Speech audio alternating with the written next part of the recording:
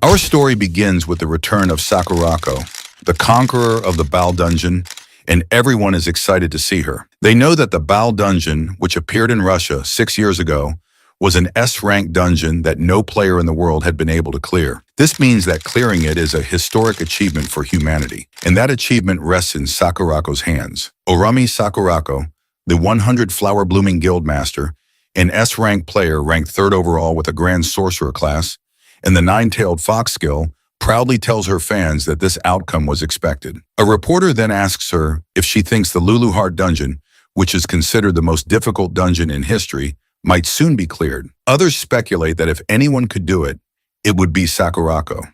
She smirks at the mention of the ultimate goal of all players, but tells everyone it has nothing to do with her. She arrogantly announces that she clears dungeons for herself. Then she walks off toward her car as reporters chase after her, trying to question her further, but she ignores them. Meanwhile, in our protagonist Kaki Yukari's house, he is watching Sakurako's video and realizes it's about time for his part-time job. He stands up to change his clothes, wondering if he remembered correctly that his job today was transporting supplies to a dungeon. He then recalls Sakurako's arrogant announcement about clearing dungeons for herself and falls silent for a moment.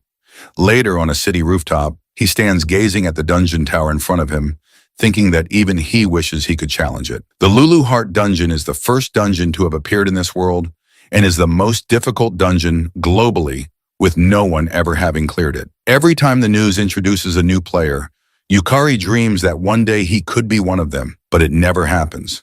When he was evaluated, the specialists apologized and told him he was skillless and therefore unable to enter dungeons. Still, he remained persistent and tried to challenge dungeons. However, players didn't want to work with someone who was skillless and bullied him, calling him useless. Even his coworker advised him to stop dreaming, insisting that he didn't mean to be harsh, but was simply being a friend, saying he understood Yukari didn't want to accept it. But the truth was that he had no talent. Skillless, a term used for those who cannot receive the benefits of skills and are unable to become players. If a skillless person enters a dungeon, 90% of them die, and the remaining 10% go missing.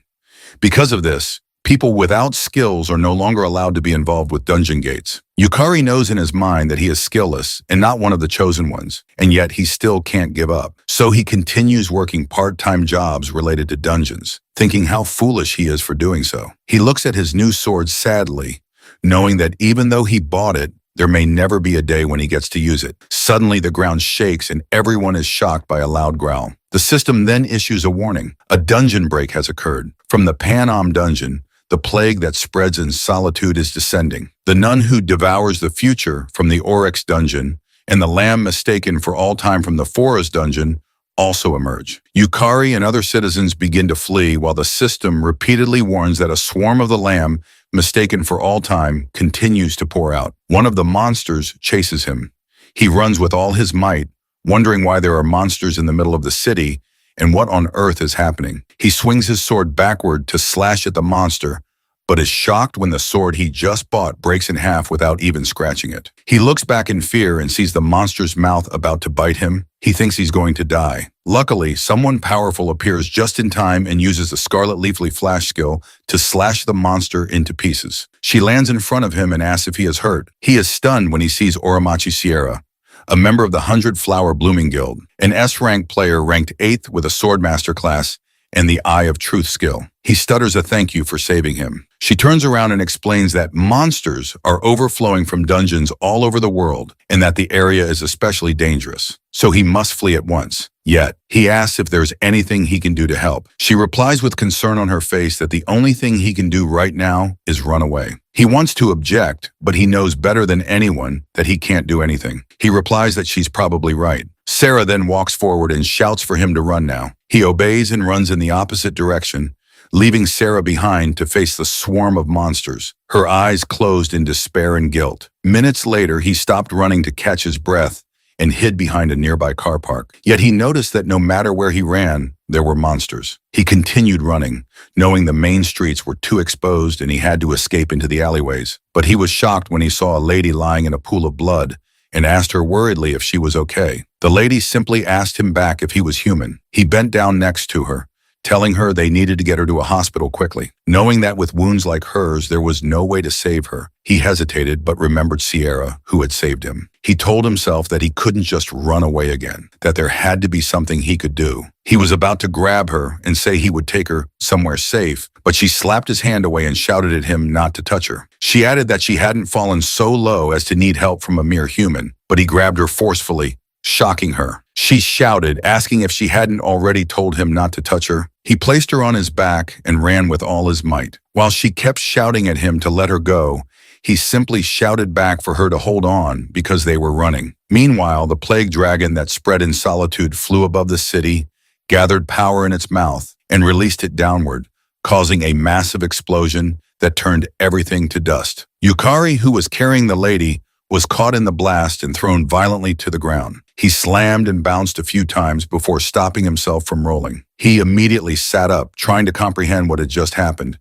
But when he looked back, he was shocked to see the dragon's eyes staring directly at him. He froze in fear, but grew confused when the dragon looked past him and began scanning the area, showing no interest in him. He wondered why it wasn't attacking. Perhaps it was searching for something. Snapping out of it, he realized he needed to help the lady. He frantically searched and found her lying on the ground nearby. He lifted her back onto his back and began running again. She looked at him and calmly asked why he kept resisting so much. She explained that even if they kept running, both of them would die anyway, and asked if that wasn't obvious. But he kept running and replied that she was absolutely right. Yet even so, that wasn't a reason to do nothing. He said he would simply do what he could right now, which surprised her. She then asked him if, in other words, he wanted to change the situation. He replied that he did and added that if he could, he'd even save the world.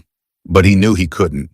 That was why, at the very least, he just wanted to save her. This surprised her even more. She calmly responded by saying, "Is that so?" and told him that their interests aligned. She pushed him away slightly, admitting she hated the idea of relying on a fragile human, but since he was the only vessel available, she had no choice. She offered him the chance to save the world in exchange for his soul. He asked how she could even do that, and she answered that it would be by going back to the past and starting over. She then ordered him to state his name, and he replied that his name was Kanaki Yukari. She cast a magic circle with overwhelming dark power, which shocked him. She introduced herself as Lulu Heart, the soul-devouring demon lord and ruler of the Lulu Heart dungeon. He couldn't believe he was seeing a demon lord. He then saw her take out a bright star and heard her say that the Lulu Heart dungeon was a golden memory that must never be lost. She squeezed the star and told him she was entrusting its fate to him. Suddenly, a strong force dragged him away, and the system displayed a message stating that although his life was empty, he had risked it to save the girl in the world. In recognition of his deed, the round table granted him a skill. However, the system encountered an error. It detected that he lacked talent and causality. The system began reviewing his status, and the round table created a skill suitable for him as a special exception.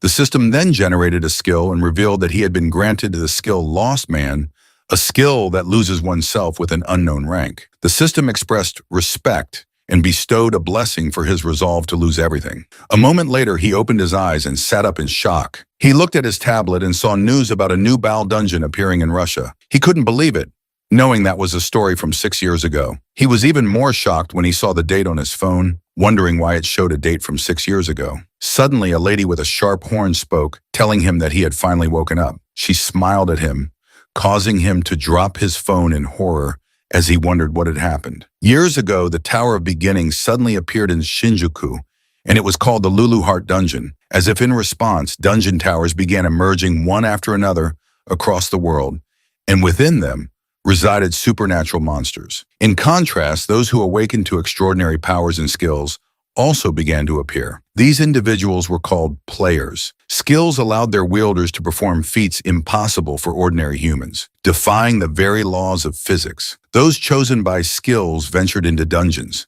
marking the beginning of a new era centered around them. In the present, a young Lulu Heart smiles at him, and in panic, he asks her what has happened. She simply replies that he has regressed, which confuses him even more. She then explains that he has regressed roughly 6 years into the past, and it was the result of the demon lord Lulu Heart's grand magic. He asks her if going back in time is even possible, and she proudly replies that nothing is impossible for her. However, she admits that she lost most of her magical power, which is why she ended up in such an adorable form, and informs him that no one else can see her but him. He then realizes that she seems somewhat familiar. Recalling the older Lulu heart, she tells him that she has fulfilled her part of the contract, so now it's his turn to fulfill his. He will be working to stop the dungeon break. He responds that he'd love to help, but he has no idea what to do. She explains that the dungeon break was a calamity caused by demon lords ruling over other dungeons. Their objective was to invade her Lulu Heart dungeon, which held the greatest concentration of magical power in the world. She adds that since they couldn't defeat someone as powerful as her alone, they formed an alliance across all dungeons. This means that if they systematically conquer every dungeon in this world, they can prevent that future from happening. However, he responds that it's really hard for him to say, but he admits he's incredibly weak and has no skills. He adds that he has never even set foot inside a dungeon before. Yet he is shocked when she asks, "What about it?" and tells him it doesn't matter in the slightest. What's important is his resolve. She explains to him that to a demon lord like her, humans are all the same, so he shouldn't worry. She assures him that she will personally train him to become the strongest. She then firmly and confidently swears to him that he will surpass the limits of humanity and protect her beloved Lulu Heart dungeon. A moment later in the Frank dungeon, Lemura, they arrive. He looks around as it's his first time stepping into a dungeon, but instead of excitement, he feels a sense of restlessness. He then asks her about the training she mentioned. She releases her power floating in the air and replies that he'll understand once they start. Seeing her dark magical power, he panics, shouting for her to wait a moment and asking what she's about to do. But she simply reaches out and places her hand on his chest, making him scream in pain. He feels dizzy and wonders what is happening. His head begins to ache so badly it feels like it's splitting. Yet she calmly explains that she infused her magic directly into his magical circuits. Now, even someone as skillless as him should be able to sense magic. He kneels on the ground in pain as her magic spreads through his body, and he wonders what she's talking about. She tells him that it seems by acquiring a skill, he also obtained a magical circuit to handle mana, but he doesn't listen. His body is overwhelmed with pain, burning from the inside. He can't think properly and feels himself slowly losing consciousness. At that moment, he wishes there were no pain. The system detects his desire to lose pain, and because of it, he meets the conditions of his unique skill, Lost Man. Suddenly, he feels the pain vanish. When he looks up, the system shows him that the pain has been lost. However, since the skill is only level 1, the effect duration is limited. He couldn't believe that the pain was gone and felt something circulating throughout his body. He looked at his hand and saw magical power, prompting him to ask if it was mana. He knew that mana was essential for using skills in class magic, and remembered that in the world before his regression, he couldn't even sense it. He clenched his hand, overjoyed to see magical power flowing from his body. Lulu Heart, who saw his system as well, asked him if she was right in saying that his skill was a pretty convenient ability. She remarked that humans had too many unnecessary things. Then she decided to begin their training and instructed him to try gathering the mana flowing through his body into his legs. She infused her mana into his legs while explaining that if he could control mana well enough, he could move beyond human limits. He focused intently and tried his best to gather his mana into his legs. For a second, he managed to channel some mana there, but it quickly spread back through his body. He told her that he couldn't control it properly. Whenever he tried to gather mana into his legs, it dispersed midway. She responded that she hadn't expected him to succeed from the start, which surprised him. He commented that she was kinder than he expected, admitting that he thought she would push him to get it right immediately. However, she smirked and laughingly told him that his will and ability didn't matter in the slightest. Confused, he asked what the hell that was supposed to mean. Then he noticed a sound around them and asked her if she heard it too. Suddenly, a monster appeared, rushing toward him. He froze for a second, then snapped to attention when he realized it was an orc. The orc chased after him as he ran, shouting in panic, asking what was happening and why there was an orc at the entrance. Floating beside him, she reminded him that even weakened, he had absorbed the demon lord. To a monster, that was like the finest delicacy appearing before its eyes. She then excitedly told him that monsters would now come to devour him. Meanwhile, she gracefully floated around with tea and cake while he ran for his life, shouting that he had never fought before. She calmly sat down midair and explained that if he infused mana into his legs and accelerated, he should be able to escape. He shouted back that was exactly what he couldn't do, which was why he was in trouble. She only looked confused at his complaint and asked if she was right in thinking that he should just get better at it. He shouted at her that she was the worst. The orc raised its spiked hammer and swung it down at him. In the emergency situation, he managed to channel mana into his legs and, in a panic, strengthened them. He jumped away just in time, avoiding the hammer that would have crushed him, leaving the orc shocked.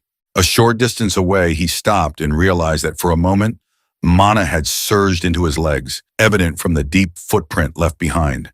He felt his entire body overflowing with power and was thrilled to experience mana manipulation for the first time. Lulu Heart told him it was fine to be amazed, but he would die if he didn't act. Looking up, he saw more massive orcs standing in front of him. One of them swung its hammer down, and he froze in fear, thinking this was the end. The orc struck him and crushed him in one hit. The system displayed that he had died, and the round table would retrieve his skills. But then he heard Lulu Heart's voice saying, "That won't do." She asked why he was dying and leaving her behind, as if she'd ever allow that. A demon hand then appeared, shattering the system's attempt to retrieve his skill. The system errored briefly and displayed a new message. Interference by Demon Lord Lulu Heart had prevented skill retrieval. Due to the contract between him and Lulu Heart, he would now return to 1 hour before. He then woke up and screamed in fear, realizing he was about to be hit by the spiked hammer. Yet Lulu Heart greeted him with a cheerful "good morning" and asked if he had a nice sleep. She then drew out her mana and asked if they should resume. Before he could finish asking what she was doing, she placed her hand on his chest again and sent her mana into his mana circuit once more, causing him to scream in pain. However, he remembered the sensation from before, and just minutes later, the system activated his Lostman skill, which relieved him of the pain. Furious, he asked her what she was doing, but she simply asked him back if he had time to be spouting nonsense. At that moment, he felt a presence behind him. Fortunately, he jumped away in time before he was crushed again. He began to run while shouting that he thought he had died. Lulu Heart confirmed that he had died. He'd been crushed by an orc and turned into mincemeat. He asked her why he was alive again. She explained that there was a death return contract between them. When he dies, he returns to the world 1 hour before. He was confused, but there was no time to think about it. He kept running. Lulu Heart then told him not to worry about unnecessary things because the only thing he needed to know was that until he stops the dungeon break, he can't die permanently. They were in this together, and there was no way she'd allow him to die and leave her behind. She then shouted at him to show her his resolve. The orc caught up to him, but once again, he managed to channel mana into his legs and jumped away to dodge its attack. Lulu Heart praised him, saying his reaction was better than the first time. She admitted that she thought it would take longer for him to control magic, but it seemed dying once had an effect. She then formed a sword using her magical power and told him that if he was going to become strong enough to prevent the dungeon break, he couldn't keep running away forever. He accepted the sword, knowing he hadn't come back just to keep fleeing from orcs. He couldn't stay stuck there. She walked closer to him and told him that she would only say this once, so he should pay attention. She began explaining that the magic circuits inside him, the parts that connect to the magic overflowing in the world, were linked to his soul. In other words, with a strong will, he could control magic. But to do that, he needed a strong desire, which could be a passionate wish to grow stronger, or even the arrogance of wanting to save the world. She then asked him what exactly he desired. He remembered the dragon that had effortlessly destroyed the city and replied that he wanted to stop the dungeon and he wanted to become strong. The orc raised its hammer and swung it at him, but he bent his body low to dodge it. He immediately sat up and dashed toward the orc, driven by his new determination. Raising his sword, he channeled his mana into the blade, which allowed him to slice the orc cleanly in half with a single swing. He then caught his breath in exhaustion, but he was glad he had done it. For the first time, he had defeated a monster. Lulu Heart reminded him that she had told him he could do it if he tried, and admitted that she was planning to have him die about 100 times to get his body used to magic. But thanks to his Lostman skill, it had saved them both some trouble, making him realize once again that Lulu Heart was really the worst. They suddenly heard footsteps rushing toward them and saw a large group of orcs charging forward. Lulu Heart excitedly shouted to him that the next wave was coming. He quickly channeled mana into his legs and jumped above the oncoming orcs, running through the air at high speed as he felt magic coursing through his entire body. Descending towards the orc, he slashed one of the orcs cleanly in half. Dodging another orc's attack, He spun his body and sliced through it with one smooth swing. His body, moving beyond imagination, responded with precision.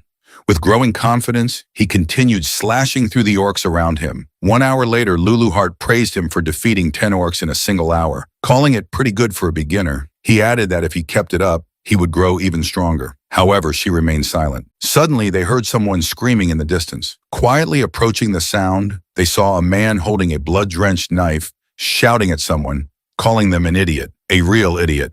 The man scolded a young woman for not abandoning the others, saying she might have won if she had. He then teasingly addressed her by name, or Machi Sierra. She was younger with her Eye of Truth skill active, but she didn't have a class yet and was only frank. The man told Sora that she really had good eyes, then raised his knife and shouted that he was right to target her. Sora remained calm even as the knife neared her face. But before the blade struck, Yukari appeared just in time, blocking the attack with his sword and shouting that he wouldn't let him do it. Furiously, Yukari demanded if the man understood what he was doing, but the man stronger than him easily pushed him back and calmly asked who the hell he was. Sarah shouted that the man was a serial killer who targeted beginners, and she cried out in concern, urging Yukari to run away. He looked back and recognized her. Sierra, the S-rank player who had helped him in the world before his regression. The man, Akazuki K, pushed Yukari again and began slashing at him with his knife, tauntingly asking if he really had time to be looking away. Eventually, Yukari's sword was knocked from his hand. Realizing he had used too much magic and couldn't summon any strength, Kei told him he was full of openings, then activated Wave of Terror Level 3, which inflicted fear. The system displayed that Yukari was affected by terror status. He would feel intense fear toward Akazuki Kei, be unable to use skills, and have reduced stats for a certain period of time. Kei struck him with his knife, stabbing him through the abdomen. Yukari screamed in pain as the blade pierced him. Kei pulled the knife out and calmly turned his attention back to Sierra, who was already badly injured. Still conscious, Yukari managed to tell him to stop, but Kei continued forward. He knelt beside Sierra, saying he just wanted to understand what those skills were all about. Yukari could only watch in horror as Sierra screamed. Kei had stabbed her eye. Kei then muttered to Sarah and the other two corpses that he hoped to discover something when he dissected them. He stabbed Sarah's eye again and continued to stab her repeatedly, her screams growing louder with each stab. Yukari, furious and heartbroken, tried to move, but his bleeding intensified. He screamed at Kei to stop and remembered how in the previous timeline, Sierra had saved him, but now he could do nothing to save her. Kei laughed maniacally and grabbed his hair, while he thought to himself that he was too weak, too powerless, that this was why it was happening. Kei began stabbing him over and over until Yukari was killed. But as before, due to the contract, he returned to 1 hour prior. He woke up in the same place where he had just defeated 10 orcs. He turned to Luluart and told her that he had a favor to ask. She smiled, intrigued, and told him to go ahead and say it. He stood up and declared confidently that he wanted her to make him stronger, no matter how many times he had to die, because he wanted to defeat that murderer. She simply responded that she got it and told him that she couldn't care less about that little girl. But if this was what was driving him, then she'd let him go wild and personally whip him into shape. A moment later, Kei told Sarah that even though she had just become a player today, it was impressive how well she was holding out against his killing skills. He added that she was definitely Sakurako's sister, but he commented, today's dungeon was pretty thin on monsters. Kei then dashed toward her, shouting that he would take his sweet time breaking her. Yet Sierra remained calm and waited for him to get closer. But before the knife could reach her, Yukari appeared out of nowhere and blocked the strike. Kei demanded to know who the hell he was and whether he knew Sierra. Sarah collapsed on her knees in pain, shouted at Yukari to get out of there immediately because Kei targeted beginners. But Yukari stood his ground, doing his best to block Kei's attacks. He told Sierra to leave Kei to him. He would handle it from here. Unfortunately for him, he died at Kei's hands again. He remembered hearing about a beginner killer even before going back in time. But Sarah had never suffered such serious injuries before. He thought it must be his fault since he had lured all the dungeon's orcs away. Kei had free reign to strike. He knew he couldn't change that fact now. Even with Lulu Heart's contract, he couldn't return to a point earlier than his first death. He guessed that if he'd killed the orcs faster, it might not have happened. Once more, he thought everything had happened because he was weak. Then he died again. When he died for the third time, Lulu Heart lectured him, saying his swordplay was too straightforward, that killing Kay required a sneakier approach. On the fourth try, she told him to pay attention to the flow of his movements and to stop separating offense and defense. He needed to connect everything fluidly. On the fifth, she yelled that his mana was disrupted again and warned him never to lose focus no matter what was happening. On the sixth, she taught him to read his opponent's mana and assured him that by doing so, he would naturally anticipate their next move. On the seventh, she told him Kay's strategy relied heavily on counters, so Yukari needed to bait him into attacking. On the eighth attempt, Sierra, who had been watching, asked why he was going so far for them. On the 10th death, Luluhart asked if he wasn't afraid of dying. He replied that he had nothing left, and if he didn't put everything on the line, he wouldn't be able to save anyone, even if it cost him his life. This amazed and surprised Luluhart at the same time. He knew that if he gave up now, the dungeon break would result in countless deaths. And when weighing the lives of everyone else against his own pain, the choice was obvious. Luluhart silently watched him continue trying to defeat the murderer and die once more. She remembered all the people she had seen in dungeons, how they abandoned their teammates without hesitation and only looked out for themselves. That's why she couldn't understand why Yukari kept sacrificing himself for others. Yukari died again and again at the murderer's hands for hours until Kay was finally impressed by how Yukari read his movements as if it were his first time. He didn't realize Yukari had died so many times that he could now predict Kay's actions instinctively. Kay arrogantly told him that the difference between them was their commitment to dying, that Yukari didn't have it in him. Yukari was momentarily confused and wondered if even after all this, his resolve still wasn't enough. But then he stood up thinking to himself, even so, and even then, he wouldn't let anyone die. Luluhart was speechless for a moment before shouting to him that she hadn't expected him to come this far. So now she would tell him what was missing, the final piece he needed. She told him the missing piece was recognizing how strong he had already become. Her words shocked and stunned him into silence. He then looked away, not knowing how to respond. Luluhart told him he was still stuck seeing himself as weak. It was true that he had no talent, no skills, and no mana in the past, yet he kept coming back, even after dying over and over. Even though he could have abandoned that little girl and run, he didn't. He was about to argue with her about abandoning Sierra, but she cut him off, stating that he hadn't run.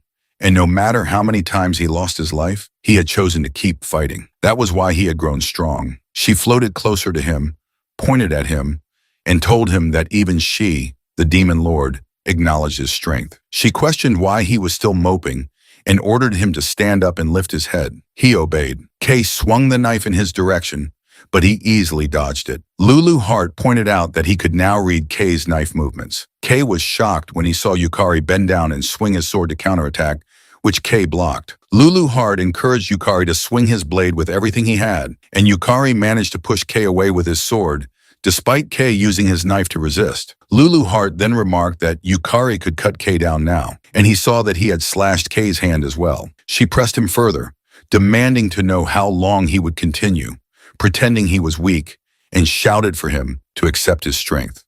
Yukari noticed Kay's right foot move back and immediately recognized that a thrust was coming, which he dodged. He predicted Kay's next overhead slash and also foresaw the follow-up kick. He dodged both moves with precision, leaving Kay visibly confused and wondering about the sudden change. Yukari swung his sword at Kay again, but Kay dodged it. However, Kay was shaken. A moment ago, Yukari had been nothing more than a clueless boy who couldn't swing a sword properly, a weakling who had been covering in fear. Now Kay, who was being pushed back, questioned how he was losing to someone who had been so helpless. Yukari landed another slash on Kay's arm. He saw Kay begin to panic and knew this was his opportunity.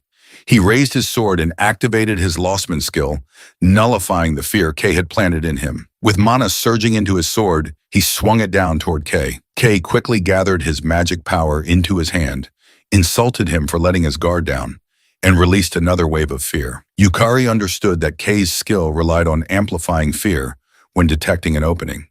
But since he had already nullified the emotion with his skill, Kay's power no longer worked on him. Fear had been fully removed from his system. The fear amplification failed. Kay was stunned. He couldn't believe his skill had been canceled. Desperate, he swung his knife at Yukari, arrogantly claiming that there was no way he could block an attack at such close range. Yukari activated Lostman again, nullifying pain just before the knife hit. Blood splattered, but he remained standing. Kay shouted that it was his win. Yukari, unfazed, simply smirked. Kay was stunned to see that Yukari had caught the knife with his bare hand. He questioned how Yukari was reading all of his moves and why none of his skills were working. Yukari exhaled and told Kay that at last he had caught up to him. Kay, overwhelmed with fear, asked who on earth he was. Yukari didn't answer and instead slashed at Kay's abdomen, declaring that it was over. Kay fell flat on the ground, lying in his own blood. But even then, he shouted that there was no way he could lose to a weakling like him. Yukari admitted that he had been killed by Kay 187 times, yet the one still standing in the end was him.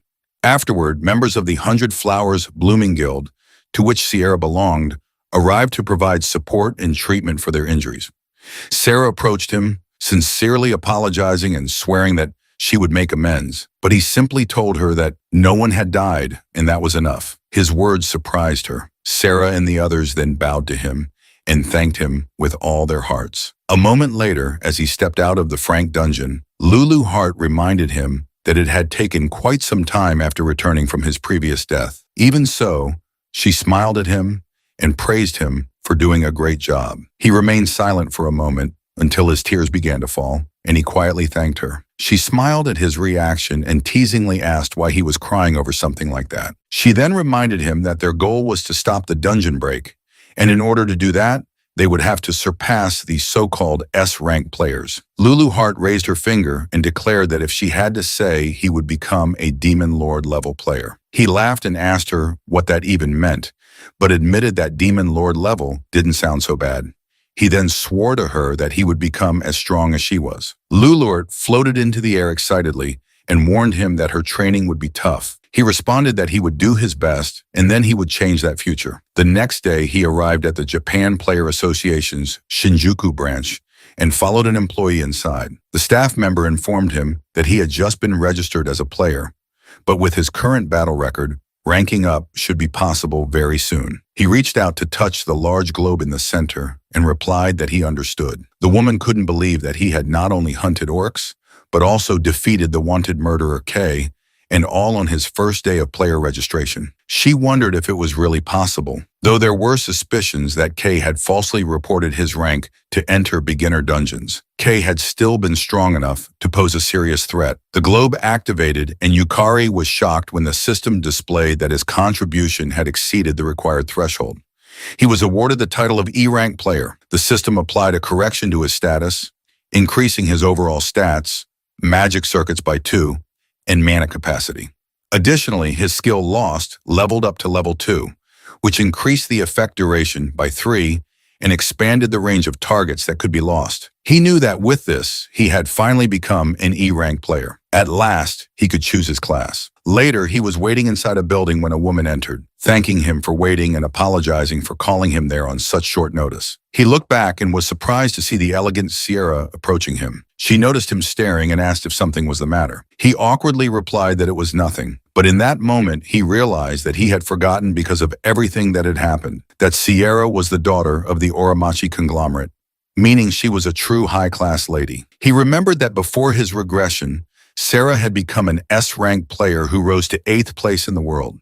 A super genius, she stood beside her sister, Sakurako, another prodigy, and together they reigned at the top of Japan. Sarah wielded a powerful mental type skill, one of the highest tier skills in the pregression world. It was a skill that could see through falsehoods. Not only could it detect lies and deception, but it also exposed feints in battle. Saya thanked him again for what had happened the day before and told him that the reason she was alive was entirely because of him. But he clarified that it was because she had protected the other two. Yukari later discovered that Sierra had never attempted a dungeon raid before, and yet she managed to keep fighting Kay while protecting 2 injured people, something he could hardly believe. She then held his hand and told him that hearing those words made her feel a little better, causing him to blush as she stood a little too close. They then entered a small cafe where Sierra informed him that she would explain about classes as they had discussed the day before. She asked if they should proceed with the class selection, admitting that it might be a bit pushy of her. She went on to explain that a job class was something a player could choose upon reaching E rank. It was similar to choosing a profession, and classes were broadly divided into physical-based, magic-based and mental-based categories. She added that a person's class was generally determined by their personality and abilities, and that their skills were reflected accordingly. For physical-based classes, examples included warriors, knights, and thieves. In magic-based classes, there were options like sorcerers and priests. For mental-based classes, there were unique and specialized options such as alchemists, clerics, or summoners. He recalled that before the regression, he had been somewhat of a player geek and had done extensive research on classes. In the pre-gression world, Sarah had chosen the Swordmaster class, which came with a unique ability, counter, paired with her lie-detecting skill. This allowed her to predict her opponent's actions with complete accuracy and land flawless counters. People even referred to it as cheating. Sarah then told him something important to keep in mind, that skills and classes had compatibility factors. She explained that if someone with magic-based skills chose a magic-based class, the synergy between them created enhanced effects that strengthened their power. However, if someone with magic-based skills chose a physical-based class, both their magic and physical abilities would end up average, making them a jack of all trades, but master of none. She added that although she didn't know exactly what his skill did, he should be careful. He thanked her, saying the information was helpful. He then realized that his skill, Lostman, was something he had never heard of before, even in his past life, and had no idea what kind of class options he would receive. Lulu Hart, who was floating nearby, appeared to understand the logic behind people having abilities after hearing Sarah's explanation. Sarah stood up and waved goodbye to him, saying she needed to go first for her class evaluation. Later in the same cafe, Sierra returned and thanked him for waiting. He asked if she had decided on her class. She replied that she had, and told him she had received about 4 options, including Swordmaster and Paladin. He was shocked, knowing that even having that many high-tier options at her level would normally label someone a genius. Sierra then excitedly shared that she had chosen the S-rank classmate. This shocked him even more, knowing that it was indeed an S-rank class that combined elegant magic with cold, calculated combat techniques. He recalled that before the regression, Sarah should have chosen the A-rank Swordmaster class. Yet now she was excited to stand shoulder to shoulder with brave people like him. He was stunned that she had called him a brave person and felt genuinely happy that she thought of him that way. She told him that it was now his turn, prompting him to stand up and head toward the class evaluation. He stopped in front of the globe, remembering that before the regression, he had never even gotten the chance to choose a class. He had no idea what kind of options would appear. Placing his hand on the globe, he watched as it began processing his class aptitude assessment. Suddenly, the system produced an error, startling him. He wondered if it was a malfunction, but then the system displayed that it had detected an unknown reaction within him and had begun redefining his class. This caught Lulu Hart's attention. When the system completed the assessment, he was shocked to see the result. His class was identified as Soul Eater, marked as rank X++. It wielded the power of the soul-devouring demon lord. The system explained that soul eaters could sometimes devour their enemies to absorb their strength, while at other times they commanded the subdued souls to dominate the battlefield. He was completely confused as this class had never even appeared as an option before. Then several class-specific skills unlocked before him: Soul Loss, Soul Trial, Soul Devour, and Soul Harvest. Overwhelmed, he shouted that he had never heard of any of this, not even before the regression, and frantically asked what it all meant.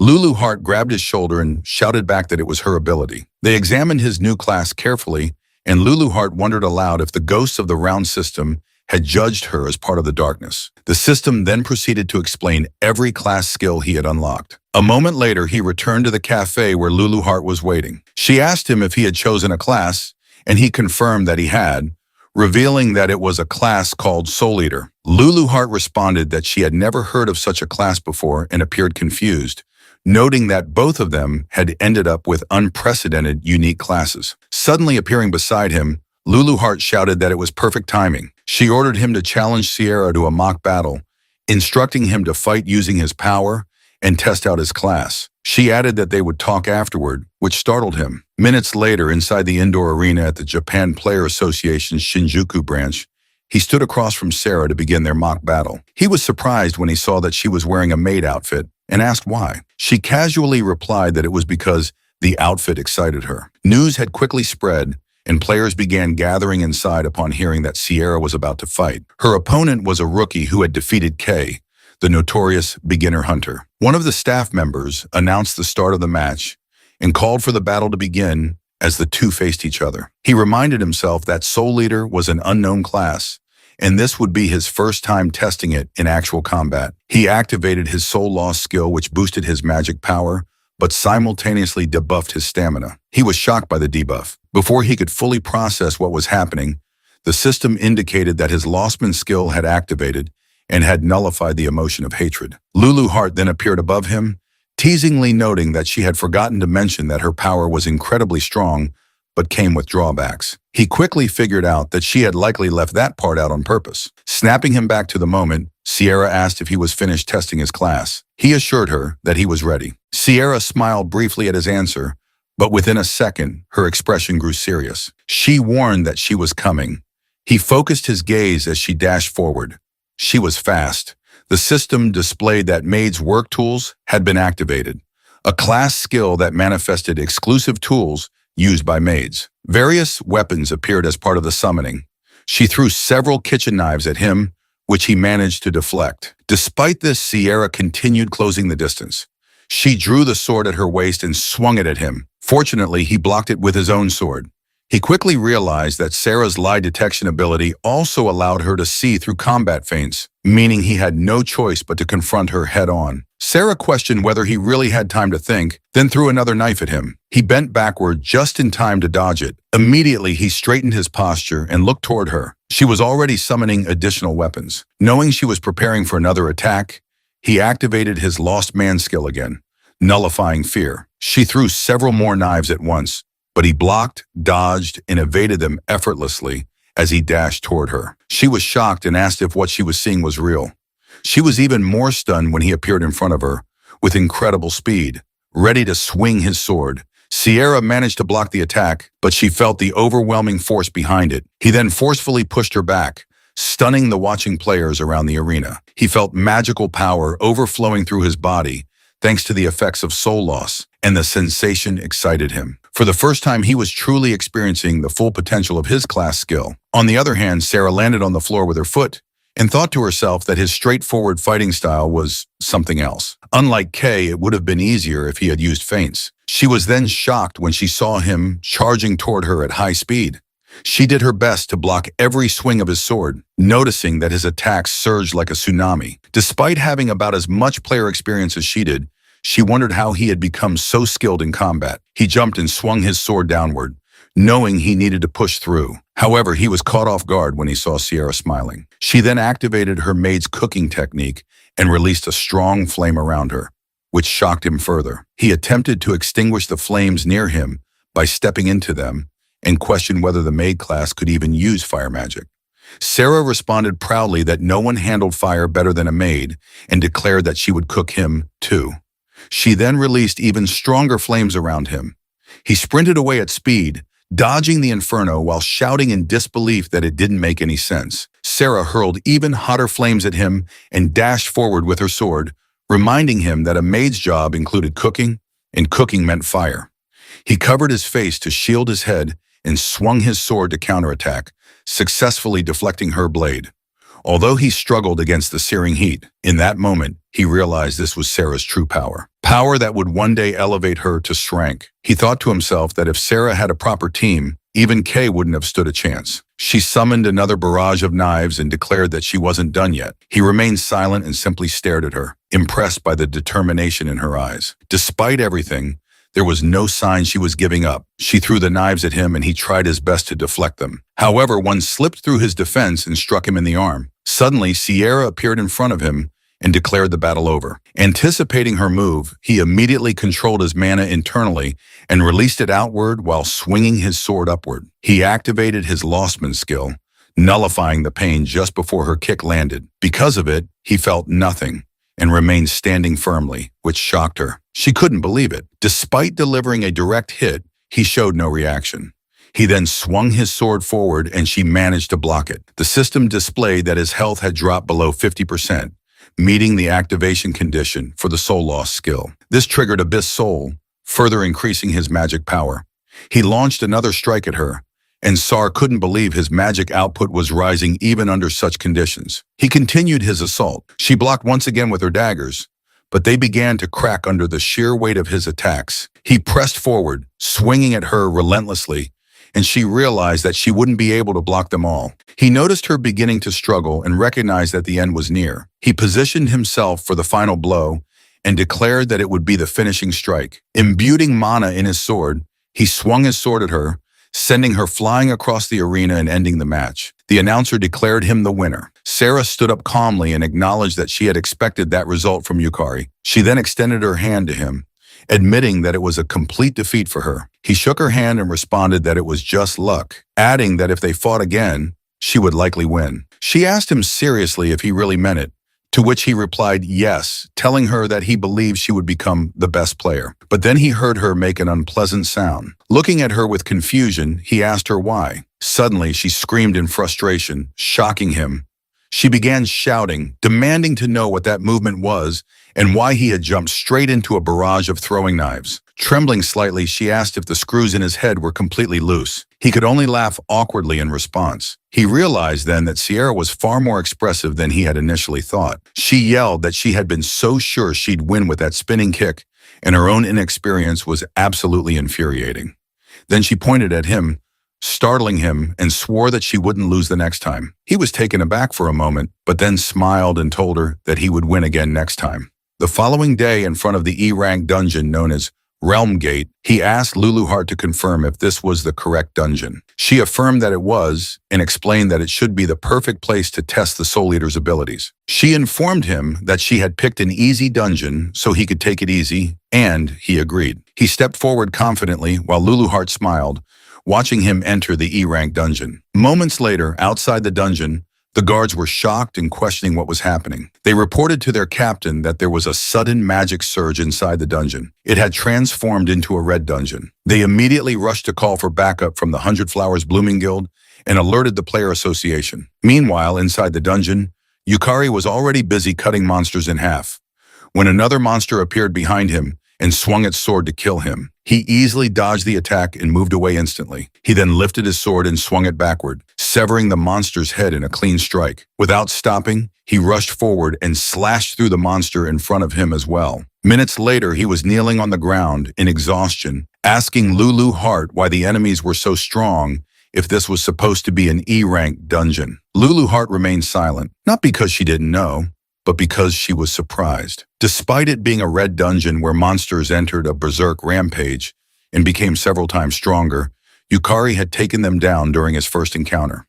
Not only that, he had overpowered them without dying even once. She smirked, realizing that Yukari's growth was progressing much faster than she had anticipated. In that moment, she thought to herself that he was truly interesting. Luluheart laughed to herself, thinking that she would have to prepare even harsher training going forward, which immediately terrified him. The system then displayed that his class ability, Soul Eater, had auto-activated. He was surprised when he saw mana pouring from the defeated monsters' bodies and entering his own. He felt his body rapidly filling with energy. The system notified him that his mana capacity and status had increased. Luluheart explained that he had consumed the monster's souls, which were being converted into mana.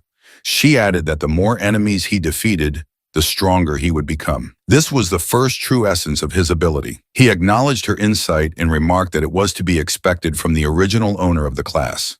Luluheart then proudly gathered the soul form of one of the monsters and told him this was the second true essence. She made the soul form float toward him. When he asked what it was, the soul entered his body. The system then initiated the draw for his class ability, Soul Harvest. After several seconds of evaluation, he acquired the Armor Knight Soul, a soul clad in sturdy armor with high resistance to physical attacks, which shocked him. Luluheart explained that a soul was the core of a monster, and that if he supplied it with mana, it could be materialized. He attempted to infuse mana into the soul, which successfully activated his soul command ability, allowing him to materialize the Armor Knight's soul. He summoned the knight and stared in amazement, shouting in excitement that it felt like a summoning spell. Luluheart quickly corrected him, warning not to compare it to mere summoning. It only resembled a puppet because his mana was currently insufficient. She stated that soul embodiment was an ability on par with the creation of life itself. Upon hearing this, he realized he had almost forgotten how powerful Luluheart truly was, given her tiny current form. He nodded at her proudly, which made her annoyed, prompting her to ask if he wanted her to crush him. Moments later, his summoned knight was engaged in combat with a monster knight. While they fought, he rushed behind the enemy, leaped into the air, and slashed it in half with a single swing. He then activated Soul Harvest and slowly extracted the soul form from its body, eventually acquiring it. He summoned it using Soul Command and successfully added it to his growing army.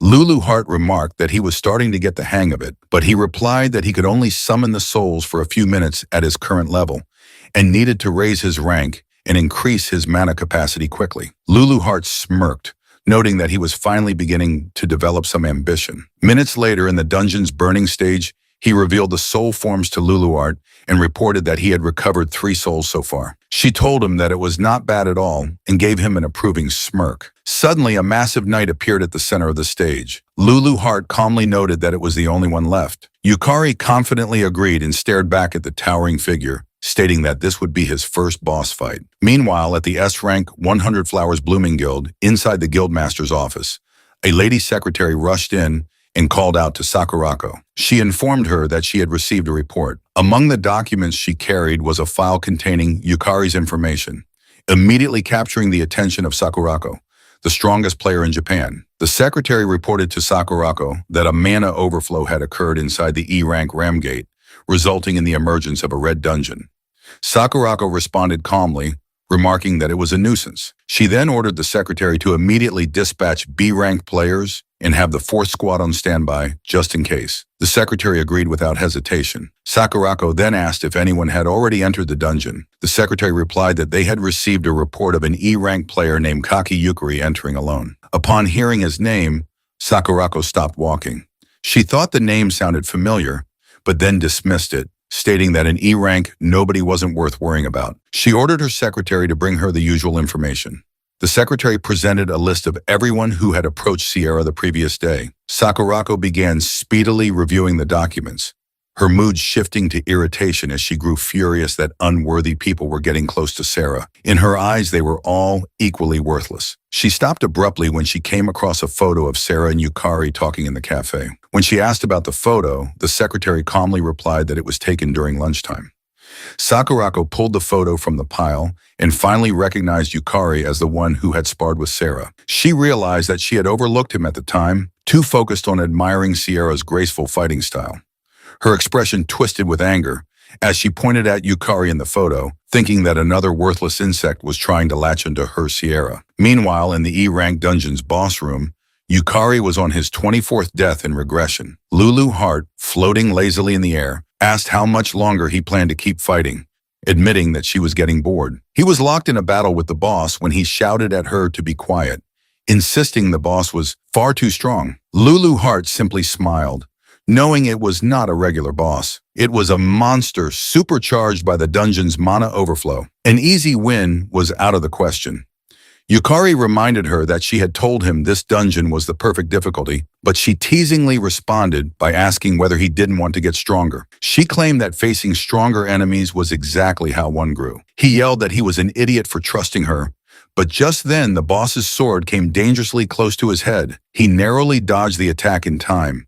He realized there was a huge rank gap. His attacks barely scratched the enemy, and one slip up could mean instant death. He managed to dodge another swing and deflected the next blow, telling himself that it wasn't as if his attacks were doing nothing at all. Suddenly, the boss dashed at him with incredible speed and launched a powerful fist toward him. Knowing he couldn't dodge, he activated Lost Man to nullify the pain. He blocked the boss's fist with his arm. Thanks to his skill, his health only dropped below 50%. He then activated Soul Loss and Abyss Soul, significantly increasing his mana. With a burst of strength, he pushed the boss's fist away and jumped back. He knew that Soul Loss drastically boosted mana as his health decreased. Though the activation conditions were strict, the resulting power surge was enormous. He stood his ground, telling himself that the real battle began now. Activating Soul Command, he manifested the Armor Knight Soul and ordered it to draw the boss's attention without attacking, focusing solely on defense. The summon followed his command and successfully distracted the boss. Knowing the knight couldn't inflict damage, he relied on its defensive role while moving into position. He reappeared behind the boss and slashed at it, drawing its attention. The boss turned to him. In response, he manifested another Armor Knight Soul and dodged the boss's sword. He ordered his summons to strike whenever the boss focused on him. Following the order, the souls slashed the boss from behind, distracting it again. He wiped the sweat from his brow, confident that he had seen all these patterns through his many regressions. As long as he stayed focused, he wouldn't be hit. He told Lulu Hart that giving orders while fighting had been tricky at first, but he was finally getting used to it. She simply smiled in response, noticing how well he coordinated without overestimating himself. She quietly observed that he truly shined the brightest when pushed to his limits. Elsewhere in the 100 Flowers Blooming Guild, Sakurako told her secretary that everything had worked out perfectly. When asked how, she explained that a red dungeon formed due to mana overflow, dramatically increasing its difficulty, something a beginner could never clear solo. She then tore the photo of Yukari in half, coldly, stating that by now he was probably nothing more than dust. She ripped the image into pieces and hugged Sierra's photo tightly, telling her secretary that she was sure they both agreed. Any worthless insect crawling near Sierra should die. The secretary agreed nervously, quietly backing away in fear. Sakurako then recalled the video of Yukari defeating Sierra and admitted that if by some miracle an E-rank beginner managed to clear a red dungeon, it would shake the entire ranking system to its core. It would be an unprecedented historical event, something not seen since the dawn of dungeon history. Meanwhile, inside the E-rank dungeon, Yukari activated Soul Loss again, boosting his mana and nullifying fear. He gathered mana into his foot and leaped toward the boss from behind. As his health decreased another 10% due to his skills debuff, his abyss soul entered a hyperactive state, dramatically increasing his mana. He brought his sword down with all his might in one decisive strike, landing a blow to the boss's head. Lulu Hart smirked proudly as she watched. With that, he successfully defeated the dungeon boss, the Knight of Flames, Homer, and claimed the Ring of Flames dropped upon its death. He also acquired Homer's soul. Hours later, in Sakurako's private room at the 100 Flowers Blooming Guild, she was stunned to hear that Yukari had cleared a red dungeon. Her secretary reported that it appeared Yukari had done it solo, which shocked her even more. Knowing that red dungeons featured drastically higher monster strength and overall difficulty, she found it unthinkable that a total novice could manage such a feat after just a few days as a player. The secretary added that Yukari was also the one who had taken down the wanted criminal. Sakurako recalled watching Yukari's mock battle with Sarah. His skills were clearly amateurish, yet he showed no fear of death, and his eyes were filled with madness. She smirked, thinking things were getting interesting. She then ordered the guild to dig up everything they could on Yukari, and declared that if he turned out to be the real deal, they would recruit him into their guild. She also announced that Shikamura Kazuki would hand over command of his C-rank squad to Yukari. This announcement shocked the secretary and another woman present, who both turned their attention to Kazuki. Kazuki couldn't believe what he was hearing and asked her to confirm if she had really said his squad. She coldly warned him not to make her repeat herself, stating she hated repeating things. Her tone startled and irritated Kazuki at the same time. She leaned closer to him and told him that if he was dissatisfied, he should prove that he was more capable than Yukari. She then turned and walked away, stating that she would entrust the full investigation of Yukari to him. Kazuki, furiously holding back his frustration, responded that he understood. Sakurako smirked and glanced back at him, thinking Kazuki was an easy man to manipulate. He couldn't even hide his killing intent, but she also thought that if Kazuki managed to kill Yukari, then that would be the extent of Yukari's potential. Regardless, she was looking forward to some interesting results. 1 week later, players gathered outside the Vine Gate, a D-rank dungeon. Sarah addressed the group, informing them that they would be tackling the dungeon that day, and that 3 members from the 100 Flowers Blooming Guild would be joining the raid. Shikamura Kazuki, a C-rank player with a gladiator class and a strength multiplier skill, introduced himself as the appointed leader of the party. He extended his hand to Yukari, who shook it, and introduced himself in return. Suzumura Ayaka, a C-rank player with a Sage class, a mana cost reduction skill, and a member of the 100 Flowers Blooming Guild, nodded in greeting. Kato, a D-rank player with a sorcerer class and a combo bonus skill, also nodded. He was affiliated with the Hayaka Ryorin Guild. Sarah proudly told everyone that Yukari had cleared the recent red dungeon entirely on his own. Yukari modestly responded that it was just luck. Sarah, however, told him that it was just like him to be modest and that he should be proud of his accomplishments. Senzaki Yumio, a C-rank player with an assassin class and the class genius skill from the Sakura Guild, interrupted to ask if he was the rumored rookie. Ishibashi Yuka, a D-rank player with an enchanter class and a wide area effect skill, nodded silently in greeting to the group. Yamamoto Taiyo, a D-rank player with a warrior class and a hardening skill, laughed and said that solo clearing a red dungeon was awesome. He admitted he was jealous, having been stuck at Dank for ages. Sarah responded that it was nonsense and praised Taiyo's top-tier tanking ability. The party continued their cheerful introductions, unaware that Kazuki was silently glaring at Yukari from the side. Later, the entire group was inside the vine gate of the D-rank dungeon,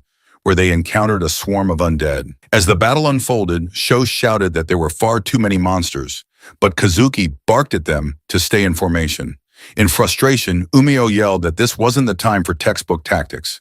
Meanwhile, Yuka was attacking with all her might at the side, thinking it would be a walk in the park, teaming up with the famous 100 Flowers Blooming Guild. She couldn't understand why they were struggling so much. One of the undead released a breath of decay, and Taiyo, positioned at the front, tried to maintain the formation, but the spreading poison was weakening their front line. He failed to notice an undead sneaking up behind him. Taiyo was shocked when he saw the undead's sword about to strike. Realizing it was too late to block the attack, he feared they were about to be wiped out. Fortunately, Yukari appeared just in time, slashing down the undead before it could land the fatal blow. He quickly helped Taiyo back to his feet and asked if he was all right. Taiyo, still stunned, stuttered that Yukari had saved him. But Yukari rushed off again, telling him he would draw the monsters from behind and for Taiyo to cover the front while he did so. Kazuki saw them acting independently and furiously reminded everyone that he had ordered them not to disobey his commands. Yukari ignored him, knowing that it wasn't the time for rigid hierarchy. He activated his lost man skill to nullify pain and called out to Lulu Hart, referring to her as Lulu for short, who was floating nearby, snacking on popcorn while watching the battle unfold. He asked her to pour her mana into him and draw the monster's attention. She agreed immediately, raised her hand, and infused him with mana, which successfully attracted the undead. Mid-cast, she realized what he had called her and shouted, demanding to know what was with the Lulu nickname. He ignored her and dashed toward the horde of undead, now rushing in his direction. He tilted his foot and leapt above the enemies. Lulu Hart shouted in frustration, offended that he would give her, of all people, a nickname. Again, he ignored her. Activating Soul Loss, he boosted his mana and nullified the emotion of hatred. He swung his sword backwards, then forward in a wide arc, striking multiple undead in front of him. Suddenly, an undead appeared from behind and released a breath of decay. He cursed under his breath, knowing that although the undead were slow, their poison was incredibly troublesome. The system then notified him that his desire to nullify the poison had been confirmed, triggering Lostman, which purged the poison from his body. Shocked, he felt the sickness vanish completely and theorized that status effects applied to him were recognized by the system as part of himself. With renewed energy, he spun his sword with greater force, realizing he could push even harder now. Compared to the monsters in the red dungeon, the undead were slow and lacked strong willpower. He continued swinging, cutting down the swarm almost entirely on his own. Umeko watched in disbelief and asked what was up with him, wondering if he was really just an E-rank. Taiyo watched with a smile, thinking to himself that this was the skill of someone who had cleared a red dungeon solo.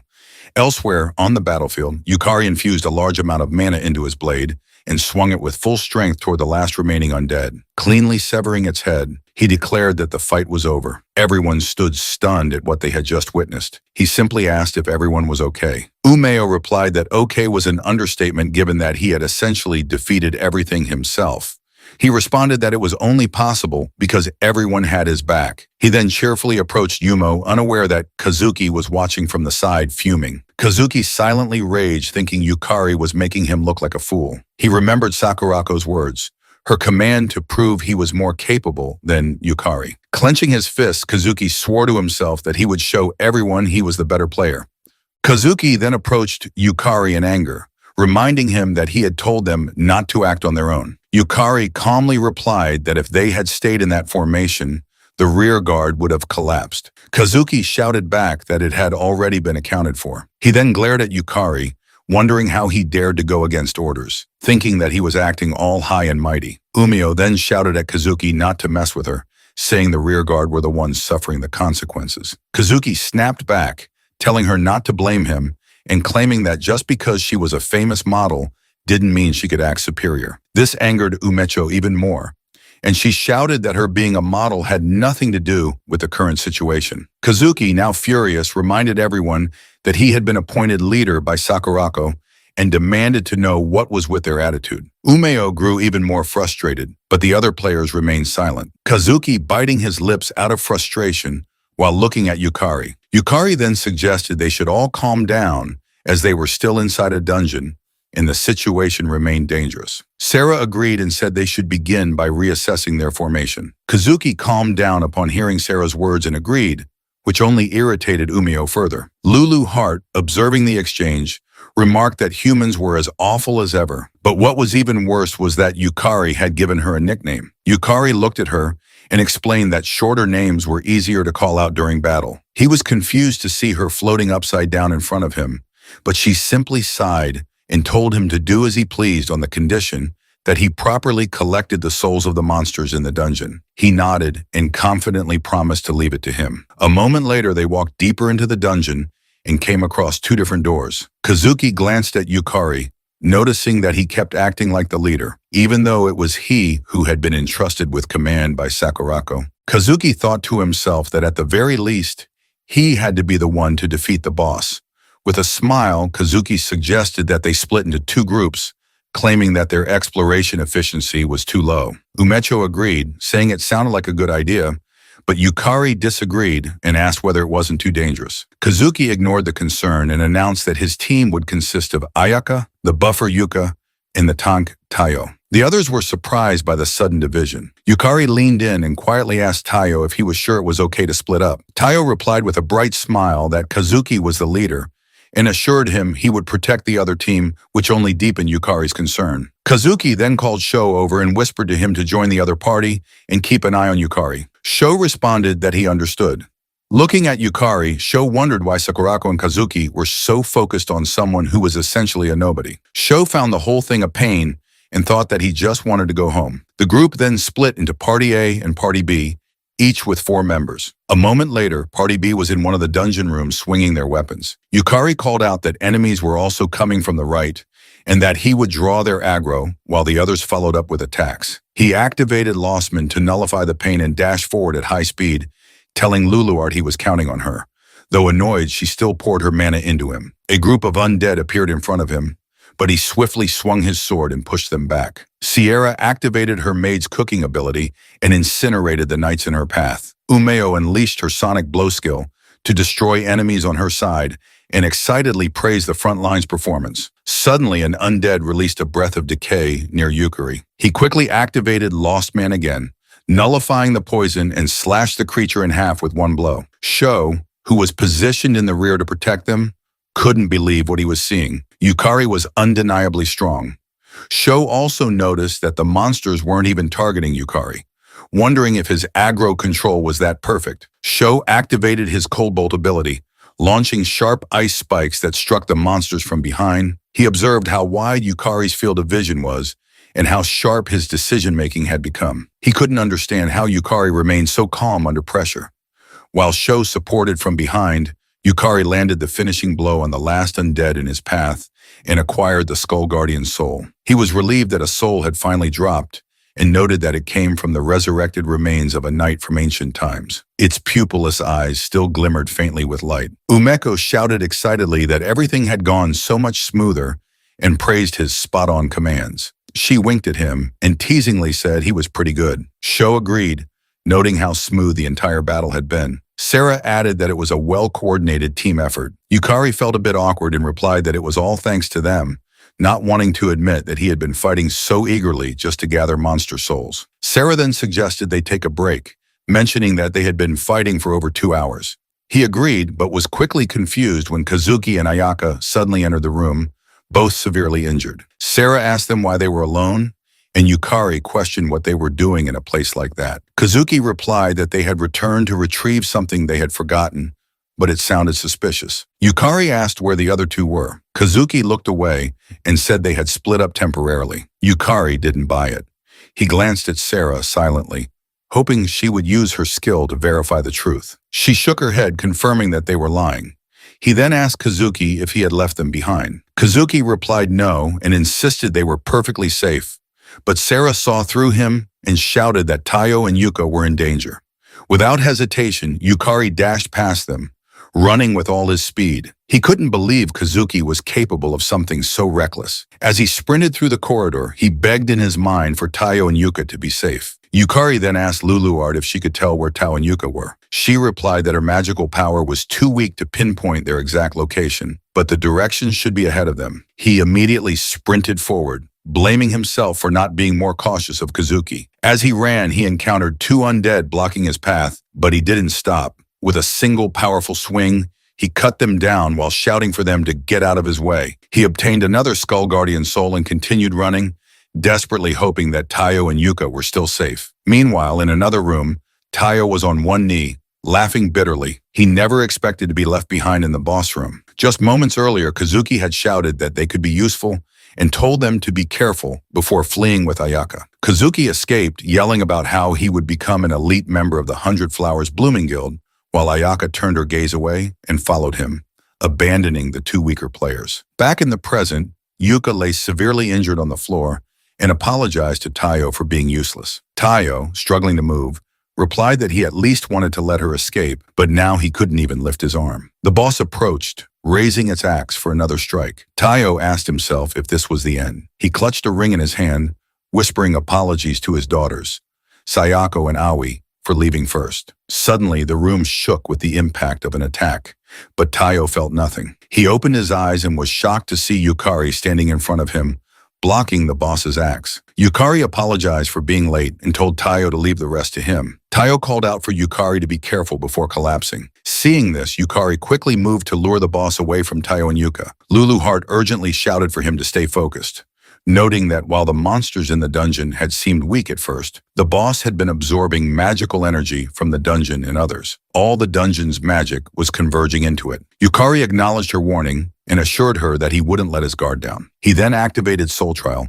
boosting his mana significantly, but at the cost of receiving a confusion status effect. He countered this by activating Lost Man, which immediately nullified the confusion. The boss raised its weapon, and Yukari saw the attack coming. The axe came down at great speed, nearly slicing him in half, but he bent backward in time to dodge it. He quickly stood and launched a counterattack, swinging his sword at the boss. The boss blocked effortlessly. Yukari was stunned. It hadn't even flinched. He could feel the weight of the boss's axe and pushed it back using his mana. Spotting an opening, he swung at its side, but the attack barely left a mark.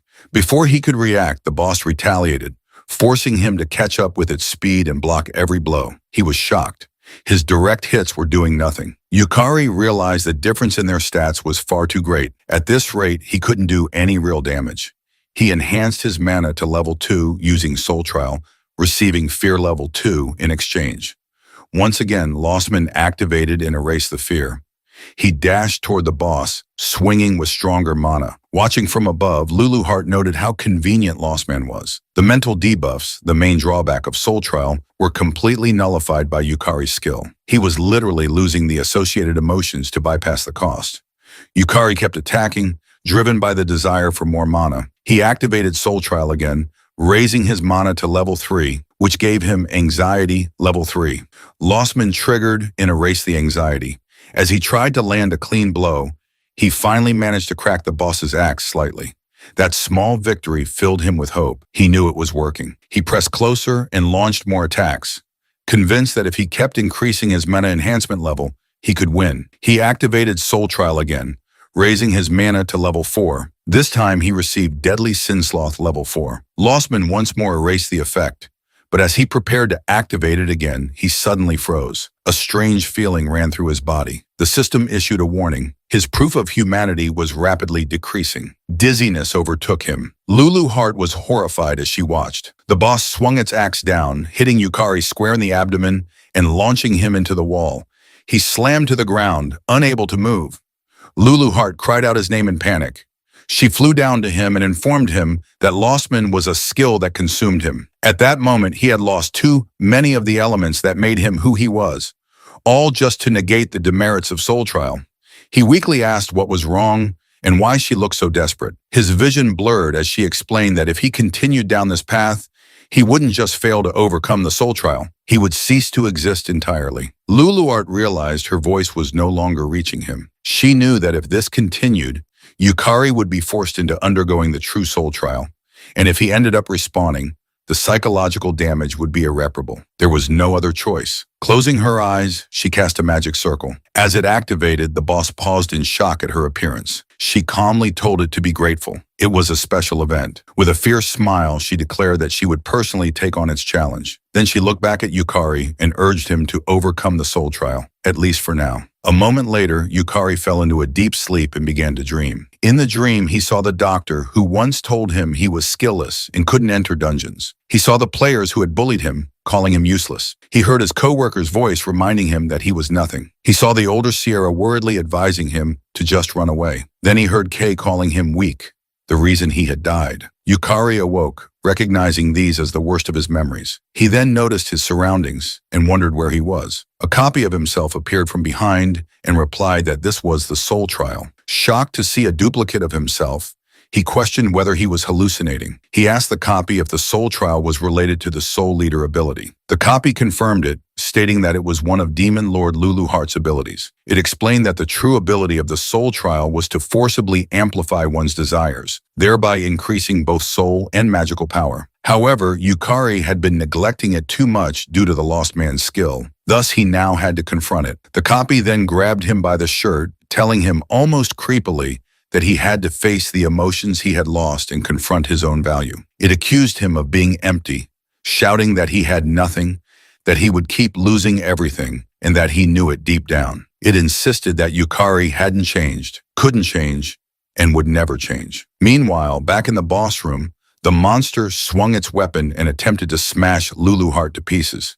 She narrowly avoided the strike by leaping away, but the force still slammed her against the wall. Struggling to her feet, she admitted to herself that she had anticipated this, but couldn't believe she didn't stand a chance, even against such a minor monster in her weakened state. It was beyond frustrating. She forced herself upright and glanced toward Yukari's soulless body. She couldn't afford to show weakness. This was all she could do for him now. As the boss raised its axe again, she slid under the swing and teasingly called out that she was the target. She was confident that Yukari would prove the value of his soul and overcome the soul trial. Back inside the true soul trial, Yukari asked his copy if proving one's value was really what it all came down to. Laughing as he spoke, he surprised his copy. He then admitted that maybe his life had been wrong all along, and maybe he would continue to lose everything.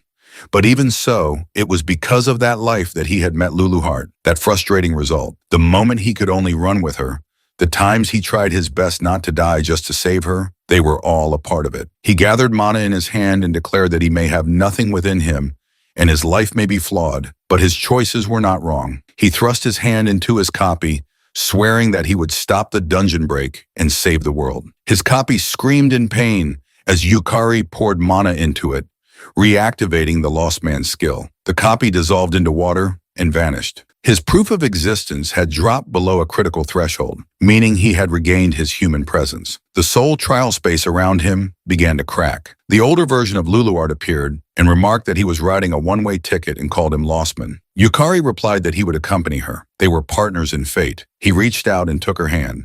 As their hands met, the system displayed that Luluhart's magical essence was being supplied to him. His lacking existence was reconstructed using her power, and his proof of existence was stabilized. In exchange, Luluhart's own proof of existence decreased. The entire soul trial space shattered, and Yukari was freed. Back in the boss room, Luluhart was still facing the monster.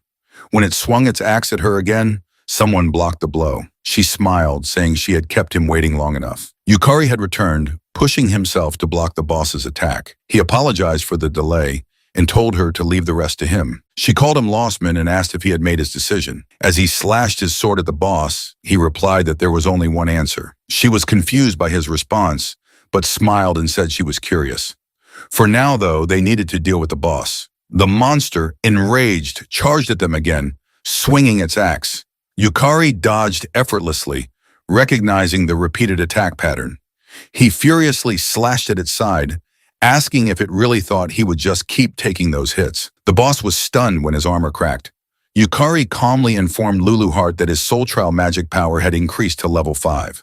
Lulu Heart responded that the cost was great, but the effect was tremendous. Yukari simply agreed, then shouted that it was time for the counterattack. He then swung his sword at the boss with great force, but the boss blocked the attack. Yet he didn't stop. He continued swinging, pressing forward with relentless strikes while the boss struggled to block them. Spotting an opening, he successfully severed the boss's arm, making it scream in pain and grow even more enraged. The boss then dashed toward him at high speed, which shocked him. He immediately activated Lost Man, nullifying his fear. As the axe was about to hit his head, he bent backward just in time to avoid the blow. Turning swiftly, he channeled mana into his leg and kicked the boss, launching it backward. He smiled, grateful that he had taken that kick from Sierra during their mock battle. It had prepared him for this. Suddenly, the boss released a surge of powerful aura and raised its axe again, shocking him. It then summoned a mass of undead, revealing it still had a trump card. Lulu Heart, unbothered, teasingly called out to the undead, referring to them as small fries, while releasing her mana to attract their attention. He was surprised by her action, but she simply told him that the boss's mana was nearly depleted and that he should get ready. He nodded in acknowledgement. Raising his hand toward the boss, he declared that summoning wasn't its exclusive privilege. He activated Soul Command and summoned both the Armor Knight Soul and Skull Guardian Soul, commanding them to assist Lulu Heart in dealing with the undead while he charged at the boss. Their swords clashed in the center of the room as he attacked again. Lulu Heart stopped releasing her mana and told the undead that their time was up. One of them attempted to strike her, but she vanished. From the corner of his eye, he saw his summons battling the undead and realized that Lulu Heart had fought just as hard as he had. There was no way he could afford to lose. As their weapons clash again, the boss's axe cracks. Lulu Heart shouted for him to win, which gave him a surge of confidence. With one final push, he slashed through both the boss and its weapon, cutting it in half. A moment later, Sierra and the others arrived at the room. Sierra rushed to him, asking if he was all right. Lying on the ground, he weakly called out to them. Umeko and Sho couldn't believe what they were seeing and asked if he had really defeated the boss alone. Sierra, however, was only concerned about his battered condition. He asked her to help rescue Tayo and Yuka, saying they should have collapsed over in the corner. She nodded and told him to leave it to her, but before she could move, Kazuki interrupted, stating that it wouldn't be necessary and ordered everyone not to move.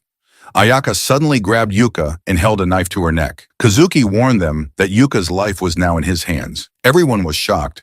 He demanded to know why Kazuki would do something like this. Kazuki, his mana surging, screamed that it was because of him. He shouted that if only Yukari weren't there, he wouldn't have been pushed this far, and that proving he was better than him would make everything better. Sarah tried to reason with him, telling him to stop the foolishness while there was still time. Kazuki replied that the time she spoke of had already passed. He had crossed the point of no return. He then asked if she knew the terrifying power of Sakurako, their guild master aster. Sarah assured him that she would speak with her sister herself, but Kazuki scoffed and asked if she truly believed Sakurako would ever forgive failure. Sarah couldn't respond. She knew the truth. Kazuki then pointed at Yukari and challenged him to a one-on-one fight. Umeo shouted that Yukari wasn't in any condition to fight, but Yukari accepted the challenge. Sho approached, worried, telling him that it was insane in his state. Yukari thanked Sho for his concern, but stood up and said it had to be him. Kazuki, furious, charged at him, shouting that he would kill him. Yukari blocked his sword, but Kazuki, overwhelmed with anger, swung again and again, believing that if he could just defeat Yukari, Sakurako would acknowledge him. Though Yukari was barely standing, he continued to block each blow. Kazuki reminded himself that he was Kank and believed the gap in their stats was absolute, yet Yukari wouldn't go down. The system displayed that Yukari's health had dropped below 10%. Despite that, he smirked. His Abyss soul had entered hyperactivation mode, increasing his mana drastically and restoring everything he had lost. Recalling Kei, he told Kazuki that he had known someone even crueler and that he didn't fear death anymore. Raising his hand, he activated Soul Command, shocking Kazuki. Yukari then summoned the Skull Lich Lord, and to everyone's disbelief, the soul of the boss responded to the call. Kazuki stood stunned in fear and confusion as the spirit of the boss knelt before Yukari. No one could believe what they were witnessing. Kazuki demanded to know whether Yukari was a summoner or a necromancer. Even Ayaka stood frozen, gripped by fear. Yukari simply aimed his sword at Kazuki and declared that it was time to end it. The Skull-Lich Lord then swung its axe at Kazuki. Though Kazuki managed to block the attack, the force caused his sword to slip from his hands, and all he could do was curse loudly. He turned, seeing the Skull-Lich Lord looming behind him with immense power. Yukari commanded the Skull-Lich Lord to move closer, and Kazuki froze in fear and horror. The undead entity raised its axe and brought it down toward Kazuki, who lay helpless. Just seconds later, Kazuki was sprawled on the ground. Sho excitedly rushed over, asking what had just happened and confirming if that summon was really the boss of the dungeon. Umeo joined him, still unable to believe that someone with such combat strength was also capable of summoning a boss-class entity. Yukari replied that he wasn't a summoner, but he could do something similar. Sho then helped him to his feet. Taiyo, regaining consciousness, expressed his gratitude for being saved. Yuka added that Yukari was their savior, but he humbly replied that it was because they both had endured the boss's fierce attacks. As the group began walking out of the boss's chamber, Sira followed behind silently. She reflected on how, once again, Yukari had taken on an overwhelming burden. She wished he would take better care of himself. Yet knowing she lacked the strength to stand beside him, she felt she had no right to say anything. Watching him talk casually with Sho, she felt a strong determination rise within her. She must become stronger. Meanwhile, Luluheart watched Ayaka, who was now helping the collapsed Kazuki, and smirked knowingly. The next day, at the Japan Player Association's Shinjuku branch, an employee informed Yukari that all procedures for his promotion to Dank were now complete. He thanked her for her assistance, but the lady noted that he didn't seem very happy about it, which surprised and confused him. She went on to explain that reaching Dank was considered the first real hurdle for a player. It required both solo and team dungeon clears, and it entitled players to government subsidies and tuition exemptions. She remarked that he should be more excited. Yukari responded by asking if she believed a D-ranked player could clear an S-ranked dungeon. Puzzled by the question, she replied honestly that it would be impossible. He simply stated that that was the reason. He had to become stronger than even S-rank players. Luluheart, proudly floating beside him, nodded in agreement. The lady, understanding his ambition, acknowledged that for him, Dank was just a passing point. She wasn't sure whether he was joking or being serious, but then smiled, saying that if anyone could do it, maybe it really was him. She told him she looked forward to the day he stood at the top of the world. A moment later, as Yukari stepped outside the association building, someone called out to him. A man approached asking if he was Kaki Yukari. Confused, Yukari confirmed his identity. The man lit up with excitement and handed him a business card, identifying himself as Makoto Fuja, the recruitment manager for the Sakura Guild. Before Fuja could say more, another man rushed forward and shoved him aside, shouting that they had their eyes on Yukari first. Yet another man pushed them both away, yelling that the Konkai Guild Union had been first. Yukari, bewildered, asked why they even knew who he was. One of them replied that there was no way anyone wouldn't know about the rookie who had risen from F rank to Dank in a record-breaking 2 weeks. It finally dawned on him. Though he had experienced what felt like months of trials and deaths through regression, only 2 weeks had passed in the real world. Watching the recruitment managers argue fiercely over him, he told them he'd think about it. Then, taking advantage of the chaos, he sprinted away at lightning speed while the recruiters continued bickering over who would get to sign him. Later in Yukari's apartment, Luluheart told him that she thought he was going to join a guild, asking if she was right that humans like to gather in groups. He replied that he had considered it, then asked if he was also right in thinking he would grow stronger by learning from her, rather than joining a guild. She confidently agreed and cheerfully told him that he finally understood. She then informed him that they would soon challenge the Luluheart dungeon. Yukari immediately dropped his dumbbells and stared at her in fear. She looked back at him in confusion. He shouted at her, asking if she wasn't skipping way too many steps and if she had any idea how many S-ranked players had failed to clear that dungeon before. Luluheart calmly reminded him that the Luluheart dungeon was her home and assured him she had a special secret plan. She told him to leave it to her. Despite her confidence, Yukari couldn't shake the bad feeling growing in his chest. Meanwhile, in the 100 Flowers Blooming Guild, Sakurako sat silently while Kazuki knelt before her, desperately explaining that he had been set up by Yukari's despicable trap. Sakurako, however, informed him that the other players had all reported that he had made an insane decision. Kazuki swore in panic and insisted it was a false report, but then Sakurako reached out, grabbed him by the hair, and furiously asked if he was saying that Sierra was lying. Terrified, Kazuki shouted that it was true, claiming it was unfortunate, but Sarah was not in her right mind. Her anger intensified. Without another word, she activated her two-tail ability, Hakuman Konmu Kyobi, a skill derived from her nine-tailed fox power that summoned the essence of the white-faced, golden-furred fox.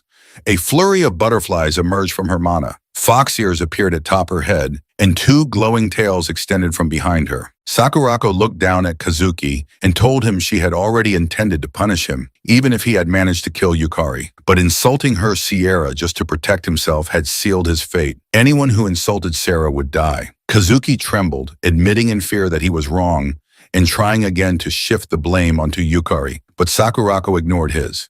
She cast 1,000 colors and 10,000 blossoms, dual barrier, encasing Kazuki in a magical prison. As he screamed and begged for mercy, she remained silent. She then activated her convergence ability, directing it at the dual barrier, which shattered into pieces along with Kazuki, who was still crying and pleading for his life. When Kazuki disappeared like dust, Sakurako picked up a photo of Yukari, stared at it, and burned it to ash. With a cold expression, she thought to herself that it was time to see whether Yukari was the real deal. She had decided to confirm it personally.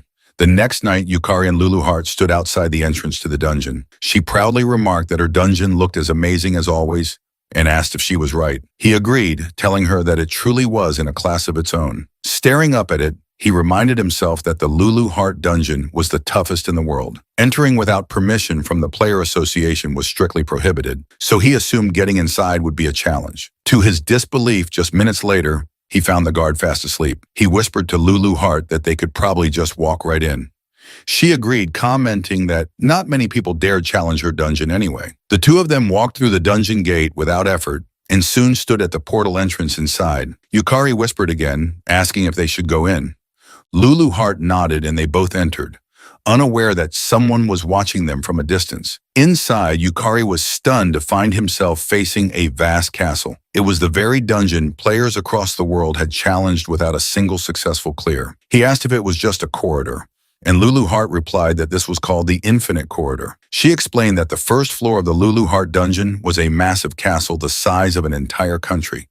Without following the correct path, a person would wander endlessly, never reaching the boss room. She added that typically players would start in the forest outside the castle, but she had arranged a special shortcut for him. Yukari was relieved to hear that, admitting he was terrible at mazes. Lulu Heart proudly pulled out a stack of documents and told him that was exactly why she had prepared this for him. Surprised, he asked what they were. She replied that it was a handmade map of the labyrinth with the correct path already marked. He realized that was what she had been drawing the whole time. Amazed, he told her he couldn't believe she remembered such a detailed route. She responded with a smirk, saying that when one has lived somewhere for thousands of years, they just know. Yukari was surprised to hear that she had lived for thousands of years and began to wonder what she had been doing before the dungeon appeared. Lulu Heart pointed to a nearby wall and directed him to turn right at the dead end. They followed her instructions, another right, then straight ahead. As they walked, Yukari asked if there weren't any monsters in this dungeon. She replied that she was deliberately leading him through monster-free paths, adding that at his current level, he wouldn't stand a chance. Shocked, he asked if that meant he could reach the boss room without fighting. She told him no, he would have plenty of fighting to do soon enough. Exhausted just by the thought, he muttered that he knew it was coming. Eventually, they arrived at the end of the first floor path and peeked around the corner to see the monster guarding the area. Lulu Heart explained that Harble's body was extremely fragile, so he should be able to defeat her easily. Encouraged, Yukari immediately leapt out from hiding and charged toward Harble with his sword. But Lulu Heart called out that from his perspective, Harble was still very strong. Unfortunately, it was too late to retreat. Harble activated her wave of exhaustion ability, sending a blast of energy toward him. Yukari was stunned as the ability inflicted apathy, sapping his motivation and rendering him temporarily unable to move. His body froze in place. Panicking, he realized he couldn't move at all. Harble launched forward, her sharp claws slashing clean through his neck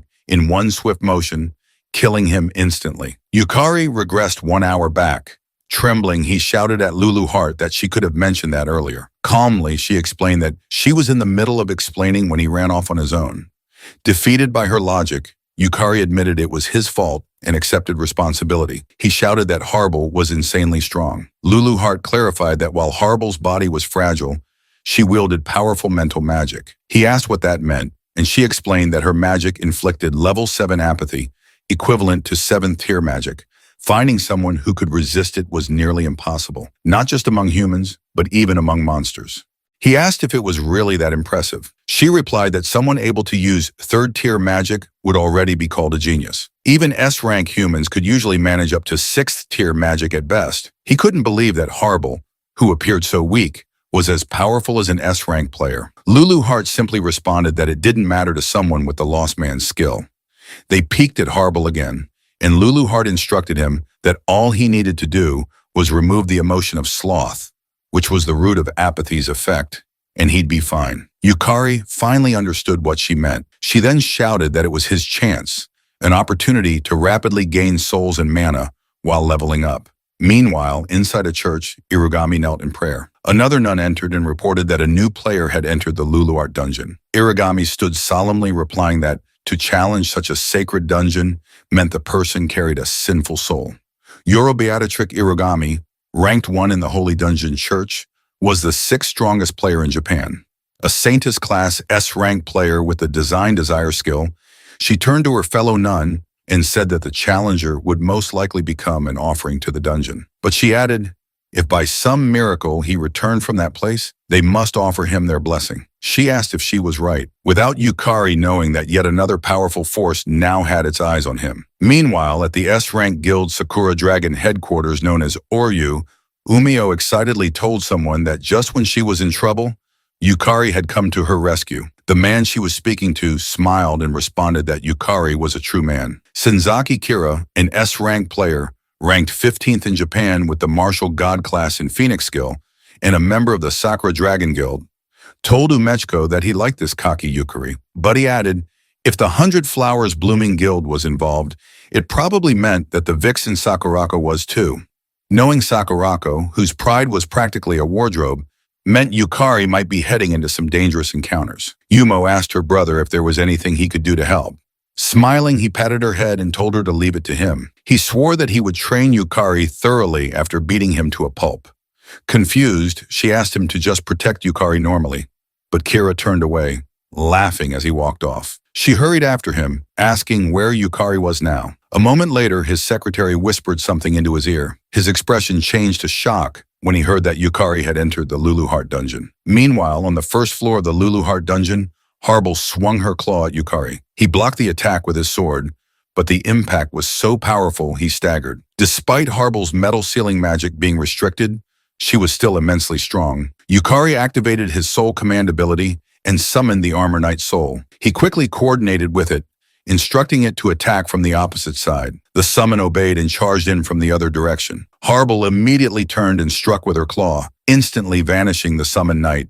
But Yukari used the opportunity, appearing behind her with a smile and slashing her back. The strike landed cleanly, making Harble scream in pain. He quickly activated Soul Command again and summoned the Skull Guardian. He noticed that Harble's curious nature caused her to chase anything unfamiliar. But after the second trick, she began to grow cautious. She glanced back and forth between the Skull Guardian and Yukari, visibly calculating her next move. He ordered his summon to attack again from the side, catching her attention. With her focus scattered, she left herself wide open. Yukari moved behind her without being noticed. Harble sensed something and swung back at him, but he dodged swiftly and slashed his sword across her neck while shouting that she was too slow. The blow was fatal. Harble's head was severed and she collapsed. Yukari then activated Soul Devour, absorbing her soul and converting it into magic, which he successfully did. He was stunned by the incredible surge of magic power that flowed into his body. Lulu Hart explained that Harble was a monster from the highest difficulty dungeon, so the mana gain would obviously be immense. Excited, Yukari noted that he managed to acquire her soul on the first attempt. He decided to summon Harble's soul immediately and activated Soul Command. When Harble's soul appeared, she had a surprisingly cute smile, which startled him. Looking closer, he admitted that Harble was actually kind of cute. Reaching out to pet her, he was caught off guard when she suddenly bit his hand. He quickly pulled his hand back, stunned that her soul had bitten him. Lulu Hart explained that Harble's soul was currently overpowering for him. Even as a soul, Harble would naturally exhibit resistance. He asked if that meant souls had their own will. She reminded him that of course they did. Souls were at their core will itself. He nodded, realizing it made perfect sense. Lulu Hart then added that the stronger a monster's magic power, the stronger its will. In Harble's case, both her personality and appearance were directly reflected in her manifested soul. So if Yukari wanted to fully control monsters with strong wills, he would first have to grow stronger himself.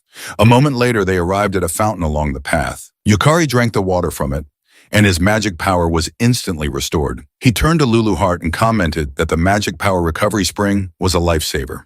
With his current mana reserves, using Harble's abilities would drain him completely. She agreed. Lulu Hart then informed him that the spring was placed there by the first floor boss, who loved fair fights. Yet for some reason, humans never used it. Yukari glanced at the side of the spring and noted that with such a suspicious sign saying it was a magic power recovery spring, most people would assume it was a trap. Still, he was glad for its existence. It allowed him to keep fighting. Lulu Hart told him that nullifying mental magic, retrieving Harble's soul, summoning her, and defeating the next monster was a special leveling up method that only he could achieve. After a few minutes of rest, Yukari summoned the Armor Knight soul and ordered it to stand still. Another Harble monster soon approached and was distracted by the knight. Yukari then ordered his Harble to use her wave of lethargy, a magic attack that inflicted lethargy, freezing the target's ability to use skills and rendering them completely incapacitated. His Harble cast the spell successfully, hitting the enemy Harble and leaving it immobile. Yukari dashed in alongside his own Harble and slashed the frozen enemy as Harble struck with her claw at the same time, instantly killing it. He harvested the soul immediately and thrilled high-fived the Armor Knight soul, cheering that he now had 2 Harble souls. However, Lulu Hart seemed dissatisfied. She criticized him for using one of his souls as a decoy and landing a sneak attack, asking whether he shouldn't be focusing more on improving his personal combat skills. He casually replied that decoy tactics were part of combat prowess too. As he tried to make a heart shape with Harble, she simply gave him a like, leaving Lulu Hart visibly frustrated. Suddenly, a golden key appeared in the air. He reached out and grabbed it, calling out to Lulu Hart that something had dropped. She saw the key and lit up with excitement, telling him that it finally dropped. He asked her what kind of key it was, and she eagerly replied that it was a treasure chest key. Yukari couldn't believe what he just heard, but Lulu Hart confirmed it with a gleam in her eye. She explained that dungeons and treasure chests go hand in hand, and now they could finally collect some world-class items. Meanwhile, in the corridors of the Sakura Dragon Guild, Kira was running at full speed, heading out. Knowing the nature of the Lulu Hart dungeon, where monsters beyond human comprehension resided, he understood just how insane it was to enter alone. As he raced forward, he couldn't help but wonder who exactly was Kanzaki Yukari. A moment later, inside the Lulu Hart dungeon, they arrived at the treasure room. Lulu Hart instructed him to open the screen in front of them. He carefully examined it for a moment before activating it. What appeared before him was a luxurious chamber gleaming with gold. He stared in awe, his body trembling as he approached a golden sword, overwhelmed by the number of powerful-looking weapons. Lulu Hart proudly agreed with his reaction, but quickly warned him that if anyone other than the rightful owner touched any of the weapons, a trap would activate. Horrified, he froze. His hand had been just an inch away from the golden sword. She continued, telling him that while her treasure vault was magnificent and she understood his excitement, their objective was something else. She then walked toward 2 treasure chests placed at the side of the room. Pointing to one, she told him she believed that was the one. However, she warned him sternly not to touch the treasure chest on the right. If he did, the mimic would awaken. He froze in place again. He nervously opened the chest she indicated and asked her if it was really okay. To his shock, the first item that emerged was the last elixir, an S-class rarity item that fully restored health and mana, cured all status ailments and diseases, and temporarily increased both maximum health and mana points. He couldn't believe what he was seeing and shouted, asking Lulu Hart if she was really sure he could take it and if she wasn't planning to come back later and demand it back. She simply asked him what kind of person he took her for. She urged him to continue. The next item was the Monodominial Ring, a world-class artifact, a rune-engraved ring that increased maximum mana capacity by 1.5 times. Then came the Infinitus Vault Pendulum, another world-class item, a magical storage device capable of storing up to 713,925 items. Next was Eterno Alma, an S-class artifact, a piece of equipment that prevented weapon durability from degrading. As long as it was equipped, any weapon would retain its form even after the most grueling battles. After that came the ring de lingua, a world-class ring that enabled communication across all human languages. It allowed the wearer to understand and speak any human language, though it didn't work on creatures without linguistic intelligence. Rare item after rare item poured out from the treasure chest, leaving him overwhelmed. Panic set in as he asked Lulu hard again if he was really allowed to take all of these treasures. She replied casually that she'd love to explore the other treasure vaults too, but no matter what, they'd eventually run into monsters. So it was better to avoid them for now. Hugging his precious haul tightly, he trembled in joy, admitting that he was more worried about whether it was really okay to take all the treasures. Just then, Lulu Heart mentioned that she had almost forgotten something. She turned and walked upstairs. Curious, he followed her until they stood before a display of weapons mounted on the wall. She turned to him and said there was one last thing she needed to do. Reaching for one of the weapons, he asked her what she was doing, but she only laughed and took a weapon off the wall. Smiling mysteriously, she told him he'd find out later. It was a surprise. Hours later, in one of the dungeon's hallways, they were facing a monster imbued with thunder powers. Yukari ordered his equipment, which had taken on a human form, to defend against the monster's attack. The equipment obeyed and cast an aqua-based spell to prepare for impact. The monster then released a powerful burst of thunderlight in their direction, but the water-based magic blocked it effectively. Yukari then summoned Harbel's soul. Harbel instantly used her skill on the monster, immobilizing it. Seeing the opportunity, Yukari rushed forward and cut the monster in half with a single swing. He immediately used his soul harvest ability and obtained the lightning element's soul. Before he could breathe, he sensed another monster approaching from behind. Exhausted, he turned around and shouted its presence. His equipment responded without hesitation. A flame monster released a searing wave of fire, but the equipment countered it with water magic, shielding Yukari from the flames. He dashed forward again and shouted to Harbel that it was time to move. She responded in agreement.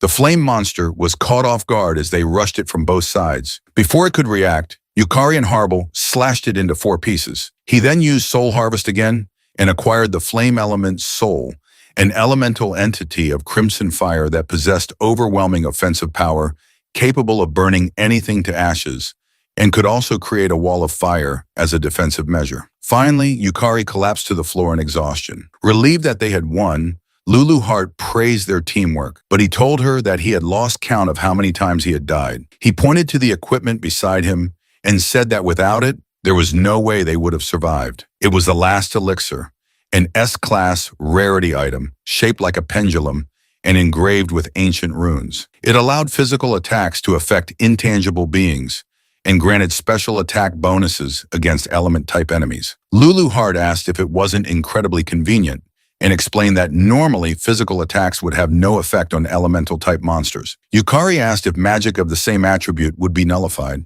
and she confirmed it, elaborating that with the last elixir, he could still land hits on elemental and spirit-type creatures. Yukari thought it would be great if he could use elemental spells too, but even casting a single one had completely drained his mana. Deciding to shift his focus, he told her he would collect as many souls as possible from now on. She questioned what he was talking about and reminded him that they were about to enter a boss fight, which terrified him. He yelled out in frustration, pointing out how hard things had already been just to get to this point. If that was the difficulty of the path, he was sure the boss would be impossible to beat. At the very least, they should level up before continuing, because without ranking up, he couldn't even unlock additional class abilities. Lulu Heart remained silent for a moment. Then she explained seriously that the demon lord who ruled the dungeon, the one they were trying to defeat, was on an entirely different level from any monster they had encountered so far. It possessed absurd strength, terrifying power, and a nightmare-inducing fighting style that could break a person with sheer impossibility. To defeat it, he needed real experience. Experience that couldn't be borrowed or faked. And while she couldn't fight in his place, she could at least prepare him for the battle. She reminded him that up until now,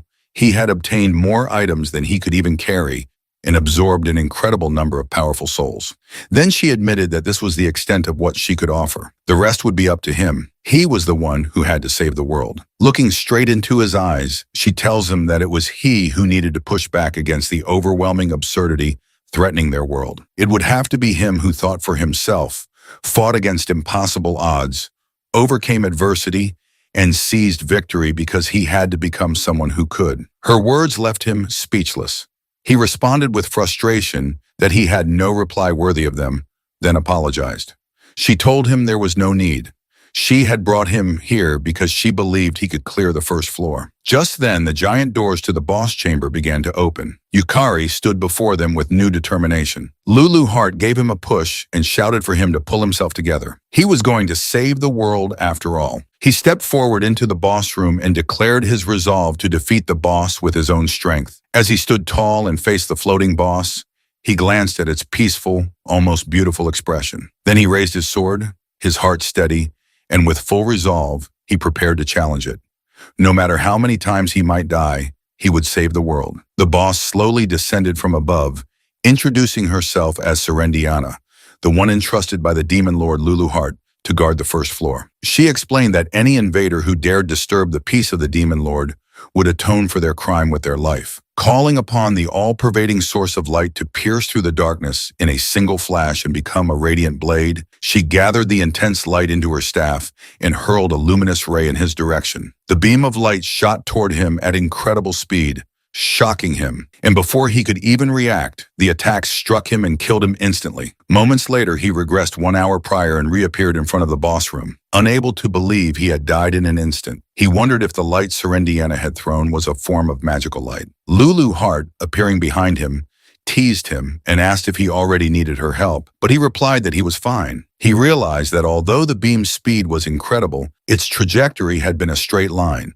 making it possible to predict. He concluded that if he kept his eyes on her staff's direction, he might be able to dodge it, activating his soul abilities to boost his magic power. He stepped toward the boss room, deciding to initiate the soul trial first. Once inside, Serendiana once again began gathering light into her staff and aimed it at him. He focused his gaze on her staff, and when she released the luminous ray, he immediately jumped to the side, narrowly avoiding the blast. It was a close call, but he was relieved that he had managed to dodge it. Serendiana appeared surprised that he had evaded the attack on his first attempt and acknowledged that he had truly earned his way there. She then added that perhaps it was time she got a little serious, which caught him off guard. Calling upon the void-born flame, she summoned fire to scorch the earth without light and bring forth judgment that incinerated all creation.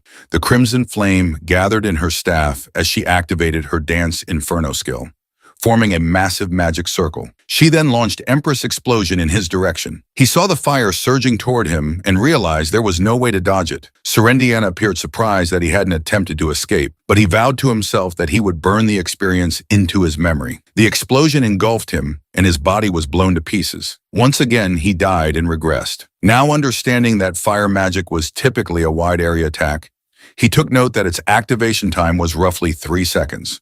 Swearing to himself that he would make it next time, he stepped back into the fight with renewed determination. After dodging the luminous ray again, Serendiana prepared to strike with Empress Explosiona.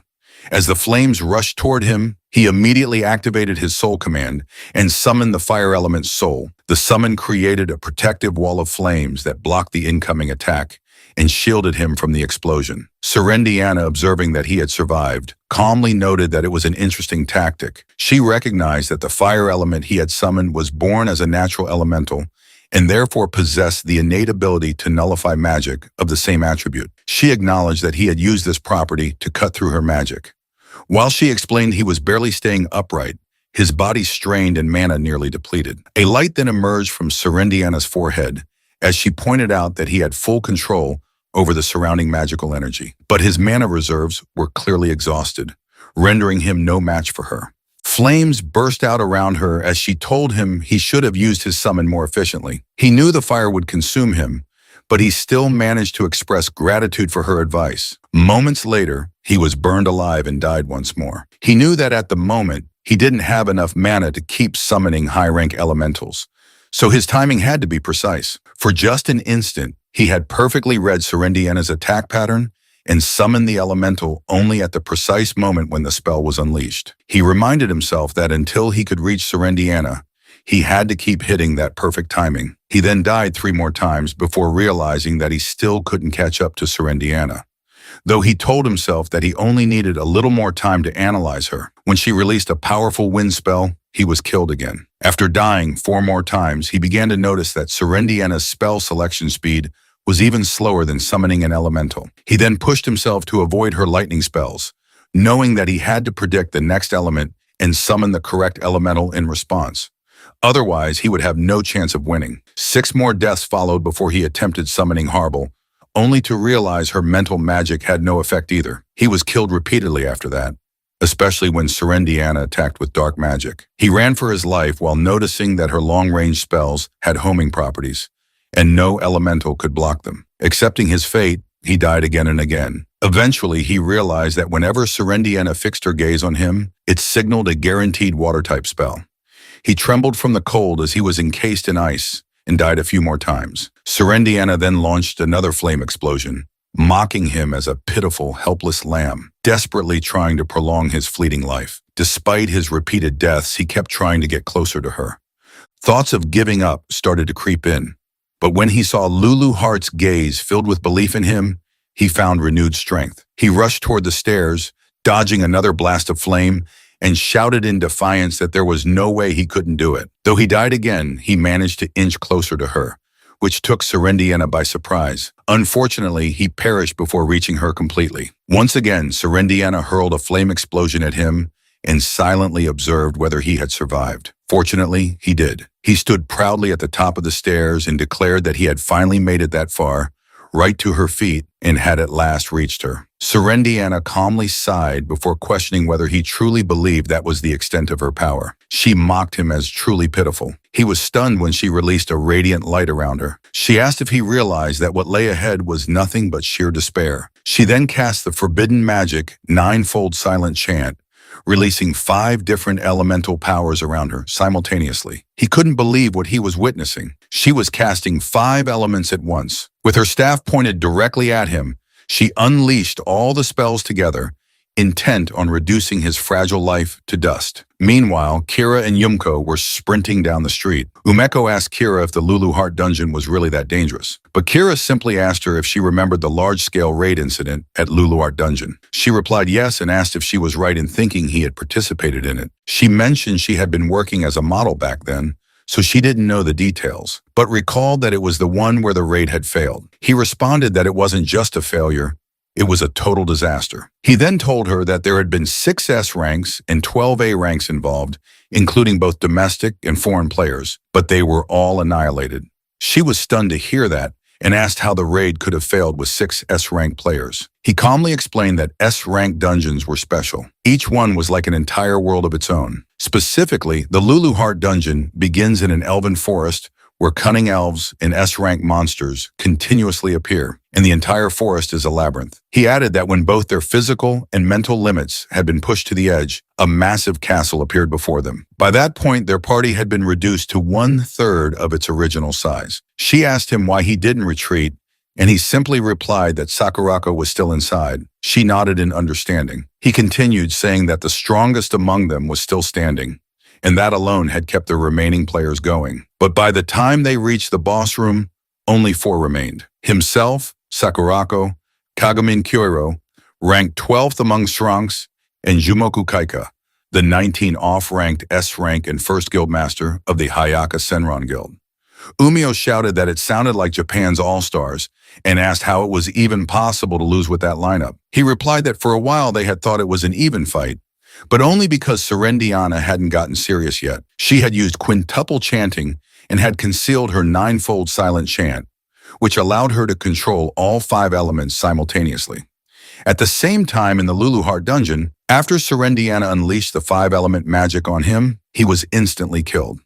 When he revived, he realized that even if he could summon entities capable of wielding one of the 5 elements each, it wouldn't change anything. At best, he could summon 2 at once, but doing so would instantly drain his mana. Lulu Heart called to him from behind to check on him, but he simply replied that he was fine and they should keep going. He then activated his Lost Man skill, which removed the sensations of panic and anxiety. Lulu Heart, watching from behind, understood something. Moments later, Serendiana hurled fire magic at him. He used his fire element soul as a shield and move forward. He noticed he could barely withstand the element, and when she struck again with a different magic, he was killed instantly. He kept trying to approach her, only to be killed repeatedly. Yet he believed there had to be a way to break through. After many attempts and deaths, he felt his consciousness begin to fade. He knew his mana would be exhausted before he could even reach her, meaning he had to be more efficient. But then she cast a water spell that caused him to panic, only for the spell to fly past him. He was shocked. He hadn't expected her to miss. Unfortunately, when he looked ahead, another water spell hit him. He realized too late that it had been a double attack and died. He grew frustrated, unable to break through her 5-element magic. After being killed multiple times, doubt consumed him. He asked himself what he was supposed to do, how he was supposed to win. All he saw was the death panel again and again. Kneeling, he couldn't see a path forward. Clenching his teeth in frustration, he thought that even though Lulu Heart believed in him, he still couldn't win. In a desperate moment, he chose to use the method Lulu Heart had warned him not to. He activated Lost Man again, this time removing not only panic and anxiety, but also fear and paranoia all at once. As expected, without any unnecessary emotion, his thoughts became sharper. He told himself there had to be a reason Lulu Heart brought him there. She always acted for his sake. He pushed himself to think. There had to be something he was missing. Why had Lulu Heart made him face such an overwhelming opponent? And why now? Wouldn't it have made more sense to grow stronger first, to train, to gather items or collect souls? He told himself it couldn't be that simple. There had to be more. He admitted that he was weak. And in that moment, an idea snapped into place. All the fighting he had done flashed before his eyes, and he realized something. Lulu Heart made him fight because he was weak. He thanked her silently for it. Lulu Heart, winking, just asked what he was talking about. He opened the boss room for what felt like the 100th time and stepped inside, telling Lulu Heart that he finally understood. He now knew the way to defeat Serendiana. Lulu Heart told him to show her the answer he had found through his struggles and suffering. A few minutes later, Serendiana remarked that it was certainly an interesting strategy, as it relied on something every element possessed from the moment of their birth, the ability to neutralize magic of the same attribute. As flames circled around him, he managed to avoid the fire spell she hurled thanks to his fire element soul. She admitted she hadn't expected him to use it to endure her magic, but he simply smirked and asked if she would now take him more seriously. This surprised her. Then he suggested she use a spell with 5 attributes at once, shocking her even more. She asked how he knew about it, but when he didn't respond, she said she had no need to entertain such cheap provocations. Still, she added, it was the duty of the strong. He saw her begin to chant and was proven right when a massive magic circle appeared behind her. She told him she would bury him in a single strike, just as he had requested. He stood there for several seconds, then vanished. This startled Serendiana. She wondered whether it was perception obstruction or concealment magic. But she knew her mana detection couldn't be deceived by such simple tricks. She looked around, confident she should be able to detect his presence, no matter how weak his mana was. Calming herself, she reminded herself that no living thing in that world lacked mana. All she had to do was annihilate everything in the area. She unleashed her 5-element magic in a wide area attack. Minutes later, as the magic began to dissolve into the air, she still hadn't sensed him and grew angry at her inability to locate him. Suddenly, she heard the sound of footsteps sprinting and cast magic around her instinctively, still wondering how he had disappeared.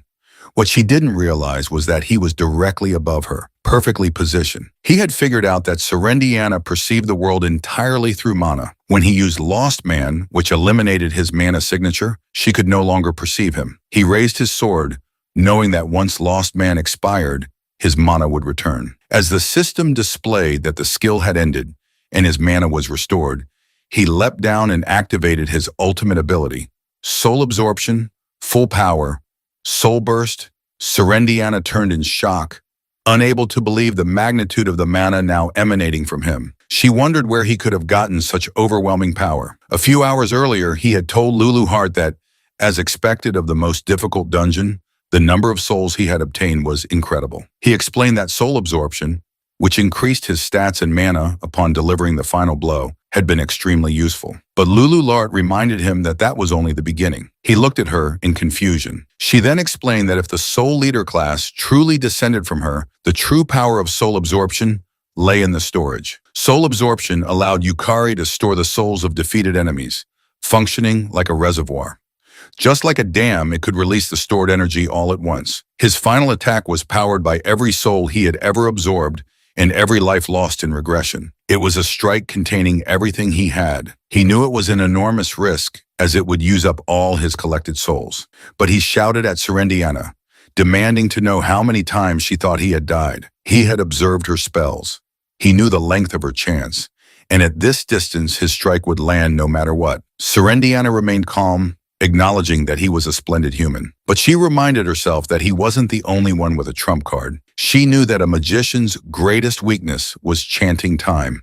Did he really think she hadn't overcome that? She extended her hand into the air and opened her treasure vault, searching for a wand she had stocked, one that allowed casting without chant time. But she was stunned to find it missing. Panic set in. Had her vault been breached? Looking up, she knew she wouldn't make it in time. Yukari gave everything into his final attack, shouting that it would end there as he swung his sword down upon her. She raised a barrier in desperation, but she already knew it wouldn't hold. As expected, the barrier shattered within a second, and his final blow landed, triggering a powerful explosion. At the same time, the system broadcast a global announcement to all players. The first floor of the Rank 1 Lulu Heart Dungeon has been cleared. Sakurako was infuriated. The system then showed the identity of the player who cleared it and stated that this player had been rewarded with control authority over the first floor, as well as authorization to enter the second floor.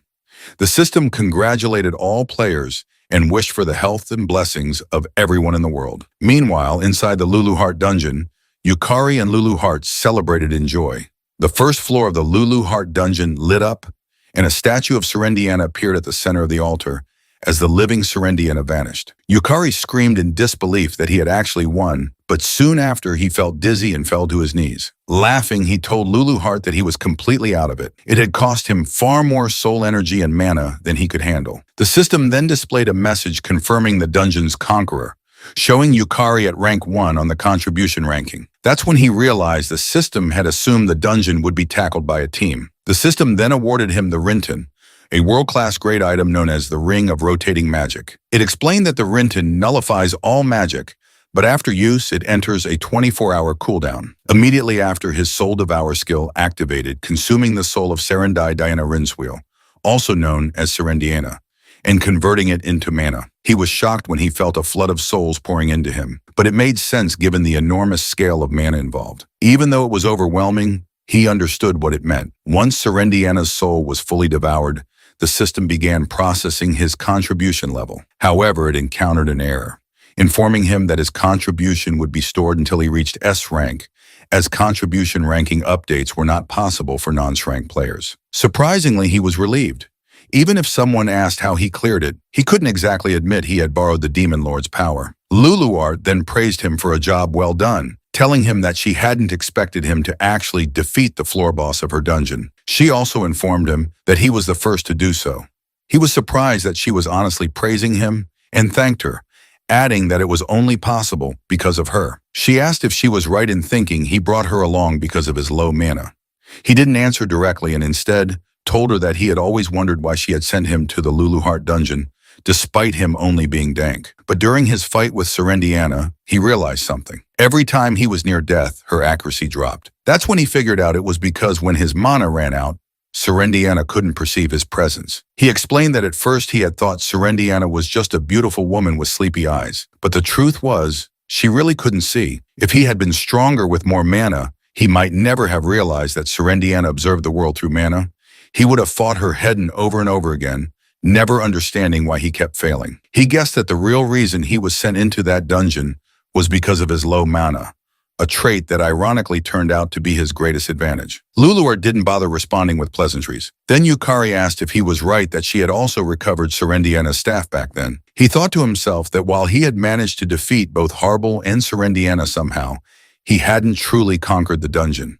And he hadn't stopped the ninefold silent chant either. He told himself that he had to get stronger. And when Lulu Heart saw his expression, she sighed and told him he was probably overthinking again. She then reassured him that he was the one who defeated Serendiana. But he asked if he was right in thinking that discovering Serendiana's weakness was thanks to the lost man's skill. She simply asked him why he was trying to separate it from himself, reminding him that the lost man's skill was his because he chose it. She went on to explain that Serendiana's hidden ability was called Elder Vision, which allowed her to perfectly perceive her enemy's mana and predict their actions. The higher her opponent's mana, the stronger she became, bordering on clairvoyance. However, because of that overwhelming perception, Serendiana had neglected to develop any other detection methods. Yukari had played his cards well, exploiting both her weakness and her arrogance. In the end, it was nothing more, nothing less. He looked at her, surprised by the explanation, and thanked her warmly for it.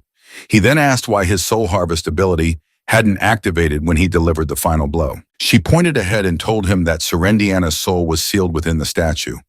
When he looked, he told her there was nothing there. She explained that Serendiana's mana output was so massive, even among floor guardians, that he likely couldn't sense it in his current state. But if he kept improving, soul summoning would eventually become possible. Still, he responded that he couldn't even imagine summoning Serendiana. It had been far too intense. Lulu Heart then suggested that they come back another day. Even though he had absorbed Serendiana's mana and grown stronger, it had only increased his mana capacity, not replenished it. If he didn't take a break, he would remain completely drained. She then informed him about uncharted areas to explore, soul recovery tasks, and treasure collection opportunities, adding that there was still a lot left to do just on the first floor. He agreed with her and said he was already exhausted. They should just go home and take it easy. A moment later, they exited the Lulu Heart dungeon and Lulu Heart disappeared, saying she would update the supplemental map. Yukari stepped out of the dungeon, feeling like his joints were breaking apart. All he wanted was to go home and sleep, but suddenly a knife was pressed against his back.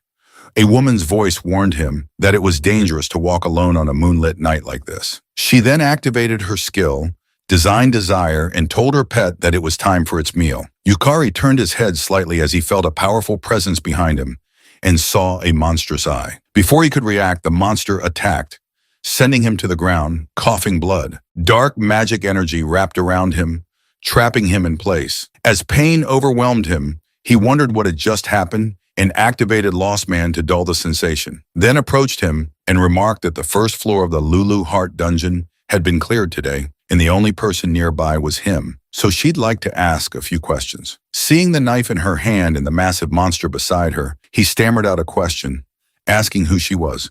With a warm smile, she introduced herself and told him to call her sister, Yoro. He struggled to stand and managed to move a little. She was impressed he could still move at all. Then she ordered her pet to attack again.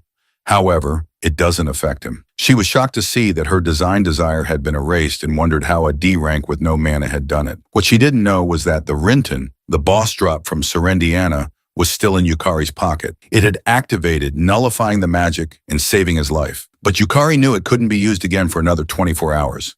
And being restrained meant he couldn't access any other items. Panic set in. He had no mana, no strength left, and no idea what to do. Irigami then confirmed her suspicion. He was dangerous and said she would now use a little of her true strength. Activating Design Desire again, she ordered her pet to tear off his limbs. The monster lunged with its claws while Irigami coldly said they would make him permanently disabled. But just before the claws reached him, someone appeared, shielding him in time. Sakura greeted Irigami, calling her trash while holding the monster's claw tightly. Sakura then turned to her and asked he was doing to Yukari. He couldn't believe his eyes. Sakura was standing before him. He wondered why Japan's top player had appeared there of all places. Sakura turned to Irigami, calling her a witch, and said she had heard someone had cleared the Lulu Heart dungeon, so she came to take a look. She hadn't expected to run into her there. Irigami responded with a warm smile, saying it was cruel for Sakura to call her a witch, and that she should instead call her sister Yoro with a bit more affection. Sakura glared at her. She knew exactly who Irigami was, the holder of the Holy Attribute's strongest saintess class, a so-called witch who in truth governed the mysterious Holy Dungeon Church. Sakura accused her of always being good at hiding her tail, making it so no one would ever guess she was in Japan. But today must be her lucky day, she said, because she finally had the chance to erase her. Irigami, however, smiled sweetly and told Sakura not to bear her hostility so openly. She claimed that she merely revered the dungeons, the monsters, and the one who ruled them all, the Demon King. Irigami added with excitement that it was simply an act of faith. That angered Sakura even more. She told Irigami she didn't care what she believed in, but messing with her guild had been a mistake.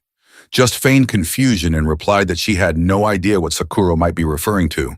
Her only target, she claimed, was Yukari. Uragami then explained that today the first floor of the Lulu Heart dungeon had been cleared, and Yukari was the key individual responsible. Sakura froze for a second, then asked incredulously if Irugami meant Yukari had cleared the Lulu Heart dungeon's first floor, but then she burst out laughing and told to say it again. With a smirk, Sakura told her she'd make an exception and let her repeat herself since it had been ages since she'd laughed that hard. And honestly, Yami was quite amusing. Ayami chuckled too and asked if perhaps she had a hidden talent for making people smile. As the two women exchanged laughs and banter, Yukari sat silently watching them with a mix of fear and confusion. Sakura's tone then shifted.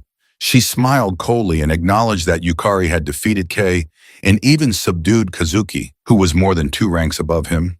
But she also knew that the Lulu Heart dungeon wasn't something one could just conquer so easily. Turning back to Irugami, Sakura stated that as expected, entertaining a witch's delusions was a waste of time. She declared that she would kill Irugami right there and then. Sakura activated her 5-tail skill and launched her Foxfire Half-Blood ability at Irugami. Calmly, Irugami activated her Albion Veil to defend herself. When the Foxfire struck, it triggered a massive explosion of energy around them, but not a single scratch appeared on Irugami. Irugami turned to Sakura and said she expected her to have that much firepower, even without using her full strength. Then she asked if it was really the time to be holding back. Monster launched its claws at Sakura, but Sakura only smirked. She released a magical shield to block the attack, and coldly told Irugami not to get cocky if that was all the power she had. Irugami then ordered her pet to activate corrosion.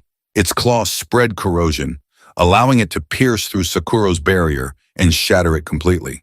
However, this only excited Sakura further. She unleashed her Black Flame Butterfly Half-Blood ability in retaliation.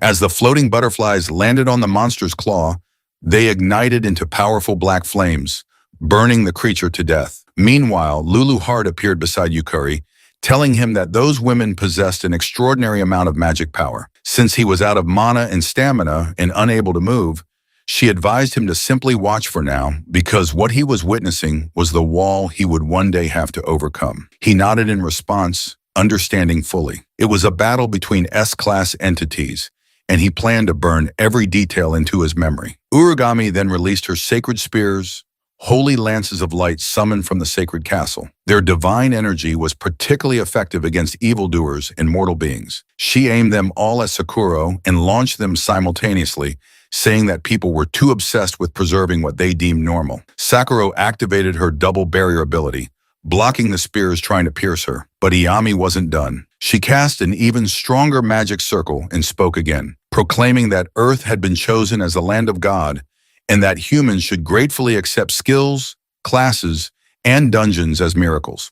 She hurled more sacred spears, provoking Sakura further. Visibly irritated, Sakura shouted back that Irigami's delusions were all over the place and activated her 1,000 bind chains half-bloom ability. She declared that she couldn't care less about Irigami's ridiculous beliefs. Her chains wrapped tightly around the incoming spears, and when she gave the order, they constricted and shattered the spears into fragments. Urugami responded by releasing even more powerful magic. Realizing her previous level wouldn't be enough, she deployed her holy sword, a radiant blade imbued with divine energy, particularly effective against evil and beings that exist between realms. Without hesitation, she swung down the sword at Sakura. Sakura binds it mid-air, wrapping the sword tightly. Urugami teased her, asking if she truly believed her 5 tails could restrain such a holy weapon. Sakura acknowledged it as a cheap provocation, but said she would play along just for a bit. She promised to show Irugami the vast difference between their powers. With that, Sakura released her 6 tails and activated Ritual Foxcry Barrier, Demon Heaven Curse, a technique that filled the area around the battlefield with the curse of the demon fox, rendering any target within its range immobile. A claw from the demon fox emerged from the rift in space. Urugami was stunned and asked if Sakura really intended to summon the demon fox itself. Was she planning to blow away all of Shinjuku? Sakura coldly replied that if it meant erasing Irugami, then sacrificing a city or two was a small price to pay. Yukari was horrified to hear that Sakura was willing to destroy an entire city. He noticed the serious expression on her face and knew he had to act. That's when he saw one of Sakura's bind holding a holy spear, now aimed directly at him. Rugami, meanwhile, released another holy sword and aimed it at Sakura, shouting that the pure and vicious power of magic made her heart race. She declared they should surrender fully to their skill's power and drown in it. She then hurled the holy swords at Sakura. Just then, the system notified Yukari that his health had dropped below 10%, triggering the activation of his abyss soul. It elevated him into an ultra-high state, dramatically increasing his magic output. Reacting immediately, he summoned Horrible Soul, and it binds Irugami hands, stopping the attack in time. Sakura was stunned. She couldn't believe he had managed to restrict Irugami's movements. Even though he was just a D rank, Yukari pushed himself to his feet. He didn't know how much more he could do in that condition, but he knew that right now he was the only one who could act. He swore to stop the fight no matter what it took. Meanwhile, Lulu Heart was watching from behind, amazed that Yukari had thought to stab himself with the Holy Spear to forcibly reduce his health and recover magical power. However, she also recognized that it presented a significant problem. Irugami then laughed loudly and claimed she had received a revelation. She exclaimed with excitement that Yukari was her destiny and activated her luminous sanctum ability, which removed all status ailments, freeing her from Harble's bindings. Yukari was shocked to see Harble's status effects instantly lifted. Without hesitation, Irugami hurled a holy sword at him, shouting that her plans had changed and she would now be taking Yukari for herself. This enraged Sakurako, who unleashed her seven-tail skill, shouting at Irugami not to underestimate her. Sakurako caught the holy sword with one hand and released magic with the other, shouting to Yukari that if he got in her way, she'd kill him first. She then cast Heavenly Thunder Butterfly above him. Yukari was shocked by its speed and knew he couldn't defend himself. He had no mana left. The butterfly exploded upon landing on him, causing a thick fog to spread through the area. From within the fog, a voice called out. It had made it just in time. Kira, who had blocked Sakurako's attack, shouted to both women that enough was enough. They couldn't afford to destroy Shinjuku. Kira told them that if they insisted on continuing the fight, they would give him no choice. Sakurako, calm but defiant, asked if he really thought he could defeat her. Kira replied that he probably couldn't beat her, but he wouldn't lose either. That left Sakurako visibly frustrated, but speechless. Suddenly, Sarah appeared, calling out to her big sister. Sakurako was shocked to see her little sister there. Sarah shouted that Yukari was her benefactor and pleaded for a chance to treat him. Sakurako calmed down, glancing toward Kira. She remarked that she couldn't believe they had brought Sarah with them. Kira explained that they had detected a massive magic reaction on the way and immediately called Sarah, knowing that nothing gets resolved when talking to Sakurako unless Sarah is present. He was also glad that Umeko and Sarah were close friends. Kira then turned to Irugami and asked what she intended to do. Irugami composed herself, realizing that facing two Shranks would be too troublesome at the moment. She approached Yukari and declared that it would be a waste to kill him now. She then activated her Illuminous Ray Shift, enveloping herself in light. Just before disappearing, she looked at Yukari and told him again that he was her destiny and that they would meet again. When the situation calmed down, Sakurako approached Yukari and said there was something she needed to confirm. She asked if he was the one who had cleared the Lulu Heart dungeon. Yukari looked at Lulu Heart and asked her opinion, whether he should tell them about the regression, thinking they might become allies. But Lulu Heart replied that she couldn't recommend it as dungeon breaks weren't always caused by the Demon King alone. Yukari was confused and asked what she meant. Lulu Heart explained that originally monsters couldn't leave dungeons. To do so required a great sacrifice or special means. Yet, a dungeon break of this scale had occurred. That could only mean that someone on humanity's side was cooperating with the dungeon break. This left Yukari even more confused. Lulu Heart advised him to be cautious and to avoid standing out for a while. Sakurako was about to ask again when Yukari cut her off. He told her no, that he was just a D rank who had overestimated his own ability. He clearly stated that he was not the one who cleared the Luluart dungeon. This shocked Sierra, who could see through lies. Yukari knew he had lied in front of Sierra, but he couldn't think of any better reason to hide the truth, even if the situation seemed suspicious. Sakurako turned to Sarah and asked if Yukari was telling the truth. Sarah paused for a moment, then eventually nodded.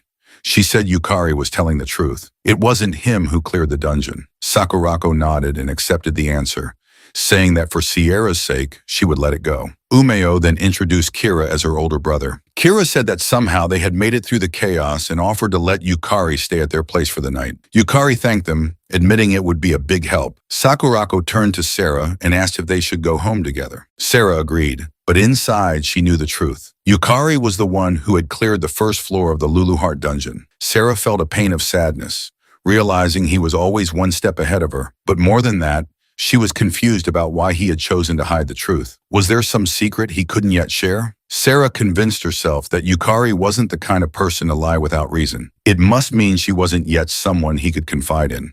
Resolving herself, she silently vowed to train harder, to become someone Yukari could trust and lean on. That was all there was to it. Meanwhile, in the Holy Dungeon Association, a sister approached Irigami and asked if she was unharmed and what they should do about Yukari. She told that with her order, they could eliminate him immediately. However, replied that it wouldn't be necessary.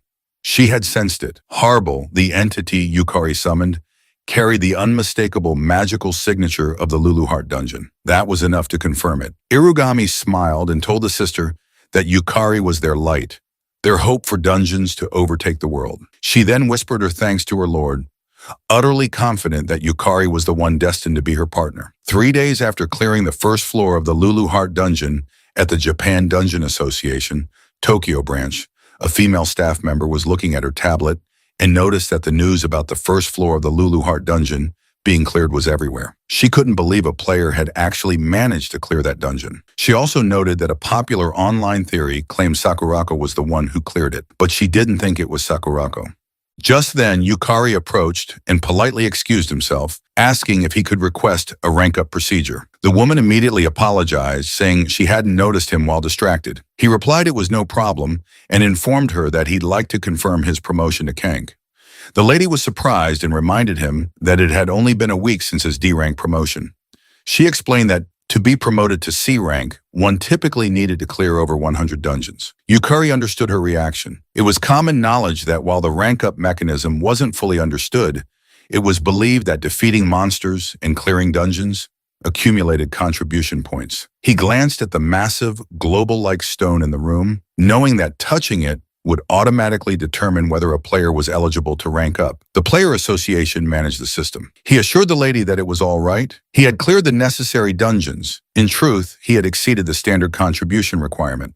Upon clearing the first floor of the Lulu Heart dungeon, he had been granted the title of C-rank player. His mana circuits had increased to 8. His stats and mana quality had risen, and he had unlocked a new class ability, Soul Resonance. He knew that now as a C-rank, his mana circuits had doubled, and he could summon souls more reliably, no longer just for an instant. Yet Lulu Heart reminded him that this alone wasn't enough. She explained that mana circuits converted the world's overflowing mana into skills and class abilities, but the absorption rate depended greatly on the strength of the user's soul desire. Even with increased circuits without a strong soul, the enhancement was incomplete. She added that the reason he grew stronger under pressure was precisely because of that, making him realize why she had pushed him so hard. Yukari replied that he'd thought pushing him to his limits was just her hobby, but when she stayed silent, he curiously asked why she had suddenly gone quiet. A moment later, the lady allowed him to touch the stone. It confirmed his eligibility and granted him the official title of Kank player.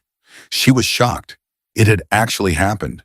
She had previously assumed that defeating Kayakazuki was some kind of fluke, but to rank up from D to C in just 1 week, that was a speed rivaling even Sakurako. She wondered what kind of dungeon he must have cleared. She briefly considered the Lulu Heart dungeon, but quickly shook her head, telling herself that was impossible.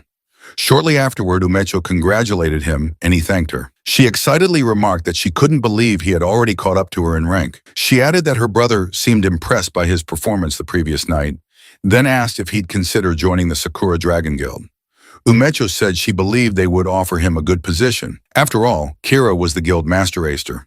But Yukari replied that he was thinking of going solo for a while. He still considered himself inexperienced. Ume nodded and said she wouldn't force him, but added warmly that he'd always be welcome. Later in the National Player University East Building cafeteria, Yukari was eating when he asked Lulu Heart via telepathy if it was really okay for them to be attending university so soon after such a major incident. Lulu Heart replied that the soul would wear out if he just kept pushing it, and that moderate rest, what people call daily life, was important. Yet he responded that he felt guilty relaxing when he knew a dungeon break was bound to happen in the future.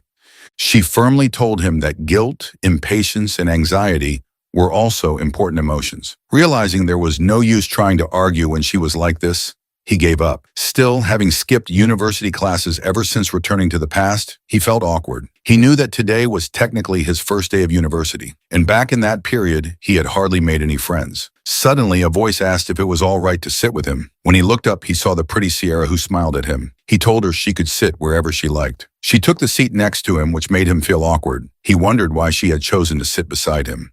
He guessed that Sierra was still worried about the lie he told before and quietly thanked her for covering for him. He glanced at Lulu Heart, wondering if he should properly explain the Lulu Heart dungeon situation to Sierra without realizing that Sarah had already activated her Eye of Truth skill. She saw a green aura around him, the color of guilt. Smiling, she told him that she didn't know his circumstances, but she wouldn't doubt him, and if he ever had something he wanted to talk about, he could rely on her. He was touched by her words. Then she mentioned that she had heard he transferred to the player education department after being promoted to C rank. He confirmed that was right and explained that it was apparently quite rare for a first-year university student to reach C rank since players could only become active after turning 18.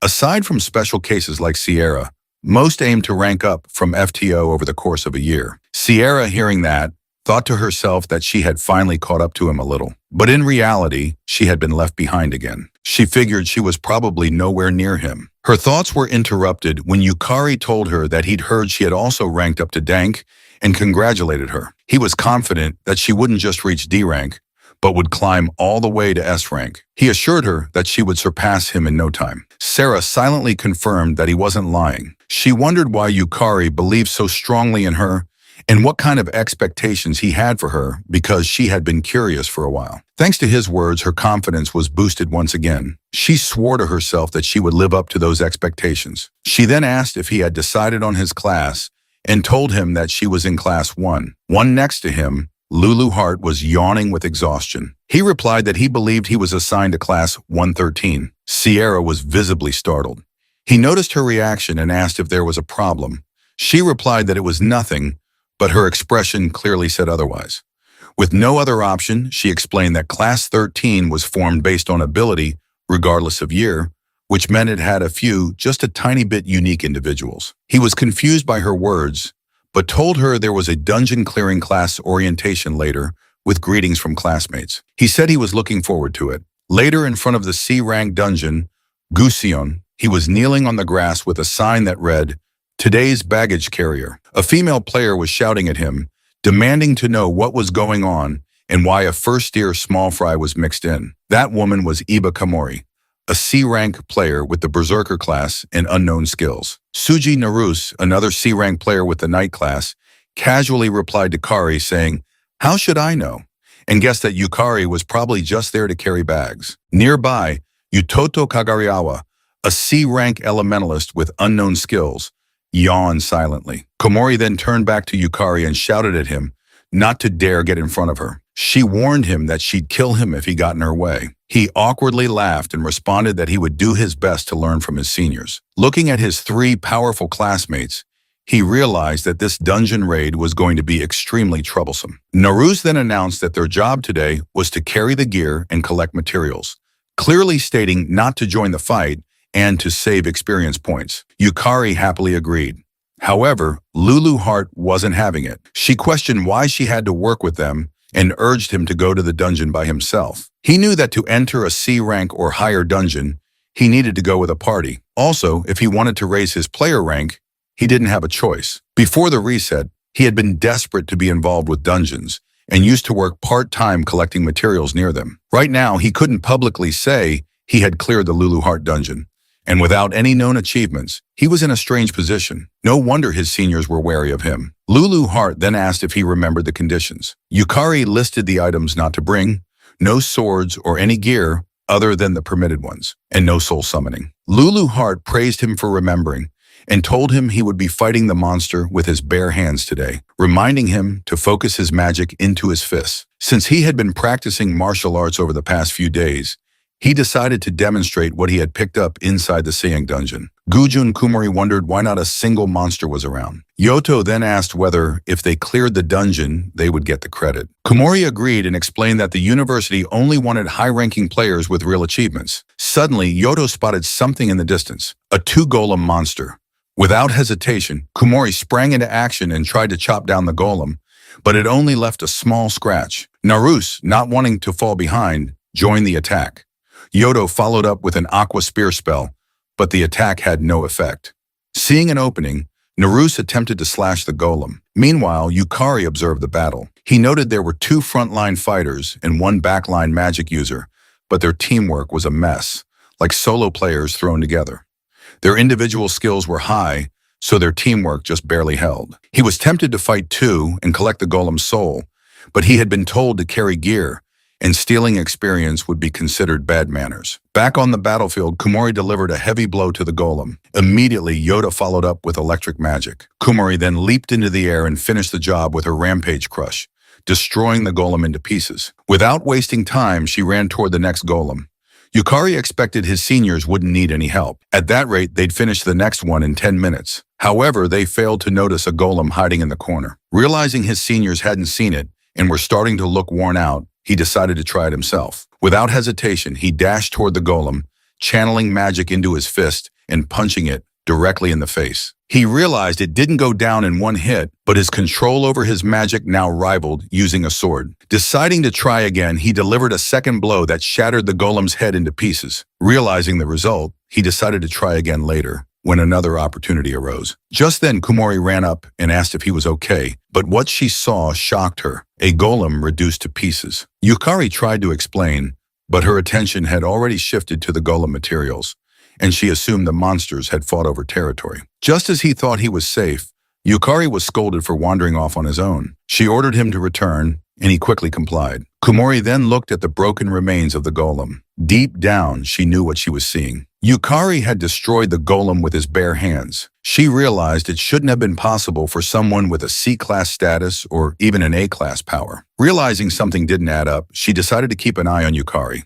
As they ventured deeper into the dungeon, they encountered another golem. Naruse blocked the attack using his iron barrier skill. He then signaled to Yuto, who quickly trapped the golem's foot using Ice Fort. Kumori leapt in for the kill, slashing the golem in half with Beast Fang Flash. Just when it seemed over, another golem charged from the side, but Naruse intervened using Justice Taunt. The skill provoked the target, forcing it to attack him and increasing his defense upon activation. Uto followed up with an Ice Spear attack while telling the others to coordinate. Both quickly agreed. Kumori then activated her Blood Mist combo, a skill that drains health and increases attack speed while performing a rapid combo. Naruse used Brave Strike, a powerful downward slash with a chance to knock back the enemy. Kumori finished the job with another Beast Fang Flash, destroying the golem. Seeing this, Yukari praised their firepower. Kumori explained that they had exploited the golem's weak point, increasing their critical hit rate. Curious, Yukari asked what she meant. She explained that her Berserker class multiplied damage several times. In simple terms, the critical rate increased each time certain conditions were met, such as attacking vital points or striking an incapacitated enemy. In exchange, her style only allowed for heavy attacks that left her wide open. This was why Naruse, acting as the knight, managed the enemy's attention, while Uto, as the elementalist, provided support and secondary damage. Once they had analyzed the weak points and created an opening, Kumori delivered the finishing blow. Yukari thought that the golem fight would be difficult for his seniors, but he realized they had developed their own rhythm through experience. He had been worrying for nothing. Naruse then inspected the golem's remains and commented that the monsters were tough but not numerous. However, it took too much magical power to defeat even one. He proposed retreating or taking a break. Yu disagreed, pointing out that the dungeon didn't have many enemies and they didn't have time to spare. Yukari, confused, asked what he meant. Naruse explained that they were already in their third year and it was scouting season. Right now they were only C rank, but if they didn't reach at least B rank, they wouldn't be able to join a good guild. Yu added that even if they managed to get in, they'd only be treated as bottom-rung members. This surprised Yukari. From his perspective, just being able to make a living as a player was amazing. Even Sakurako, who was from the same university, had already reached S rank by the time she graduated. Naruse wasn't surprised, having heard rumors that she had cleared the Lulu Heart dungeon. Yukari was shocked and asked for clarification. Naruse explained that it was just a rumor, but when it came to clearing that dungeon, he couldn't think of anyone else. Yukari realized that this was what the public believed, and he didn't want to stand out until he solved the mystery of the dungeon break. In that sense, this misunderstanding worked in his favor. Suddenly, Yuto became serious. He warned Yukari not to interfere in their battles and reminded him that he was only there to observe, not to do anything unnecessary. Yukari was surprised, but agreed. Later, as they walked, Yukari reflected on how he had been soloing monsters for a while. He decided he'd learn by observing how his seniors fought. Though he badly wanted to collect golem souls, he was excited to see a different side of the monsters. Suddenly, he felt an ominous presence. He quickly turned around and shouted for everyone to run, but it was already too late. They were surrounded by golems.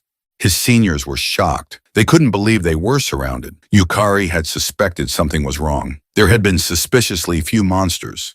He now wondered if it was a trap designed to lure them deeper. If so, there might be an intelligent monster behind it. Kumori, realizing that monsters were coming from all directions, decided they had no choice but to push forward. Yukari realized his seniors weren't suited for fighting multiple opponents and told them to leave it to him. He would hold the golems off.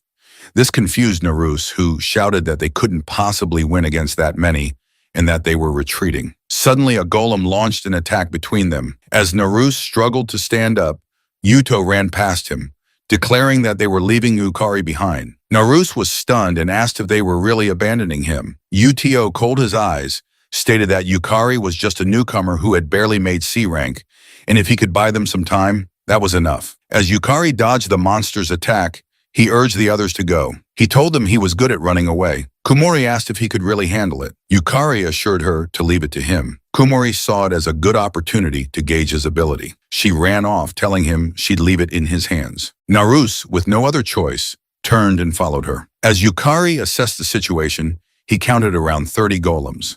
He realized that if he left his backpack on the ground, it would be crushed. So he tossed it into the air and called out to Luluart, asking her to infuse him with magic while he drew the golem's attention. Luluart agreed and remarked that he was as soft-hearted as ever, but Yukari disagreed, saying his body had gone dull from just watching. Then, with a determined expression, he declared that now was the time to collect souls. Several days earlier in the Holy Dungeon Church, Kumori was praying when someone suddenly approached her. It was Irugami, and she greeted her. Kumori was glad to see her. Urugami explained that the reason she had called Kumori was to request a favor.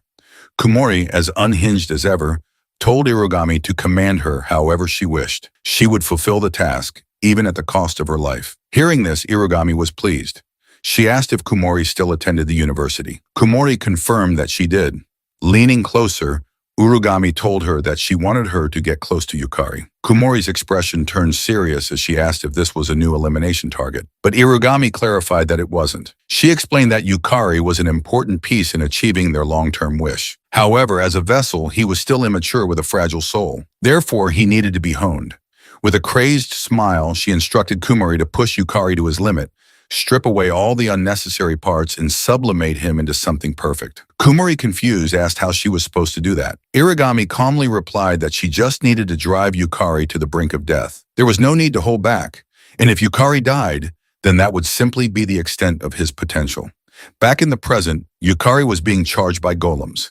He dodged an incoming attack, turned quickly, and countered by smashing the golem's head. He was glad he had managed to destroy it with a single hit. However, 2 more golems charged at him. Fortunately, he jumped just in time, and the golems collided, crushing each other. He then powered up his fist and destroyed the head of the first golem.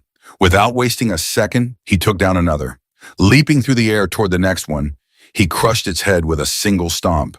He was now literally punching down every single golem. Luluart, watching from a distance, was amazed by Yukari's growth. Even for a C-ranked dungeon, a golem's defense surpassed that of some B-ranked monsters. She wondered if his rapid growth was fueled by the regret of being helpless in the previous timeline. His dedication to becoming stronger was truly remarkable. At this rate, she considered they might be able to move on to learning tier magic in the next dungeon. After defeating all the golems, Yukari collapsed to the ground in exhaustion. Luluart praised him, noting that taking down a total of 32 golems was impressive. Yukari admitted that it had gone well in the beginning, but in the latter half, his stamina couldn't keep up, and he had needed multiple hits to finish them off. Lulu Hart agreed, pointing out that his magic had wavered midway, and he was putting unnecessary strain on his body. Yukari acknowledged that he understood her point. He explained that with the item he had acquired from the vault, his physical abilities had suddenly increased and he wasn't yet accustomed to them. The item in question was an S-rank Grand Strength Ring,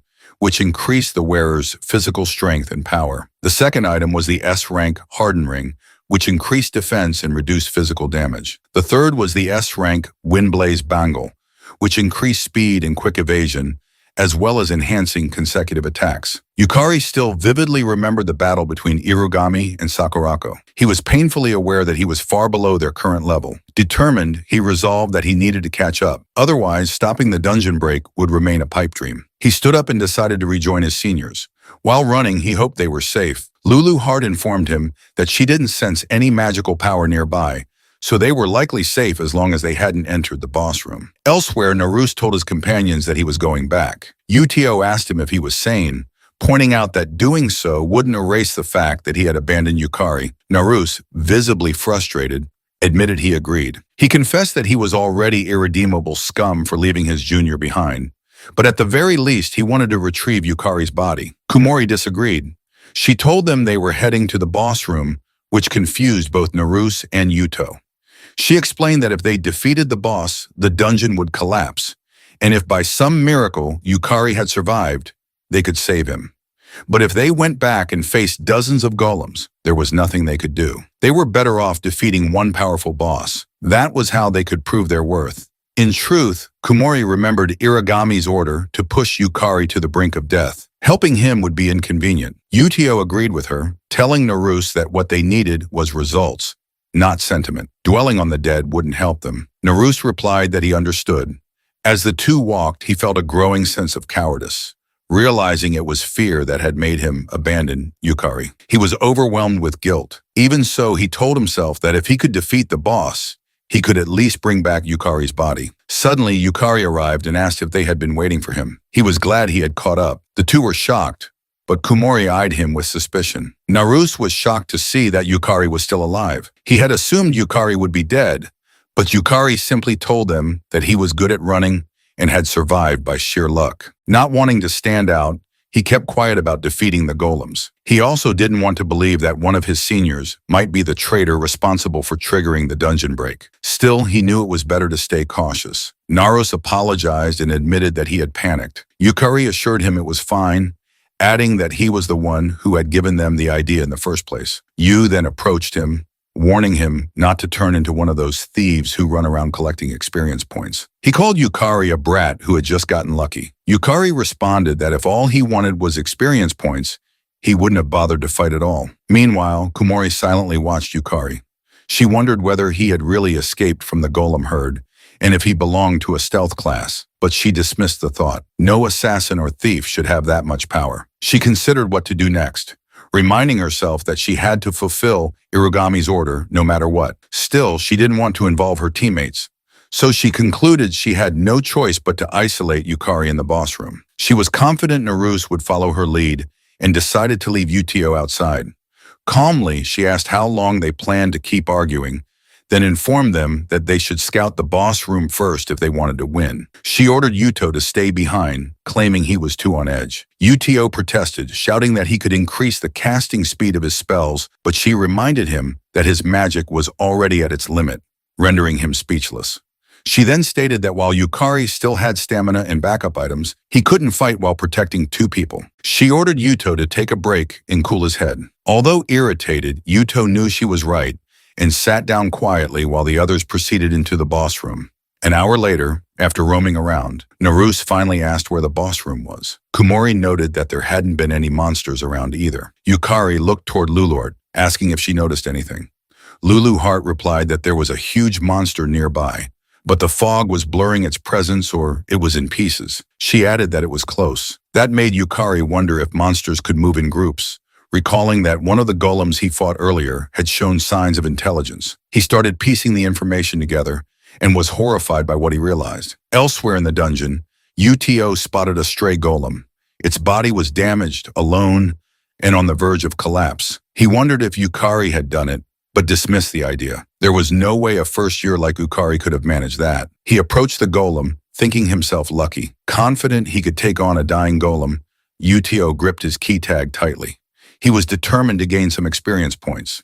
He needed the money. A few days earlier in the hospital, Uto had been furious when he saw the bills. The doctor warned him that without treatment, his sister only had 3 more years to live. It terrified him. But when he checked his bank passbook, the money he had saved for her surgery had been withdrawn. He had a strong suspicion who had taken it. He rushed to confront his father, who was lying around lazily. When questioned, his father casually replied that he had borrowed the money. Uto shouted at him, saying the money was for Kaned's surgery, demanding to know what he had done with it. His father teasingly answered that he'd used it to buy alcohol and have a little fun. Enraged, Uto punched the wall and shouted that even if his father had abandoned them, he could protect Kaned by himself. He told him to disappear from their lives, but his father didn't take him seriously.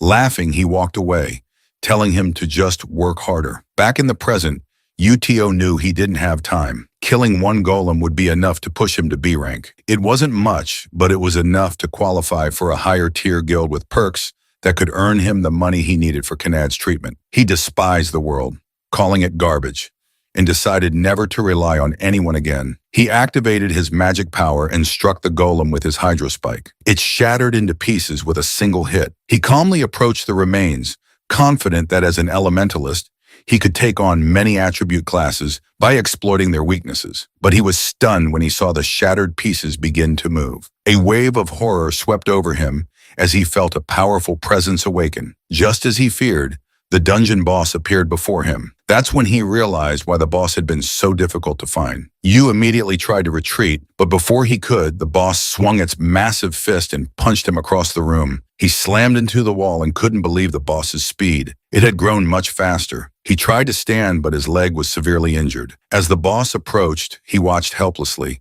thinking bitterly that nothing ever went right in this world, that everyone and everything was trash. The boss raised his fist to finish him. Powerless, Uto lifted the key tag his sister had given him, trying to call out to Kaned as his vision faded. Fortunately, Yukari arrived in time and caught the golem's fist with one hand. He tells that he understood. He wanted to rank up and gain experience, but Yukari asked him just once to let him help. Yukari then realized that each of the golems he had fought earlier was a fragment of the boss golem. He snapped back to attention when Uto shouted at him to be careful, making him notice the boss's other fist coming toward him. He immediately stopped it with his other hand and pushed it away from Uto.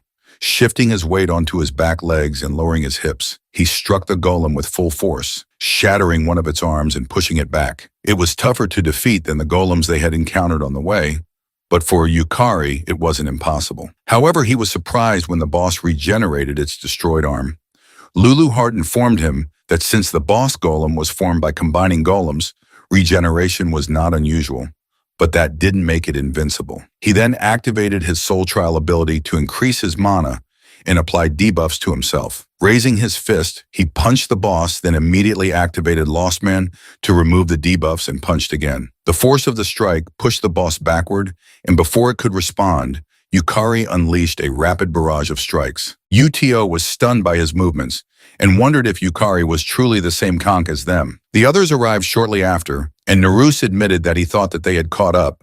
But if they joined the fight now, they'd only get in the way. They stood back and watched Yukari dominate the boss. Kumori couldn't believe what she was witnessing. She observed that the efficiency of Yukari's mono circuits was on a completely different level than theirs.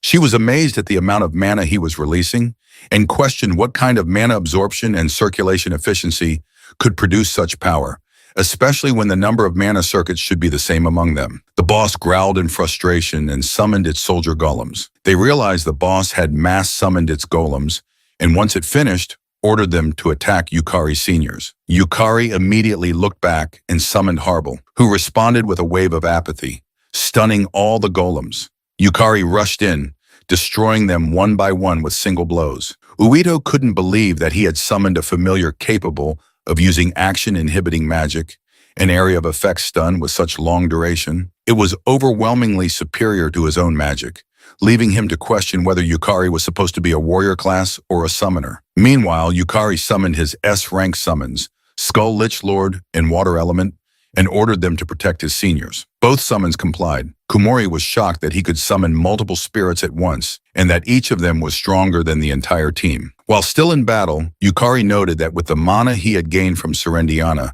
he could summon multiple souls. Although it was still difficult for him to use their unique magic, he was confident his summons could act as effective guards. He asked Lulu Heart if it was all right to summon them for that purpose. She replied that it was fine as long as he wasn't using them offensively, but reminded him that he had to defeat the boss himself. Smiling, he agreed and charged the boss. He punched it in the stomach and noticed that it could be damaged.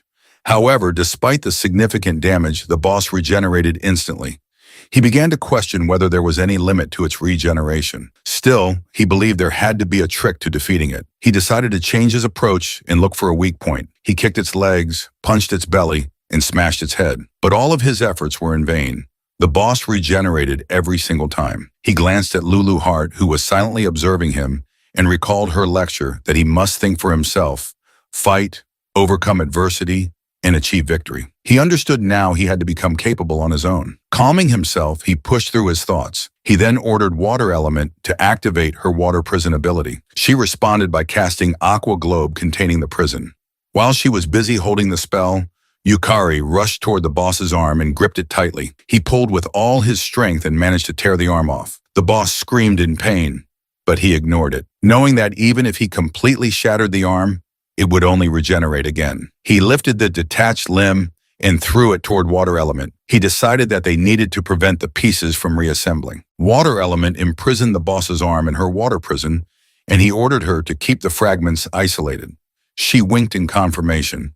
Turning back to the boss, he told it that it could no longer regenerate. Activating Soul Trial, he warned the golem that he was about to destroy it. Yukari then punched the boss's left arm to sever it and threw it into the water prison. He struck its torso and continued attacking relentlessly, placing each severed piece into the water prison as he went. Lulu Heart was surprised that Yukari would use the water prison solely to prevent regeneration. She noted that he wasn't attacking mindlessly, but was instead searching for a more efficient approach. She was impressed and amazed at the rate of mana absorption, the efficiency of his mana circuits, and the strength of Yukari's soul were all coming together perfectly. This led her to consider that it might be time to send Yukari back into the Lulu Heart dungeon, as the situation there was likely growing more serious by now. With no more regenerating stone fragments, the boss had shrunk considerably. Yukari was glad that using the water prison had succeeded. He dashed toward the boss at top speed, knowing he only needed to finish it off with a single high-powered strike. Inhaling deeply to calm himself, he decided to limit his soul usage to 20%. He then raised his fist, fueled with his soul, and used his soul burst ability to punch the boss. The boss was launched backward, and its core was destroyed, killing it instantly. Yukari had defeated the dungeon boss, Red Golem, and it dropped the golem pendulum. Though no soul core was dropped, he was satisfied.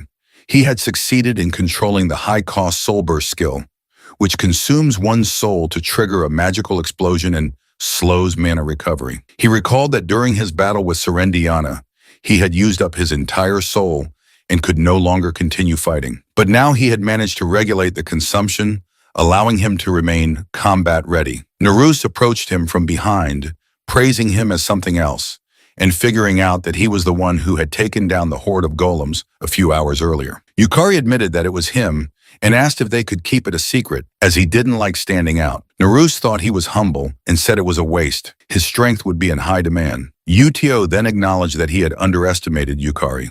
He confessed that he had prioritized his personal matters, which ended up burdening Yukari. Utio then bowed and sincerely apologized, startling Yukari. Utio noticed Yukari's injured hand and suspected that he had pushed himself too far. Yukari looked at his hand in confusion and realized he hadn't noticed the injury because of the lost man's skill, which nullified pain. He stared at it, knowing it was now useless, but he didn't care. He simply reminded himself to be careful when using Soul Burst, as losing use of an arm every time would become a serious problem. He smiled and assured Utio that as long as he could protect everyone, losing an arm was a small price to pay. Yu was stunned by what he heard, but before he could respond, Yukari pulled something out of his pocket and handed the key tag back to him, telling Yo that he had his own reason for becoming stronger. Uito responded that he understood and hoped they both could achieve their goals. On the other hand, Kumori began to understand why Irogami had her eyes on Yukari. But from the perspective of someone affiliated with the Holy Dungeon Church, it was not necessarily a good thing. Still, Kumori decided to set the thought aside.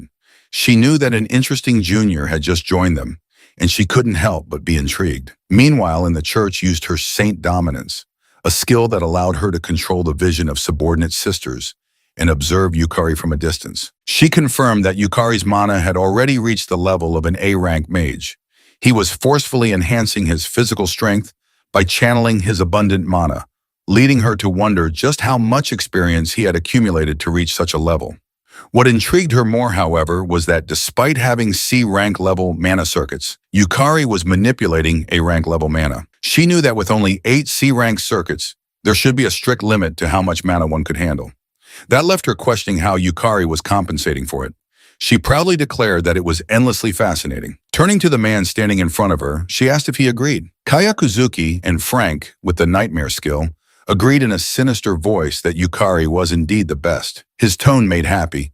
She said she was glad to see him understand Yukari's value, which made rescuing him worthwhile, even if it meant crossing Hyakuren and earning Sakurako's resentment. She then asked for his opinion and suggested that he abandon his boring habit of newbie hunting and get himself a class. He replied that he didn't hunt newbies for fun. It was just the quickest way to dissect players. What he truly wanted was to understand what skills and classes were and where they originated. Laughed and called him a wonderful philosopher. She told him that with his ambition and talent, it was only a matter of time before he reached S rank. He then asked her if she was really sure about letting him dissect Yukari, even though Yukari was her favorite. Excitedly, she told him to call her when that time came, explaining that she too was curious about what was inside Yukari. He sighed, realizing that Irogami was genuinely looking forward to it. He asked how he could obtain one of those classes, and she assured him she had the perfect method. He only needed to leave it to her. She then enthusiastically explained the method to Akazuki. He smiled, thinking it was a crazy idea, but he also understood why Irogami was feared as a witch. Akazuki knelt in front of her as they sealed their deal and confirmed that he would serve under her. From the day Akazuki had lost to Yukari, he had never forgotten the look in his eyes. He wanted to see him again, to meet him, and to discover what was inside him. Akazuki swore that the one who would dissect Yukari would be him. The next morning, Kuzuki Fujimin, in F-class rank with the Manhwa skill, and Yukari's best friend, greeted him. Fujimini informed him that he had ranked up to C-class and said he never thought someone like him, with no skill, would rise that far. Fujimini was Yukari's one and only best friend. He did possess a skill, but he had never chosen to live as a player because he believed he was just an average guy who couldn't risk his life going on adventures. Because of that belief in the world before regression, Fujimin had tried to stop Yukari from becoming a player and constantly reminded him that he had neither the talent nor a skill. Yukari recalled how Fujim had hardened his heart and discouraged him from chasing his dreams. He was lost in those memories when Fujimin called out and softly slapped his back, telling him not to zone out. Fujimin then proudly declared that Yukari was a celebrity now, a prodigy, the first since Sakurako to reach C-class in under a year. But Yukari irritably told him to cut the flattery and get to the point. Fujimin asked what favor Yukari wanted, and Yukari replied that he wanted him to team up with him. Fujimin asked if it was just to fill a party slot, which Yukari confirmed, explaining that to challenge a C-class or higher dungeon, they needed more than one person. He convinced Fujimin by saying he didn't need to enter the dungeon and could just wait at the entrance. Fujimini agreed, saying he wanted to see if Yukari had really gotten stronger. That thought alone made him excited. Yukari was about to suggest a date when Fujimin interrupted, stating that he would be coming into the dungeon too. Yukari was shocked to hear that from his friend, someone once afraid of becoming a player, and asked why. Fujim replied that he didn't care much about being a player or any of that, but he cared about Yukari and wanted to see him fight as the guy who used to be stuck as a no-skill. Yukari was stunned for a moment, but with no other choice, he agreed. He then called Lulu Hart to ask her for permission to go all out this time so that Fujimin wouldn't get hurt and could feel safe. She agreed and informed him that she would act separately from him this time because she had a few matters to take care of. He was confused.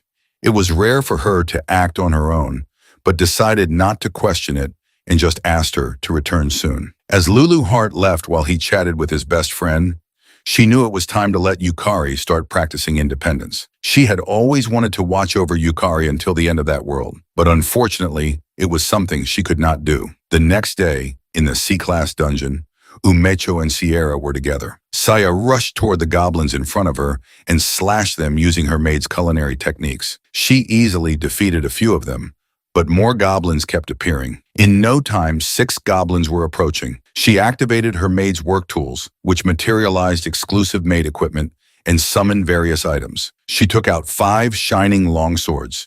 Kicking 3 of the swords at the goblins in front, she threw one from her hand into the goblin in the middle, successfully piercing its head. She then dashed at the 2 remaining goblins and slashed them down together, defeating all 6 without breaking a sweat. Umeo, watching from behind, was amazed by Sierra's precision and seriously impressed. Still, she knew she had to work hard too. Gathering strong energy in her blade, she shouted to Sierra that everything was set. Yume's skill, Elegant Intercept, allowed her to switch positions with a designated party member, boosting her speed for a limited time. Sarah immediately dashed out of the way, and when the path was clear, Umecho swung her blade down. The unleashed power shattered the goblins and cleared the way. Moments later, as they were collecting the drops, Umecho praised Sarah for moving like she was threading a needle and asked how she did it. Sarah replied that her class was Maid, which had an ability called flawless movement, allowing her to perfectly replicate any movement she imagined. Asked if that meant she could never make a mistake and teased her, calling it cheating. Sarah responded that Umio's skill was even more incredible. Umio then proudly asked if she met her genius class and explained that as long as she met the requirements, she could learn any class, something that really helped with her short attention span. Sierra complimented her again, saying that her skill was insane. Umeko, lacking any sense of humility, confidently agreed. She went on to say that there were limitations. For instance, she had tried out Assassin during the last expedition, but it didn't suit her. Then she tested the Race Saber class, which felt better, but the charge time for attacks was too long, so she decided not to use it again. Sarah realized that Umecho adapted her class depending on the dungeon, and her talent was the ability to instantly master any class. Without a doubt, she thought was a genius with the potential to reach rank someday. Umeko then asked what Sarah thought Yukari's class might be. Sierra admitted she had been wondering the same thing, but had no idea. Was surprised, even Sierra didn't know.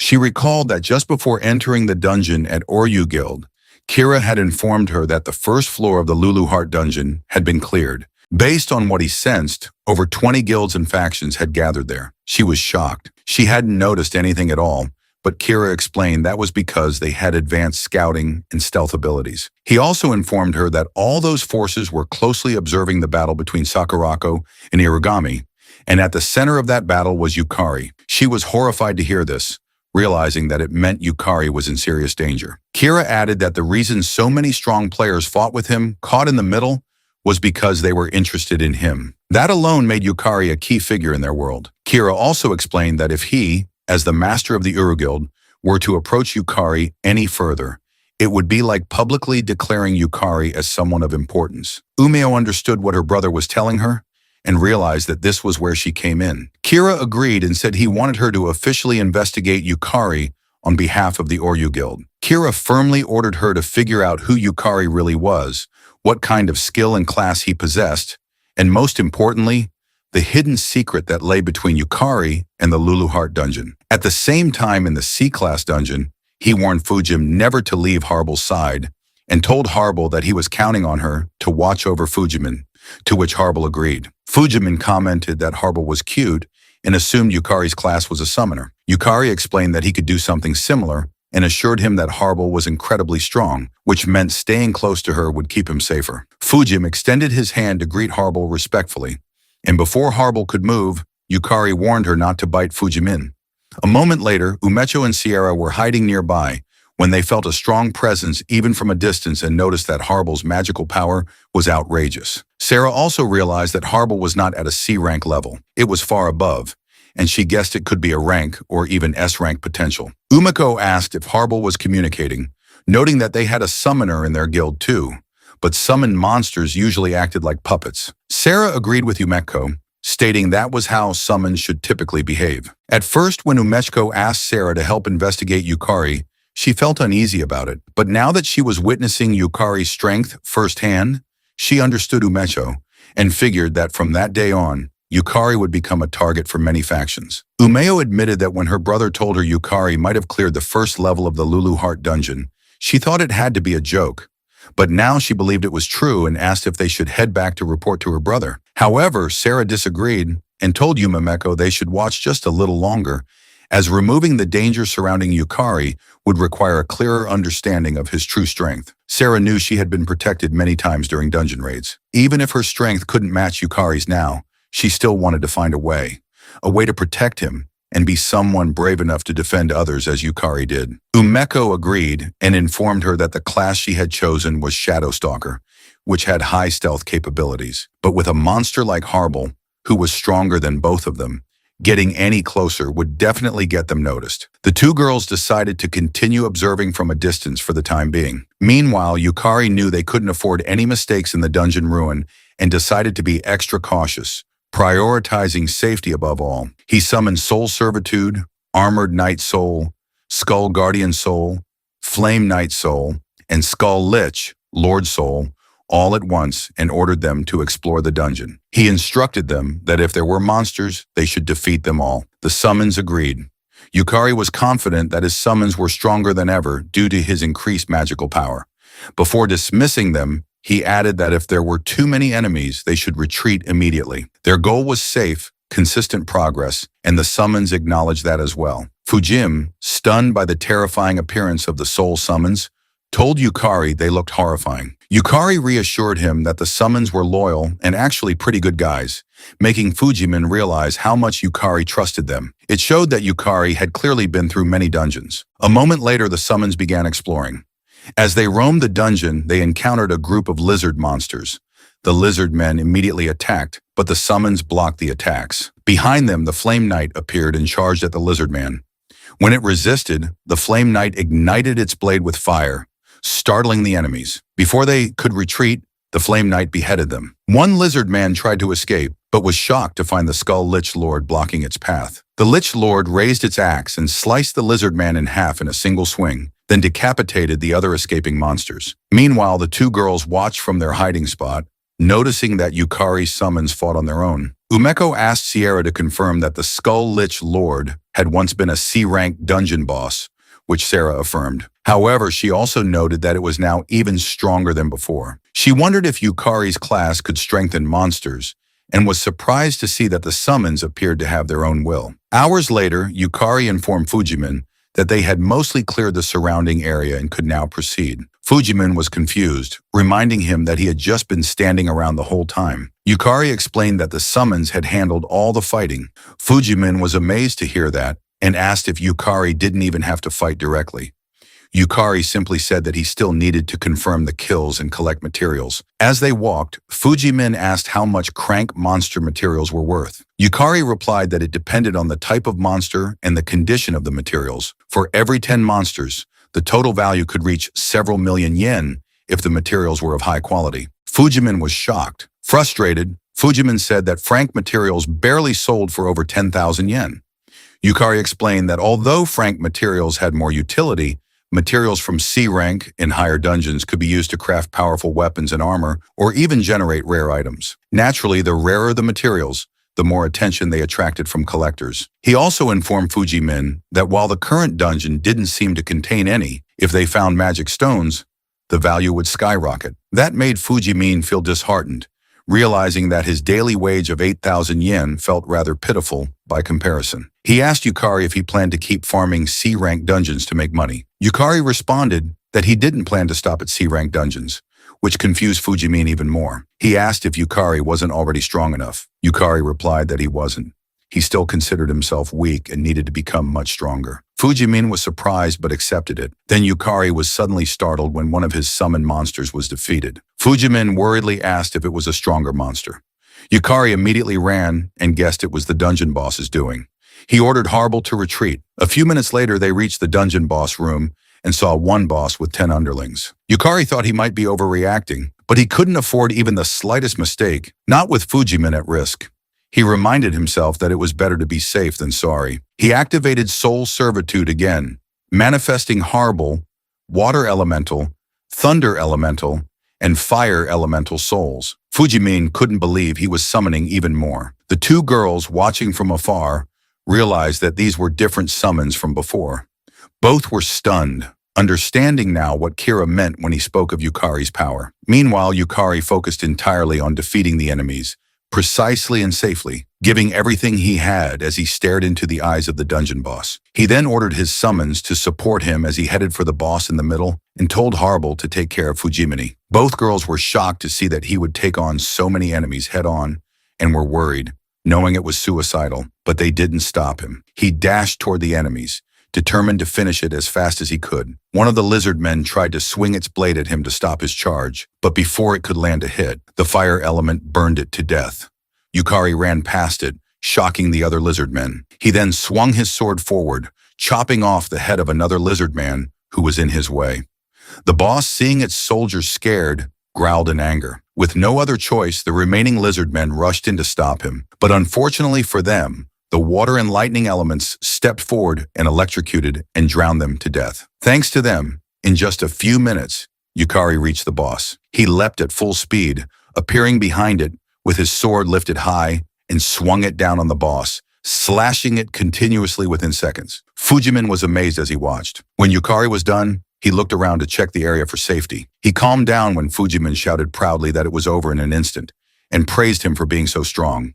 Fujimin then approached him, asking if he was right in thinking Yukari beat the boss, and said they should head back. Yukari simply agreed, but something didn't sit right with him. He found it strange, knowing that a monster at the level of that lizard man boss shouldn't have been able to defeat the Skull Lich Lord. He recalled the Skull Lich Lord telling him his magic was stronger now, confirming that he was indeed more powerful than before. Yet something still felt off. He wondered if there was something else going on. On the other hand, the girls were amazed that Yukari had finished the C-class dungeon so fast. Sarah couldn't believe Yukari had cleared the Lulu Heart dungeon like that.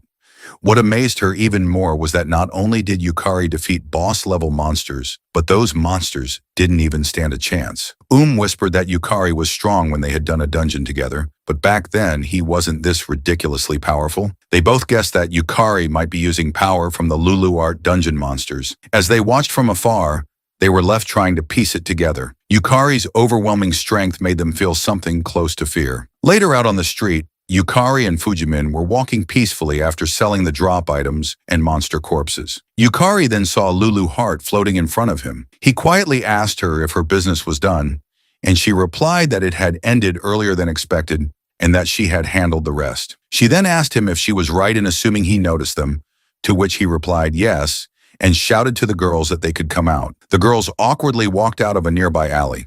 He told them he had sensed them inside the dungeon, and Sarah immediately explained that they didn't do anything to feel guilty about. He calmly assured her that he believed them and that they were probably just worried about him and Fujimine, earning a look of disbelief from Lulu Heart. Umeko, feeling guilty, quickly agreed and nervously shouted that C-class dungeons are dangerous. He then asked if they had sensed anything disturbing back in the dungeon, which shocked Lulu Heart. Umea responded that she hadn't noticed anything, and Sierra said the same. Suddenly, the sky above them opened and a huge demon eye appeared. A powerful magic circle materialized in the air. Yukari panicked upon feeling the massive surge of magical energy. Knowing that something incredibly dangerous was coming, his instinct to protect everyone activated immediately. Dark power began to spread around them, and before it could manifest fully, Lulu Heart rushed him to use his Lost Lust ability. Confused, he asked what was happening, but Lulu Heart just shouted that she would explain later. He agreed and immediately activated Lost Man to erase the lust. Multiple magic circles then appeared in the sky, unleashing a powerful force that destroyed everything in the area. The energy splashed in their direction, and before it could hit the others, Yukari blocked it with all his might. But it was too strong. He was slammed into a nearby building, leaving his friends deeply worried about him. Lulu Heart proudly told him that even in an unexpected situation, he stayed calm, and she praised him for how much he had grown. He confirmed that with that level of magic, even one mistake would have killed him. He then asked Lulu Heart if she knew what was going on because he wanted to understand the situation. She informed him that a demon king had come to meet them, and hearing that made him feel a chill of fear. She explained that before his regression, the world had gone straight to hell, and the real cause behind all the dungeon breaks was the one who ruled the S-class dungeon, the pinnacle of Septim Milani, corrupted by lust. She added that the disease that spread through solitude was the demon king of lust, and she had come for him. The demon lord of lust then introduced herself as Kararan, the ruler of the dragonkin. Her race was a dragon succubus hybrid, and she was affiliated with September Magnus.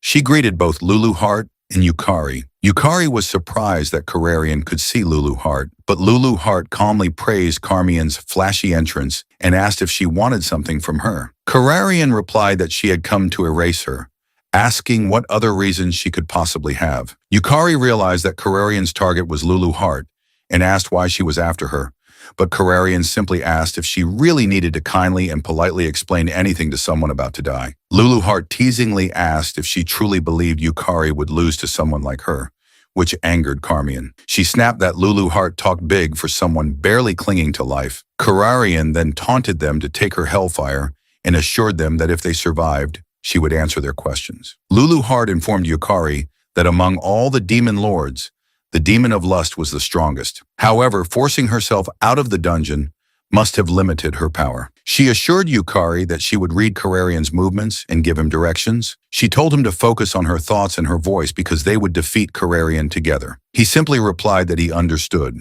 trusting Lulu Heart more than anyone. He was ready to face Karm, but then she disappeared, startling him. Lulu Heart immediately looked around, but Kararan reappeared on his right side and aimed her fire at him. He panicked but managed to raise his hand in time. Yet Kararian cast her spell faster, releasing a strong fire blast that exploded around them. Sierra called out to him in worry while Umeko tried to evacuate the others. The two girls attempted to attack the barrier, but they couldn't get close. Even their attacks were deflected. Umeko shouted that Karmarian's power was too fast to follow with the naked eye, and Sarah realized the battle in front of her was on a whole other level. She immediately pulled out her phone and contacted someone, knowing she had to at least do what she could. Meanwhile, Karm looked at her hand in confusion and admitted that the magical gap between them was overwhelming. She had struck first, a blow that should have left not even dust behind. Yet Yukari had survived thanks to the fire element. She gave him credit for that. Yukari noticed that even during battle, Carmine was calmly analyzing everything while they were fighting for their lives. Lulu Heart shouted to Kararian that Yukari had withstood her hellfire and ordered her to answer their question. Kararian teased them, asking if they were really that curious, then mocked them for trying to come up with an escape strategy while she spoke. Yukari shot back, asking if she was so weak she couldn't even keep a promise, which angered her further. But she regained her composure and admitted that her real target was Lulu Heart and the Arst rank 1. Lulu Heart dungeon because Lulu Heart was its king. Lulu Heart asked how she found out where she was, and Kararian replied that all dungeons where dragon reside fall under her domain.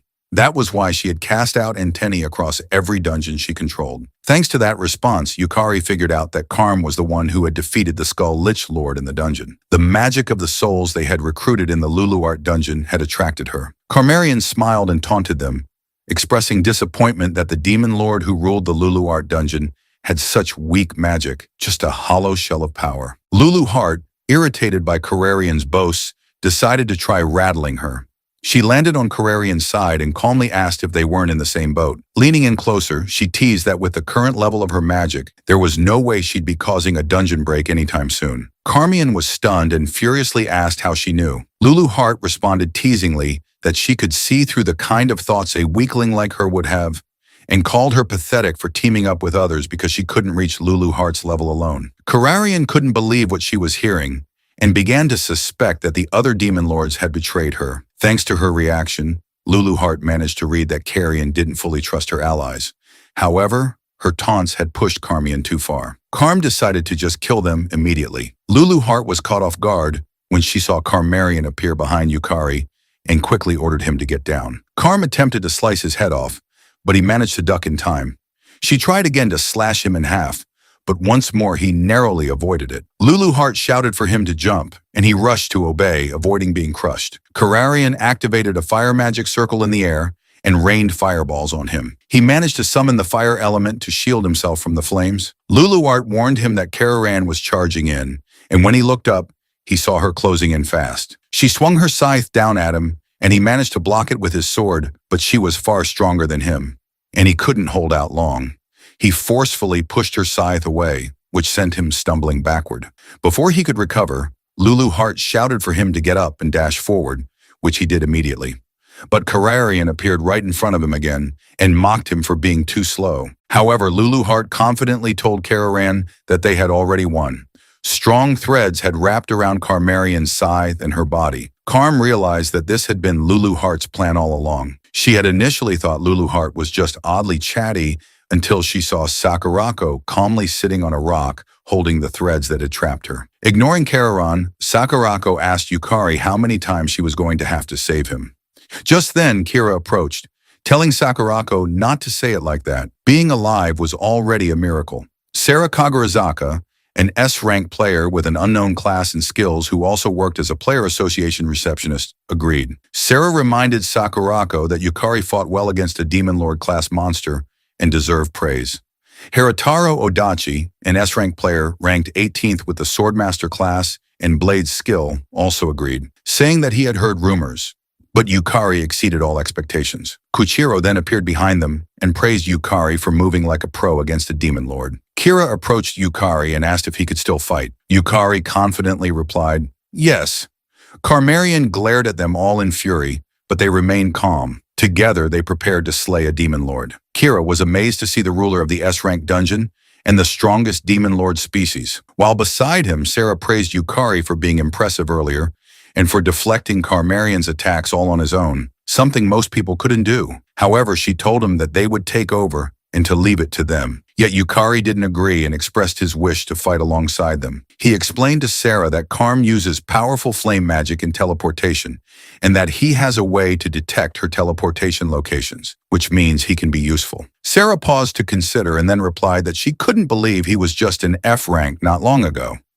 Fortunately, she agreed to let him join the fight. However, she warned him that even a single demon lord is enough to bring the world to ruin, and at the same time, she assured him that luckily they had a gathering of S-rank players present. Sarah then informed everyone of the formation. She and Kia would provide support. Kira and Kiritara would take the front lines. Umeko and Sierra would guide civilians to safety, and Sakurako would prepare the Grand Barrier. Yukari forced himself to stay calm and reminded himself that everyone there was a higher rank than him. He then activated his lost man's skill to suppress the feeling of panic, and once more told himself that the reason he was able to fight in that situation was because he had already seen Karm's attacks. He pushed himself to use his head, predict everyone's movements, and make the best possible move. Meanwhile, Karm realized she had been played. The players had hidden their presence to lure her into that exact situation. Lulu Heart noticed Kararian's reaction and could tell she was howling with her thoughts. She then teasingly showed the invitations and whispered to Kararian that if she let her sneak into a dungeon belonging to lizard men,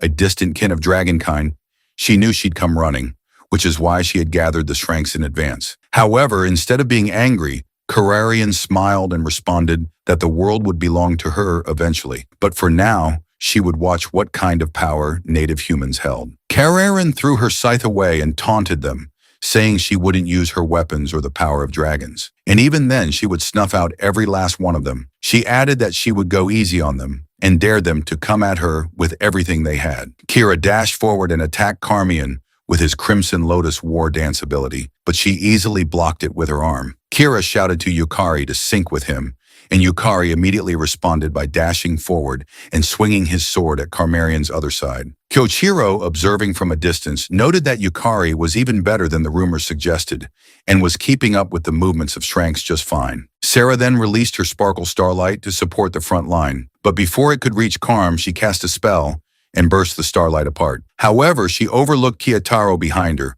who slashed her hand. Kararian, at first confident it wouldn't damage her, was shocked when Kiyotaro slashed her hand again and it was cut off. Kararian was amazed that a mere human had severed her arm. Kiyotaro explained that her skill blade whisper can cut through anything, and not even a demon lord is an exception. Karmarian released magic at her severed arm and calmly stated that she had learned something new. Her arm regenerated, and within a second a magic circle appeared beneath Kitaro, while Karmian taunted that she had come too close. Yukari shouted to Kiritaro to jump, and she immediately acknowledged it, leaping into the air before a powerful flame capable of incinerating someone in seconds erupted from the magic circle. Thanks to Yukari's fire element summon, Kitaro took no damage. She praised Yukari for his good battle instincts and swung her sword down to slash Carmarian's head. But Carmarian, now enraged, easily dodged it. Kira attempted to strike Carm's open side, yet she still managed to block it with her arm. The three of them tried to attack her simultaneously, but she disappeared. Lulu Hart warned Yukari that Kararan was above them, and he immediately relayed the message to everyone. Kyoichiro was amazed that Yukari could actually read the Demon Lord's movements and used his curse technique, Frozen Sky, to block Karm's fire blast from above. Lulu Hart warned him again. Karm was coming after the fuzzy guy. Yukari immediately shouted to Kira, but he was too late. Kararian pierced her hand into Kira. Yukari shouted Kira's name in worry, but Kyoro calmly assured him that Kira wouldn't die from something like that. Kira then activated a powerful ability and managed to grab the Demon Lord. Kararian realized that Kira was a regenerating phoenix, and before she could break free from his grip, Kitaro and Yukari dashed toward her. As Kitaro closed in, Kararian hastily activated a magic circle to protect herself, overlooking Yukari. He rushed forward, aware that his physical ability was more than 2 levels below the S-rankers, which meant Kararian would naturally prioritize Kiritaro's attack. In that moment, an opening would appear for him. He activated his soul resonance ability, which synchronized with a soul under his control and allowed him to wield its power. By syncing with an S-rank monster, his stats would skyrocket, enabling him to use that powerful magic directly. Karm felt a strong danger approaching from her other side and turned in a rush. But what she saw shocked her. Yukari's magic power surging directly toward her. Unfortunately for him, she still managed to block his attack using her scythe, which startled him even more. He was sure he had boosted to S-rank status through his soul resonance.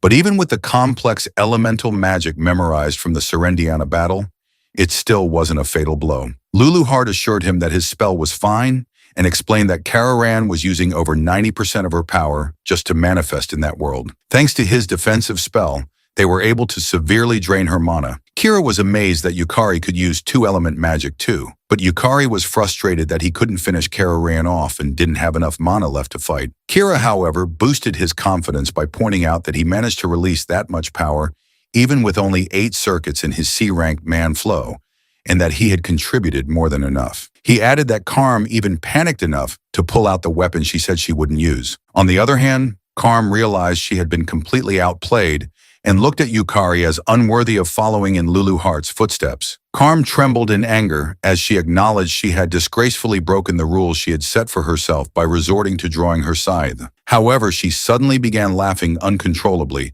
prompting Kira to ask the others if they had driven her mad from the pressure. Karm decided to reflect on her actions and floated into the air, opening a massive magic circle above her. She calmly warned them that she was going to get serious, startling everyone. Kira rushed to cover Yukari, and everyone gathered themselves to fight. Carmarian then calmly released Karma Catastrophe, and a tremendous force of power burst out from the magic circle, heading straight in their direction and destroying everything around them in just a second. When the power subsided and the destruction was laid bare, Yukari was lucky to still be alive.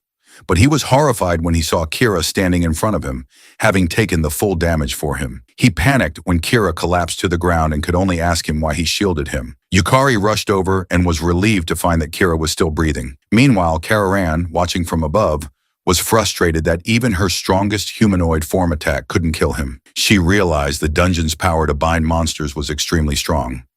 Calmly landing on the ground, she decided to take her time killing Yukari. Suddenly, 4 bright lights appeared above her. When she looked up, she was startled to see 4 foxwhale barriers rushing down toward her. As they landed, they unleashed the power of the spirit sky barrier. Kararian looked around in panic, but nearby, Sakurako calmly told Sarah that it was finally her turn. Sarah stepped forward, her crisis gauge ability finally full, which meant she could now go all out. Yukari was relieved to see the 2 girls were safe. Sarah apologized to him for putting such a burden on him, and sincerely regretted letting things reach such a disastrous point. She then explained that her class couldn't unleash its true power unless she was cornered, and she requested him to keep everything he saw confidential. Sarah then activated her class, and he was surprised to see her release such a bright and overwhelming power. As she began to transform, she explained that she hadn't wanted to transform at 30, one of the reasons she had retired from being a player. But given the situation, she had no choice but to go all out. She transformed into a cute magical girl and immediately unleashed her sparkle starlight toward Carmian. Remained calm at first, thinking it was the same attack from before. However, Sarah teased her, asking whether she really thought she could block the attack that easily. When Sarah's starlight hit the barrier Carrion had conjured to protect herself, the sheer power shocked her.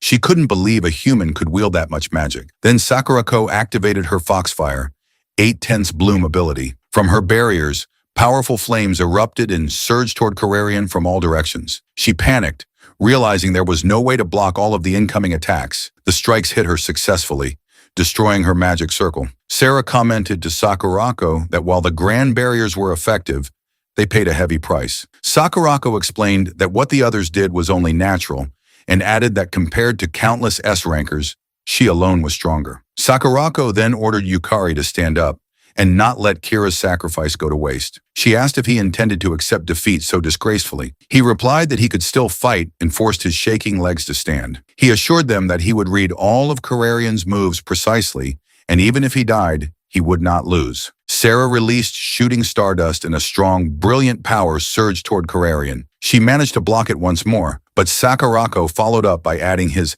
Fox Lightning 8/10 bloom to Sarah's attack, pushing Carrarion back even further.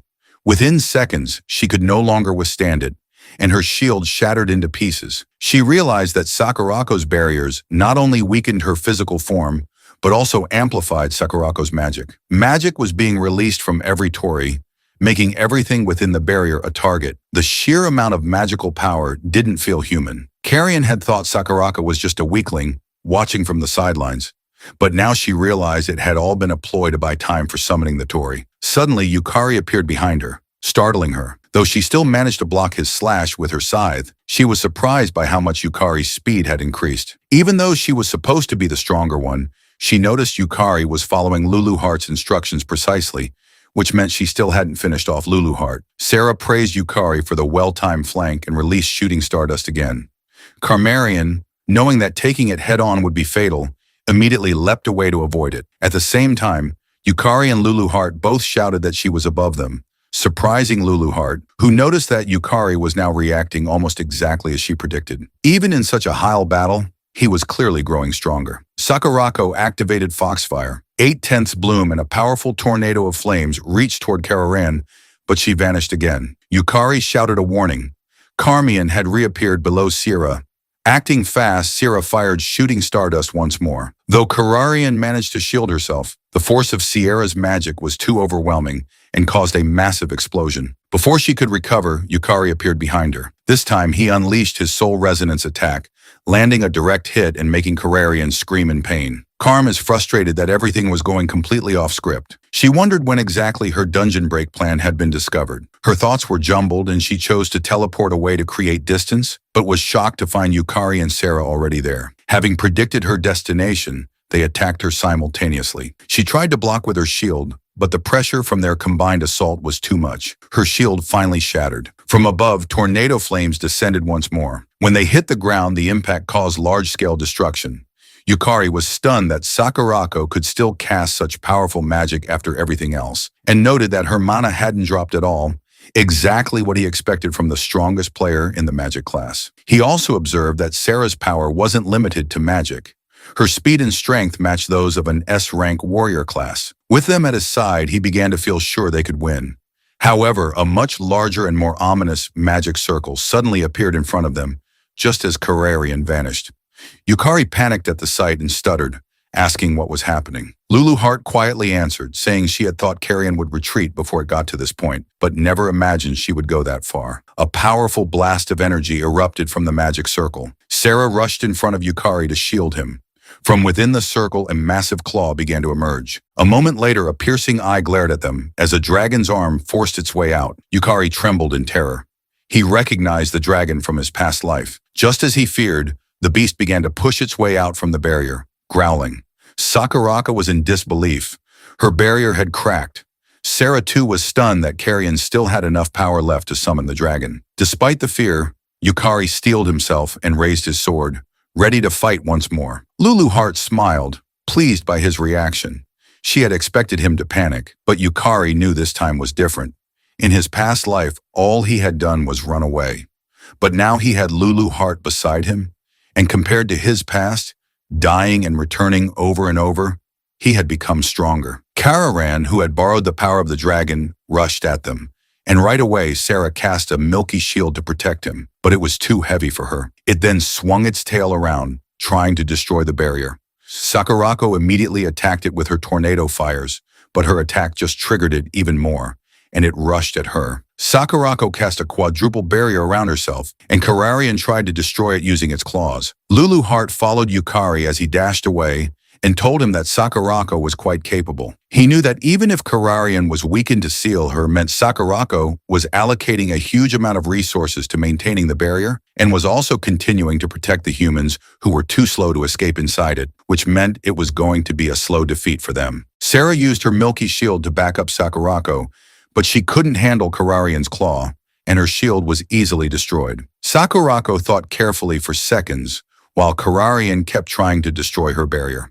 Sakurako then informed Sur that she was going to release her Ninetails, but Sira disagreed and warned her that if she released it, she wouldn't get out of it unscathed. However, Sakurako knew that it wasn't the time to be concerned about it, because the only thing that she absolutely could not allow was for any harm to come to her sister Sira. But Yukari interrupted her, saying that he had a plan and asked for their cooperation. Sakurako asked him what it was, and before he could answer, Sakurako ordered him to state the ideal and most optimal conditions, because there was nothing she couldn't do, and warned him that if he was useless, she would just release the Ninetails, to which he confidently replied that he understood. He then informed them that he wanted the Demon King to pay no attention to him, that they should stay in place and give him time to charge a big move, but he would have Sarah lend him her power. After a small briefing, Sarah attacked Carmian with her shooting stardust, but she noticed it and counterattacked with a dragonfire breath. As Sarah and Carmian were busy exchanging blows, Yukari began executing his plan and jumped off Sakurako's torii from above. Yukari was amazed that Sakurako also had a means of spatial movement. He flew down knowing that Soul Burst takes a long time to activate and leaves a big opening, but if he was falling from the sky, it wouldn't be a problem. He was close to reaching Carmian and managed to cast his Soul Burst ability faster. Carmian felt a higher magic power output from above, making her wonder why it was coming at her at that timing. A few moments ago, Yukari realized that he couldn't win as he was now, and he needed to change his stats to ones that could win, and that's where Sarah walked in. He asked her if she could take his hand as they ran away, and when she was about to agree, she stopped in confusion. Soul resonance can link not only with a monster's soul, but also if two hearts truly connect. And Yukari guessed that if Sira could trust him from the bottom of her heart, they could be able to resonate. And if they did, he could replace his stats with the S-rank stats of the world's strongest Sira and unleash Soul Burst. Back on the battlefield, Carmian knew that she had to stop it with everything she had or she would be finished. Carmian then activated her strongest barrier. And as the combined power of Yukari and Sarah, who believed in him without a second thought, they managed to break through Kararian's shield together and caused a strong explosion around them. Sur waited for the smoke to disappear, but unfortunately, they just shattered Karmarian's shield, but did not kill or damage her. However, Carmian admitted that their power together was incredible, and if she had taken it one more time, it would have been dangerous for her. Yet she was glad that she could sense Yukari's magic power vanish. Fujimini and the others were horrified when they didn't see Yukari, and like them, Kamarian thought that Yukari was dead, and all she had to do was finish off the remaining humans. Sakurako was frustrated that their effort didn't work, and was about to release her nine-tailed fox, but Sarah told her that it wouldn't be necessary, and looked up at Yukari, who was gathering a massive magic attack from above, and dashed toward Kararian with it. Carmian couldn't believe it and asked why the magic power that should have been gone had fully recovered. The reason for this is the last elixir that fully restores health and mana points, which he had gotten from the Lululart dungeon. Sarah excitedly reached for him and tightly held his hand. Their souls once more synchronized with each other, and it pissed Karmarian off even more. But they didn't care, and just launched his soul burst at her together. They successfully landed the attack on Kararan, and everyone was amazed and couldn't believe what they were seeing with their own eyes. However, the clash caused massive destruction and pushed everyone away. Yukari kneeled to the ground in exhaustion, having used up all his mana and soul. He looked up in worry, but Lulu Heart held his shoulder and assured him that the subjugation was a success. As Kararian had returned to her human form, Kararian's mana was empty, and she knew that Yukari shouldn't have had that much mana, making her even more curious about him. She immediately dashed back, needing to return to her dungeon and replenish her mana. However, Sakurako used her tornado fires to stop her from escaping. Carmine panicked for a second, but then smiled as she called for the witch. Irigami appeared behind her instantly, and everyone was shocked to see her. Yukari couldn't believe it and figured out that the one connected to the dungeon monsters was Irigami. While Sakurako was furious at seeing her nemesis's face at the worst possible time, Kararian ordered Irigami to retreat and was frustrated, thinking that her retreat was an utterly disgraceful route. Irigami reminded Kararian that she had warned her many times that it was a trap. Still, Iami knew nothing could be changed and activated a teleportation spell to escort Kararian back to her dungeon. Sakurako and Sarah both aimed their weapons at them, but Irigami only laughed at their reaction and released her huge blades, reminding them that they were both extremely exhausted, which meant they shouldn't resist, then warned them with a sweet smile that she had no interest in slaughtering the weak, which enraged Sakurako even more. She threw her flames at her. Sakurako was confident that exterminating a couple of trash bugs meant nothing to her. However, Irigami easily blocked her attacks and teasingly asked where her usual firepower had gone. Irigami then reminded her that between maintaining the Great Barrier to imprison Karm, casting advanced spells one after another, and defending the weak, she had finally run out of mana. This pisses off Sakurako, and she swore to Irigami that she would kill her. Sarah shouted to Sakurako not to do it and reminded her that there were civilians nearby. Sakurako then looked down and saw Sarah below them. She forced herself to calm down, but unfortunately, Irigami noticed it and confirmed that Sakurako was soft when it came to her little sister. Irigami then ordered Kararian to target Sierra, and Kararian immediately opened a magic circle in front of Sierra, casting something at her. For a second, Sierra didn't feel anything. Sakurako demanded to know what Iami had done to her sister. Irigami just laughed at her and informed her that nothing would happen as long as she behaved, yet warned that if she tried anything suspicious, something dangerous might befall her dear little Sarah. This made Sakurako about to lose her temper and tried her best to calm herself down for Sarah's sake. Yukari asked Irigami why she was protecting Kararan and why she was siding with the monsters, greeted him first and praised him for growing stronger. She added that his growth always excited her. He shouted at her to answer his question, but she only laughed creepily and responded that it was for the same reason as him, shocking him and making him wonder if Ayami had seen through his connection with Luluart. Irigami then asked him if he understood her now and told him she had prepared a surprise just for him. Sakurako, unable to contain her rage, warned Irigami that she had made a fool of her and swore once again to kill her. However, Irigami simply pretended to be scared to tease her and replied that she'd love to experience it. She then said her farewells to everyone and vanished with Carmarian, leaving Yukari frustrated that in the end, Carmian still escaped. Lulu Hart told him not to be so pessimistic because Kararian's power had been greatly weakened and that she had achieved what she set out to do. She explained that she had deliberately leaked information, causing discord among those plotting the dungeon break, which was a major step toward stopping it. A moment later, the rescuers arrived and healed everyone who was injured. Kira apologized to Yukari for forcing him to face a demon lord, but he disagreed and reminded Kira that he should be the one thanking him. Without his protection, he wouldn't have been able to fight. Kira was proud that his decision to protect him had been the right one and praised him for fighting well. He then raised his fist, which surprised him, but it made him feel good, and he accepted Kira's fist bump. Yuma Mako appeared, rushing to him and worriedly asking if he was hurt. He was glad was safe as well. She informed him that Sierra had been taken somewhere by Sakurako, leaving him wondering if Carmarian had done something to Sarah. Fujimin also appeared, worrying about him. Yukari apologized for dragging him into the mess. Fujimin cried as he told him the battle had been so fierce along the way that he thought he might have died. He then showed him his phone. Yukari saw a video of himself on YouTube with a swarm of comments, amazed at his strength. Fujimin proudly told him he had broadcast his achievements to the whole world with tears in his eyes. However, it shocked Yukari as he was someone who never wanted to be noticed. A few days later, Yukari headed to the association building for his B-rank promotion exam. Sarah informed him that there would be a practical combat test after the written exam, to which he agreed without hesitation. Sarah assured him that he would be fine. After all, he had even defeated a demon lord, and she sympathized with him for having a hard time after the Lust Demon Lord battle, especially since his fight had been broadcast worldwide and was still trending on social media. Yukari personally didn't like standing out.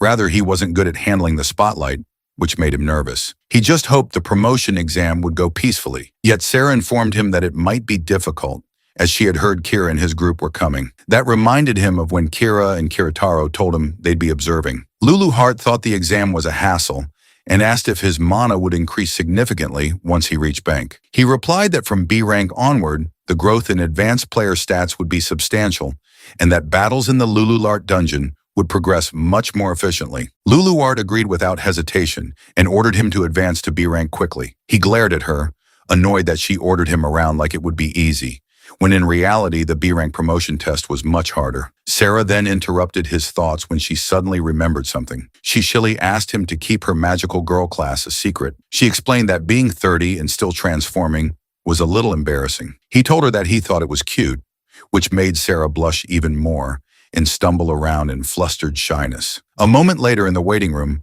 a girl asked him which rank's promotion exam he was taking. He replied that he was there for the B rank promotion exam. The girl told him she was there for it too and introduced herself as Sonagi Hyagisaka. Sonagi then spoke to a man named Ritsuki Kiroshima, a B rank player, but he told her not to talk to him so casually, claiming she was distracting him. Yet Sonagi didn't back down and told him they should get along since they were taking the exam together. However, Ritsuki angrily warned her that he was there for the A-rank promotion exam and not to lump him in with C-rankers like them. Tsunagi figured out that Ritsuki was a veteran and asked why he was so on edge. He explained that high-ranking big shots from major guilds were observing their exams, including Kira Senzaki from the Oryu Guild, which had the most S-rank members, and Kiritaro Odachi, the S-rank solo player. Tsunagi was amazed to hear that such big names were attending. Ritsuki confidently stated that if he made a strong impression, he might catch the attention of the S-rankers. However, Tsunagi told him it would be extremely difficult, which pissed him off. He asked what she meant by that, and she calmly reminded him that the examiner was Arama. The anger on Ritsuki's face immediately turned to fear at the mention of her name. Later, the examiner announced that 8 candidates had failed, including Ritsuki, who had been so confident just moments earlier. Arama Arisa, an A-rank player, gave him feedback, saying that his field of vision was too narrow. His strikes had power, but he focused too much on cutting only what was directly in front of him. She added that he couldn't predict his opponent's movements and recommended he continue training at B rank for a while longer. Ritsuki walked out of the field cursing in frustration. Tsunagi wasn't surprised. She had expected it, knowing Aima was far too strong for them. Ritsuki muttered bitterly, still questioning why she had to be the examiner.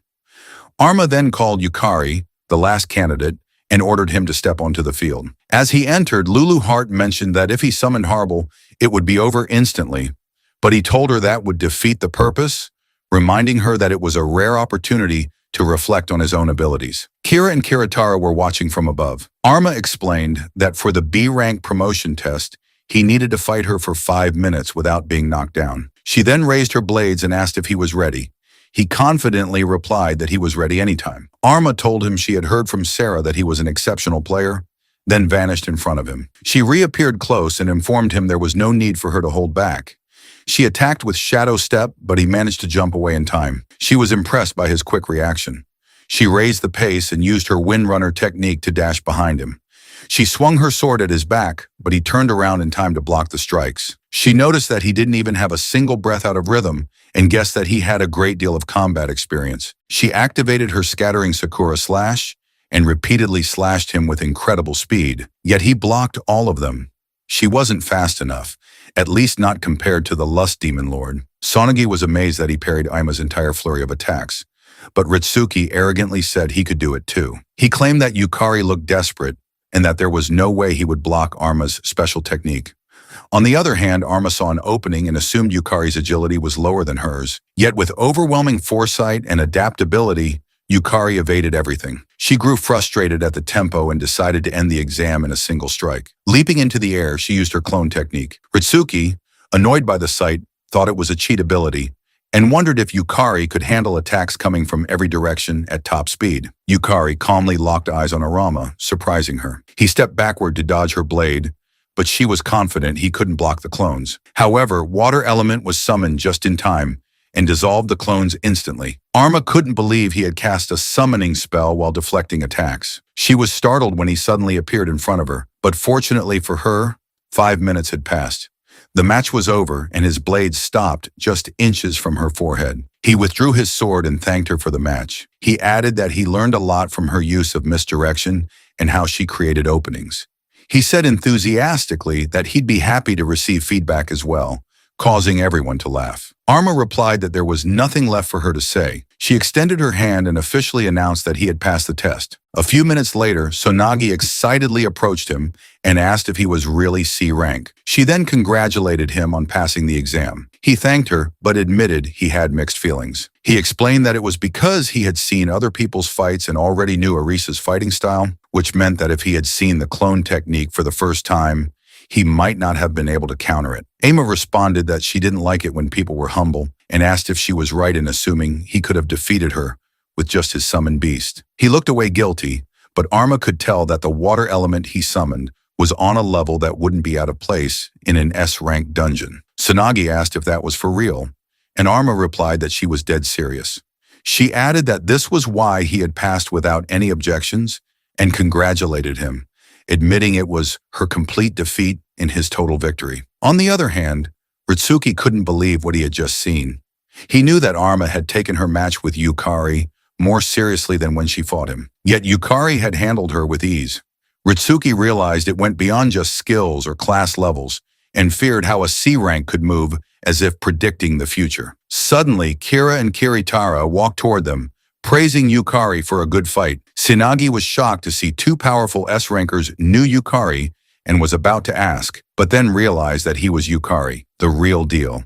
She recalled watching his last battle on YouTube. He explained to her that it was all thanks to the support of S-Class members. However, Kira added fuel to the fire by announcing that Yukari was the player who defeated the Demon Lord, making Yukari even more uncomfortable as he never wanted to stand out. Suddenly, Kira noticed someone mysterious walking out from behind the benches, but laughed when Kyoto told him not to trouble a promising young man of the future. Kyoto praised Yukari as well, and told him that his situational judgment was truly remarkable. She advised him to hone it even further, and said they would be waiting for him in the Shrank. He was surprised to hear it and recalled that in his past, becoming Shrank had been a far-off dream, but thanks to Kayataro's praise, he began to believe he could really reach it. Lulu Heart reminded him that it shouldn't be a guess because he can reach it. She also reminded him that Shrank alone wasn't enough to stop a dungeon break. What he should aim for was beyond that.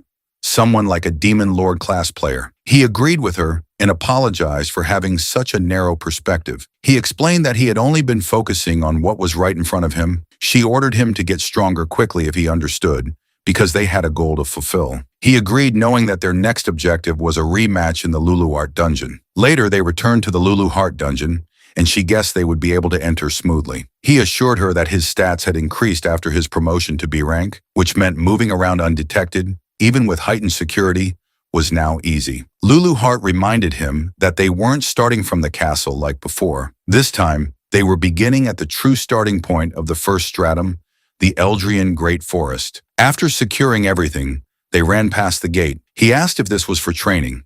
She replied that it was part of it, but that moving the dungeon consumed magical power. Yukari often forgot that Lulu Heart was so weak and she had taken the form of a small girl because she always acted so confidently. But in truth, she was just an empty shell with barely a speck of magical power left. He realized that he had to try harder so Lulu Heart wouldn't exhaust herself. When they reached the entrance, he asked if they just needed to head to the second stratum of the Lulu Heart dungeon from there. She agreed, but added that while the second stratum was their goal, there was something he had to do first. He was confused and asked what it was.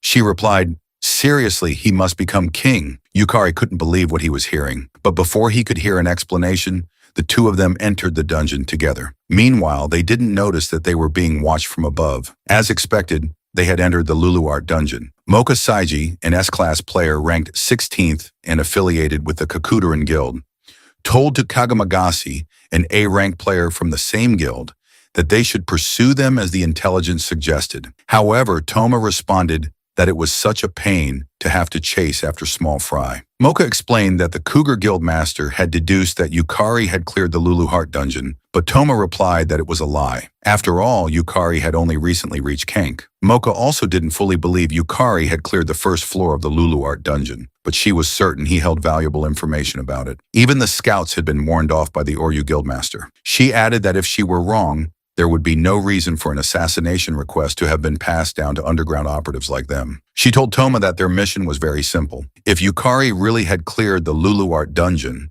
then all they needed to do was kill a mere B rank and steal the authority to control the first floor. Meanwhile, on the first floor of the Luluart dungeon, the Alorian Great Forest, Yukari was fighting an S-rank rose monster. He summoned the fire element and ordered it to attack the monster from the right while he moved to the left. The fire element struck with a powerful flame, but the monster blocked it using a swarm of roses. Yukari had anticipated this and ordered fire to keep attacking.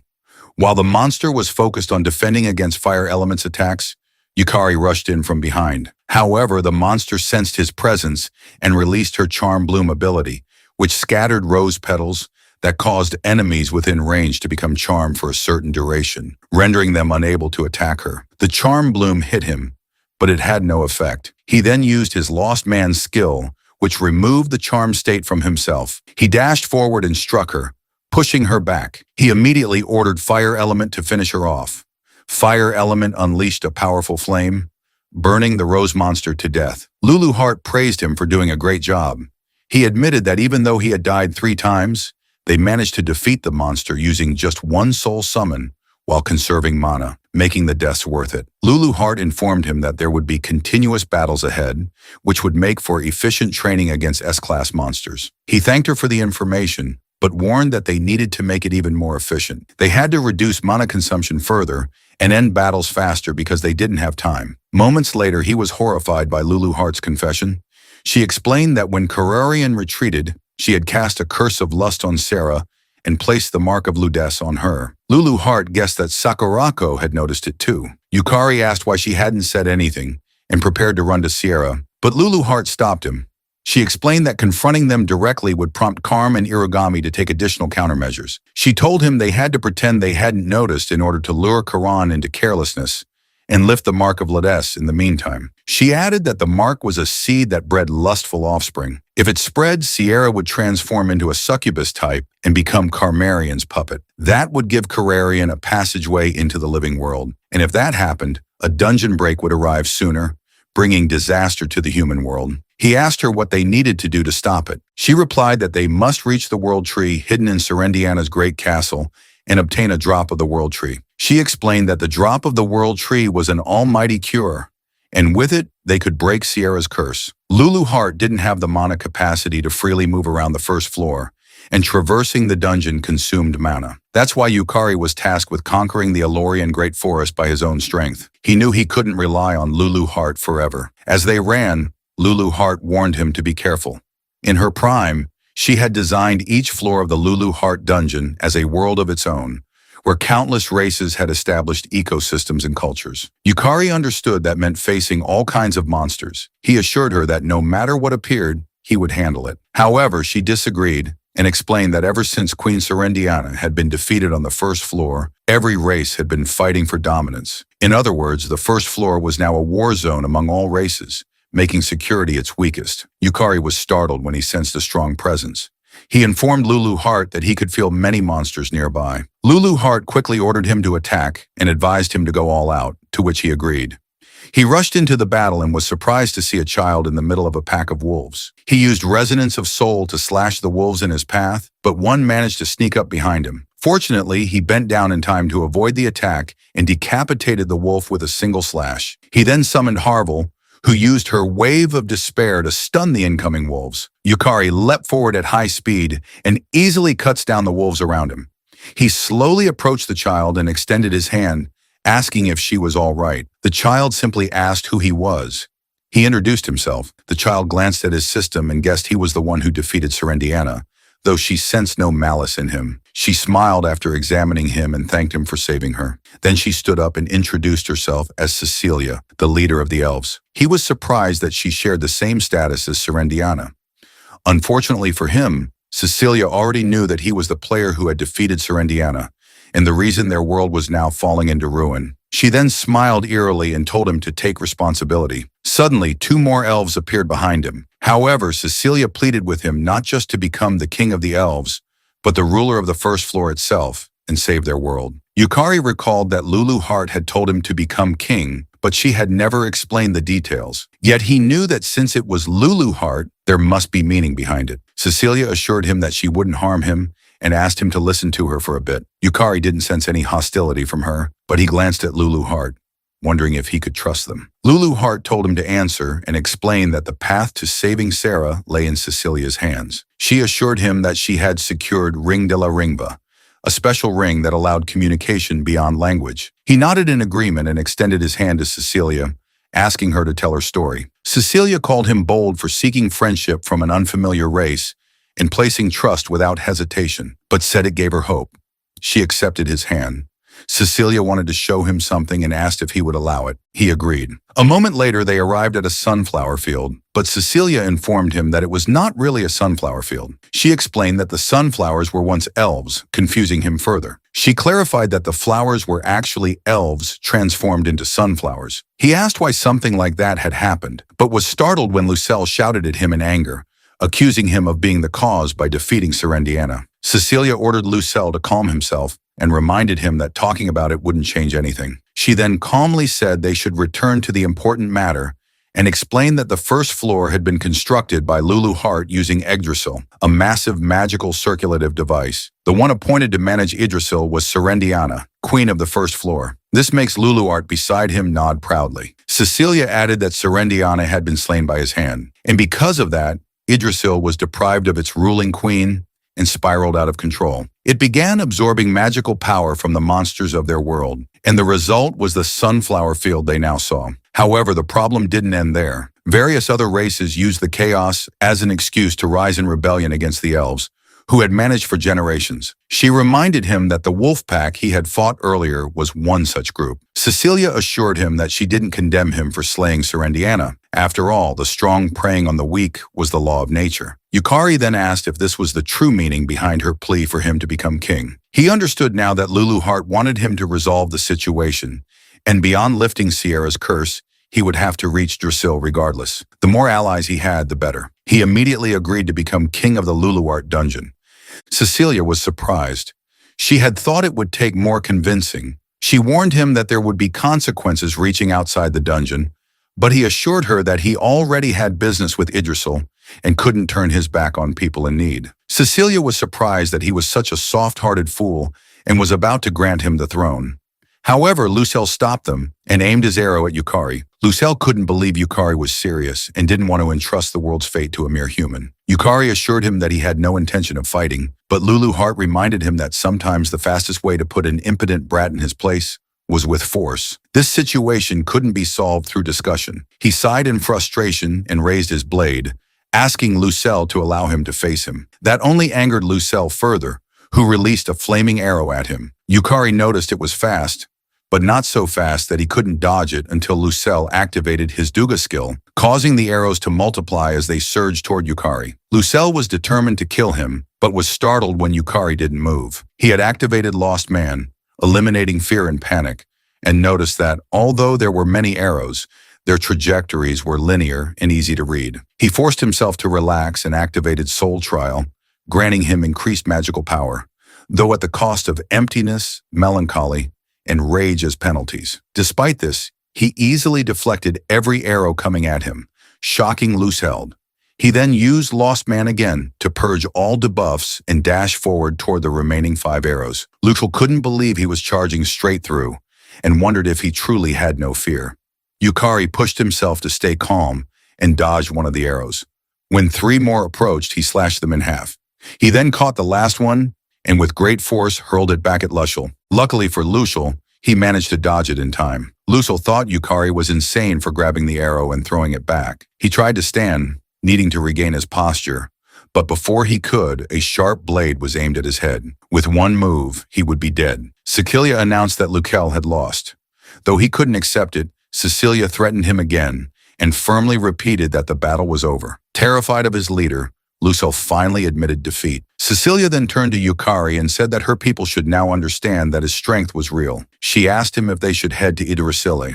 The scene shifted to an elf girl firing a bunch of arrow into a charging pack of wolves, and the elf girl announced that there are way too many of them, questioning why they keep appearing close to the castle. She mutters that, with their territorial instincts, they shouldn't even be in this area in the first place, which Cecilia counters, saying that the world tree lies beyond the giant castle. She thinks that the pack of wolves truly intend to wipe them out, saying that there must be at least 50 Fenroas alone. Veronica said that they must run for it, but a creature suddenly scares her from behind.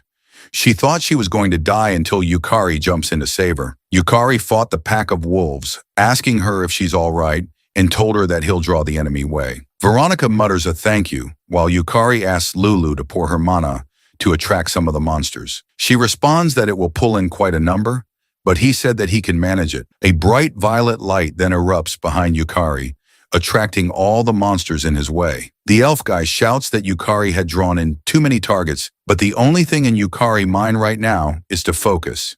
He then swiftly slashes all of the monsters, shocking the elf couple. Lulu thinks that Yukari movements isn't bad at all, and that Cimmerian affect him a lot. Yukari thought that there's still too many monsters, and he needs a way to finish them all faster. Accidentally stomping on a puddle, he thinks of a plan that could work. He shouts at the both of them to fire more arrows.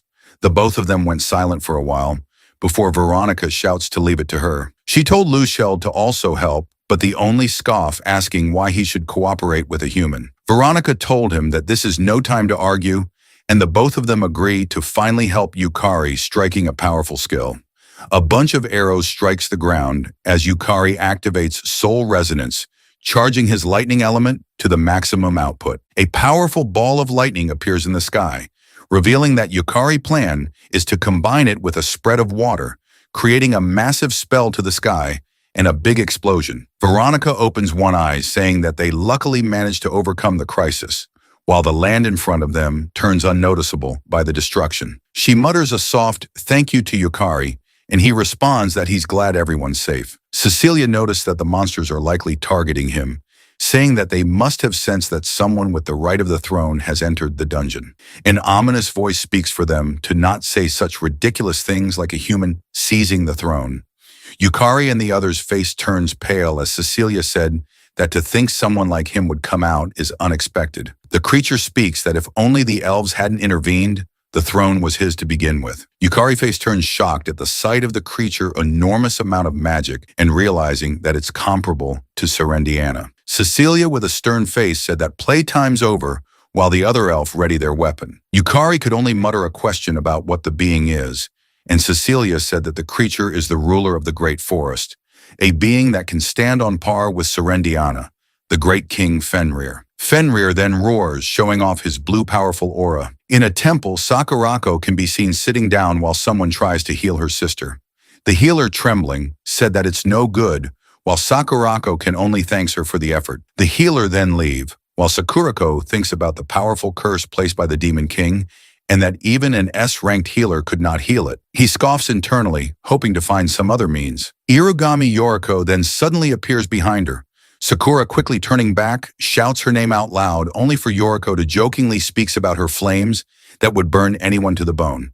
She then creepily says that the killing intent of Sakurako is truly a class of its own, and that it even sends a chills down her spine. Sakurako then unleashed her foxfire technique, 7-quarter bloom, but the skill doesn't affect Yoriko as she unleashed a powerful skill of her own. Yoriko said that despite the murderous intent Sakurako had, her heart remains calm, saying that if she kills her right now, she must understand that her sister won't be saved. Yoriko then happily utters that she has came to tell her how to lift the curse, but Sakurako, hearing that, only give a look of doubt. Yoriko then continued that the Demon King mark of lust cannot be dispelled without another Demon King level skill, but tells her that if they use an S-rank item born from the World Tree, the curse can be broken. Sakurako listened carefully, thinking about the World Tree inside Lulu Heart Dungeon, and Yoriko continued that the S-rank item can only be obtained by the king of the first floor of Lulu Heart Dungeon, saying that, in other words, she must kill the king of Lulu Heart Dungeon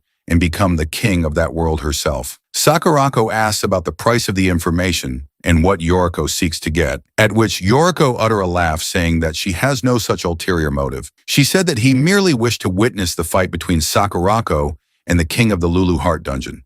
The scene then immediately shifts over to the main examination room, where a frantic red-haired guy explicitly told two other members that Yukari had officially entered the dangerous Lulu Heart dungeon. He urgently tells them that Yukari has been consistently ranking up and successfully clearing every dungeon at a completely unprecedented speed, and that he can even effortlessly summon highly dangerous monsters. He quickly continued that, until now, his true power hasn't been fully confirmed, but that this shocking fact alone permanently seals it. He told them with absolute certainty that the powerful individual who cleared the entire first floor was definitely Yukari. A white-haired girl calmly comments that Yukari's tactical judgment was outstanding even during the fierce fight against the Demon Lord, and she also wants to ask how Yukari successfully conquered the dangerous forest and even ultimately defeats Serendiana. The other guy heavily holding his table told them that it has been officially confirmed that a hostile organization is currently actively pursuing Yukari. Preparing her sharp katana, the brave girl firmly suggests they had to depart immediately, telling them that she will personally take care of the incoming pursuer by herself. The concerned guy audibly questions her if she will really be fine with the solo job, and she confidently responds by reminding him that she's not legally bound by the public eye since she doesn't officially belong to any faction. Smiling, he suddenly realizes that if he wants to interfere, it would inevitably risk serious friction with other powerful guilds, severely troubling Yukari, continuing that since she also deeply likes to do things individually, she sharp-wittedly responds by telling him to not say things so dismissively, since there are critical things only she can properly take care of. The scene then shifts directly back to the Lulu Heart dungeon, where a menacing Fenrir arrogantly remarks that Saphira had truly fallen from her historical peak, spitefully remarking that elves are basically nothing without Serendiana. Fenrir then proudly roars aggressively and loudly told them he'll easily take care of the elves along with the humans. Saphira desperately waves her hands at Fenrir, frantically shouting at Yukari to immediately run away. She carefully told her that if he somehow survives, there might still be a viable chance to solve the world's deep problems, only for Yukari to flatly reject her cautious advice, telling her to leave the mighty Fenrir entirely for him. He then quickly summons a massive water element monster, skillfully forming a dark cloud that starts a heavy rain around the entire zone. Saphira, in complete shock, genuinely asks the reason he decided to form a cloud, and Fenrir mockingly laughs that Yukari's supposed big move is only simply making it rain. Lucheld sharply sneers that humans really are completely useless after all, swiftly pulling out his combat bows, loudly shouting at Saphira to stand back before releasing a powerful glowing arrow heading directly at Fenrir, only for the fast arrow to be instantly reflected by Fenrir's heavy barriers. Lucheld can only helplessly open his mouth in total shock by what just catastrophically happened, while Saphira softly mutters that his magical barrier is still active after all, explaining to him that there's a mysterious protective barrier wrapped tightly around Fenrir designed to protect Fenrir against all incoming dangers.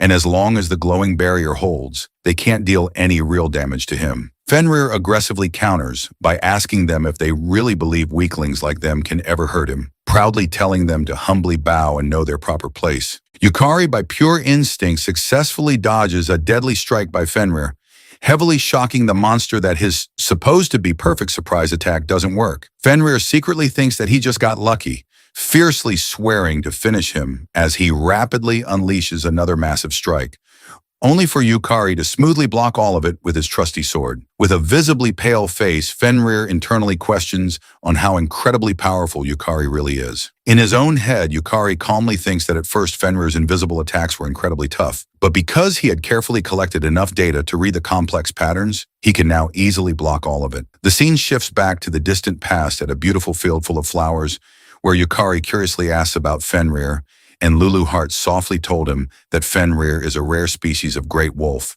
and is the ultimate boss of the stage. She seriously continues that Fenrir consistently uses deadly cold magic and invisible magic chains as his primary attack, directly telling Yukari that Fenrir is absolutely not an opponent he can easily defeat. Yukari directly asked her if she had any brilliant idea to beat him, and Lulu Heart, with a cheerful smile, told him she possesses a secret plan.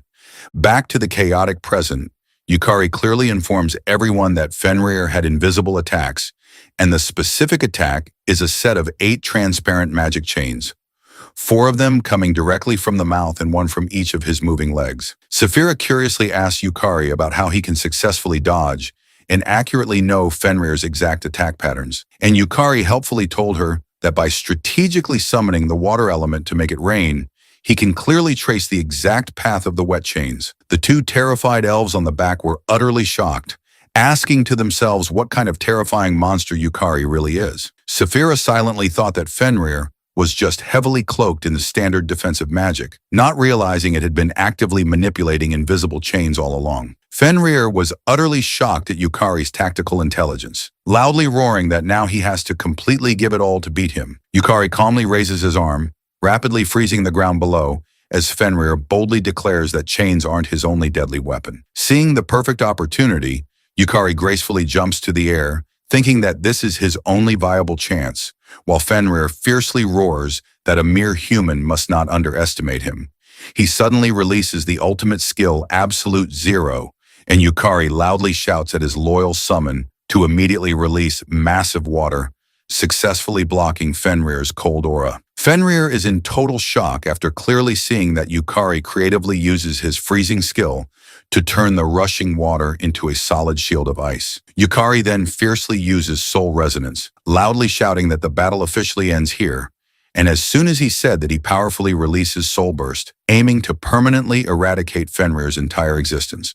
The devastating skill instantly created a whole crater in the fractured ground, and a heavily wounded Fenrir barely escaped the blast radius while furiously shouting at Yukari, completely not believing a mere human inherently possessed such immense power. With a deeply worried face, the creature simply can't believe what had just catastrophically happened, genuinely not believing that a legendary divine beast will be thoroughly defeated by a human opponent who doesn't even officially have a title. Yukari counters firmly, calmly stating that today will inevitably be the final end of its long life. Fenrir desperately responds by violently lunging his massive paw, stubbornly believing that he will absolutely not die, while Yukari quietly mumbles that this will really be the absolute end. Fenrir's razor-sharp paws suddenly freezes rigidly in the air, as his entire body completely stops mid-air, precisely because of Harbel's restrictive magic. Yukari then thoroughly explained that in his multiple previous loops, he repeatedly tried using Harbel's signature freeze magic, and at first it consistently didn't work until he strategically amplifies the skill with deep soul resonance. Swiftly slashing Fenrir's thick fur, he clearly states that this clever trick can only be successfully used once because the enormous amount of mana required. Weakly collapsing, the defeated Fenrir can only bitterly laugh inside his fading mind, thinking how incredibly funny it is for a cosmic entity like him to die to a mere human. An official system message abruptly appears before Yukari, warmly congratulating him for successfully defeating the divine beast Fenrir and safely obtaining Fenrir's rare soul, while Yukari silently thinks that all the countless agonizing deaths has been completely worth it, because he had finally acquired a highly powerful soul. Yukari then cheerfully asks at the panicked others if they're entirely unharmed, and a stunned Lushel dryly responds by telling him he's literally the only one doing the fighting. Saphira solemnly states that Yukari is far beyond her highest expectation, still not believing that he really defeated the legendary Fenrir. Yukari seriously questions if the 4 of them should immediately head to the mysterious world tree, and the curious elf girl softly asks back if he doesn't desperately need a break. Yukari directly responds by telling her he had completely lost the natural sensation of fatigue, and the girl can only mutters a quiet "okay" in total confusion. He deliberately continues with a creepy face that deeply worrying about him would just be a total waste of time, at which a concerned Lulu heart heard with a visibly worried face. The scene then swiftly shifts to a massive ancient mansion where the majestic world tree permanently reside, and Yukari curiously asks Lulu heart if she's the original one who made it, deeply questioning how is it even intricately structured. Lulu Heart explicitly tells him that the world tree strictly has a complex system that continuously circulates dangerous monsters within the dungeon, carefully reconstructs souls of monsters that have recently died, directly telling him it's essentially a comprehensive soul reset mechanism. Yukari logically concludes that inside Lulu Heart dungeon, there really is an entire hidden world, and Lulu Heart confidently counters by telling him it is entirely her world. With a confused face, he blankly asks what does she truly mean, and she mysteriously responds by telling him that he'll understand completely soon. She firmly continues that, more importantly, The massive tree is currently overflowing with ancient energy and is easily strong enough to permanently lift a demon lord curse. Saphira clearly tells Yukari that the magical preparation is fully complete, carefully handing him a sacred staff, strictly commanding him to raise it high towards the world tree. She gently states that the three of them will patiently wait outside, while Yukari High raises the staff, and a bright yellow light suddenly starts completely surrounding the area, rapidly swirling around Yukari and the staff. He intensely questions the massive flood of hidden information rapidly pouring inside his overwhelmed mind, and the scene then immediately shifts to a vivid flashback of Lulu Hart while she was still a terrifying dungeon boss, fiercely fighting against highly powerful hunters. Lulu Hart successfully managed to swiftly defeat the very last elite hunters, and a yellow blinding light suddenly appears out of nowhere. Yukari appears in the vision and silently thinks these ancient memories are from when she was a feared demon lord. Lulu Hart heavily rests her massive sword into the bloody ground,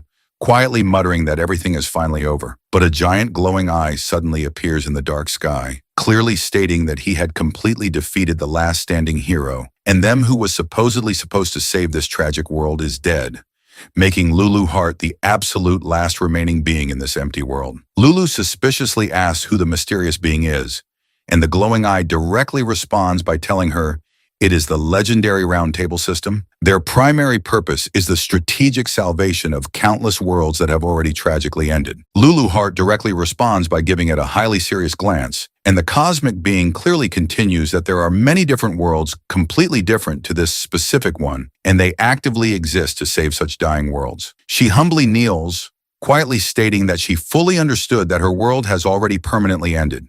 The Supreme Being told her that yes, her home world has reached its absolute limit and that it has already completely ended. Due to the very rigid nature, no further future change can possibly occur in her dead world. Hearing this terrible truth, Lulu Hart can only sadly mutters that she completely understood. But the powerful being immediately gives her a brand new hope by explicitly telling her that they will successfully summon her into a vibrant new world, and that in that parallel world, she will successfully obtain the rare ability to start completely over again, clearly telling her that they are generously giving her the golden chance to fully conquer another world, directly asking her if she truly wants to see her beloved loyal subordinates again. Lulu Hart highly suspiciously asks how exactly does this benefit them, and the being directly said that what they fundamentally seek is the continuous evolution of humanity. Lulu Hart instantly understands that what the cosmic being wanted was just to mercilessly sacrifice the helpless natives, and she firmly states that it's perfectly fine as long as her original world can be fully saved. The being softly chuckles, saying that it's very good that she completely understands, only for Lulu Hart to fiercely threaten that she will inevitably devour their souls as well. Yukari, deeply looking at her hidden memories, now completely understands what Lulu Hart's true objectives truly is.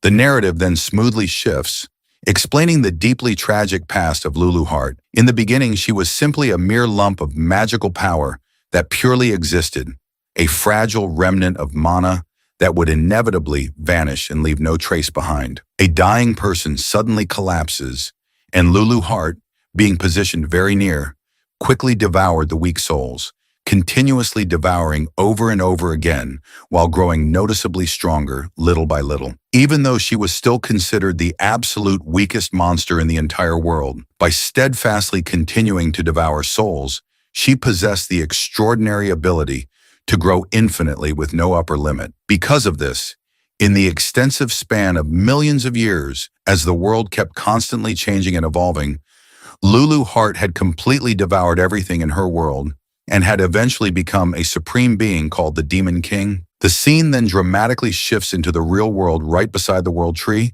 and Lulu Hart softly utters that the ancient magic inside Yukari unintentionally shows him completely unnecessary things. She then directly asks Yukari if he clearly saw her past, in which Yukari quietly answers a quick yes. Lulu Hart then playfully asks him if her dark past was truly a bad sight, but Yukari firmly stands up and directly tells her that she desperately wanted to restore her own fallen world by forcefully conquering his. Lulu Hart can only quietly mutter while looking down dismissively, deeply reflecting about the tragic time that her world had officially ended. She then suddenly looks up and with a bright smile loudly speaks that she fully intended to revive her original world by any means necessary. Yukari visibly looks down by what she just openly said, but Lulu Heart gently tells him that at the exact same time, she sincerely wants Yukari to be there with her too. She looks down and with profound conviction says that to her, Yukari has undeniably become like the essential other half of her own soul. She curiously asks what Yukari personally thinks about all of this,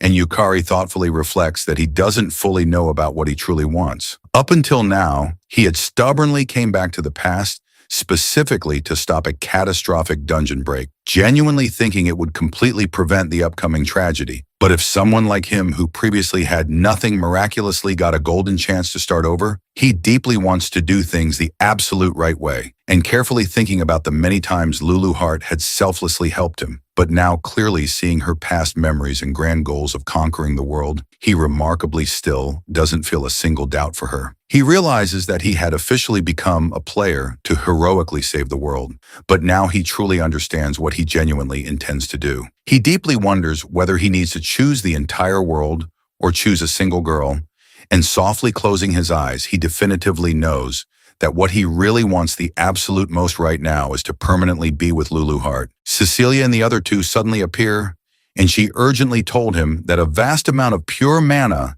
is rapidly flowing into him directly through the world tree, and if he patiently waits a little bit longer, everything would be fully complete. Yukari quietly closes his eyes, logically thinking that now is certainly not the proper time to foolishly drown in his own sentimentality.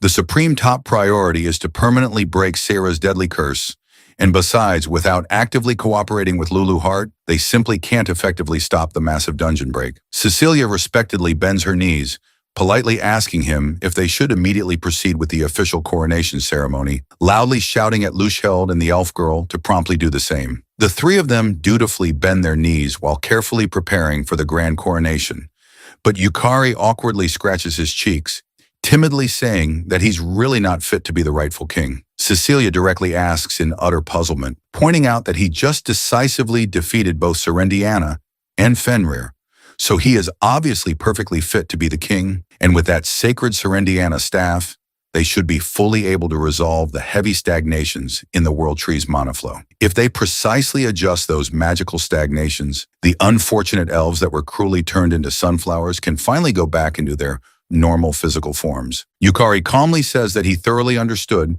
and promises that they'll successfully restore the elves and set them completely free first, but Sakurako suddenly appears directly from behind, sharply asking him with a terrifyingly scary face what he's secretly doing. Yukari violently jolts in shock, completely not understanding why Sakurako is mysteriously here, and Sakurako coldly utters that she finally understands how in F-rank nobody gained that vast amount of power, suspiciously asking him if he was secretly on the monster's side all along. Yukari fiercely shouts that he's definitely not, and the three loyal elves immediately stood up, bravely shielding Yukari and firmly defending him. This protective gesture only made Sakurako even more deeply suspicious, coldly saying that she's genuinely grateful he saved her sister and for successfully driving off the Demon King of Lust. But now, since he's apparently a monster, and as a dedicated guardian of humanity, she has no other viable choice but to ruthlessly eliminate Yukari immediately.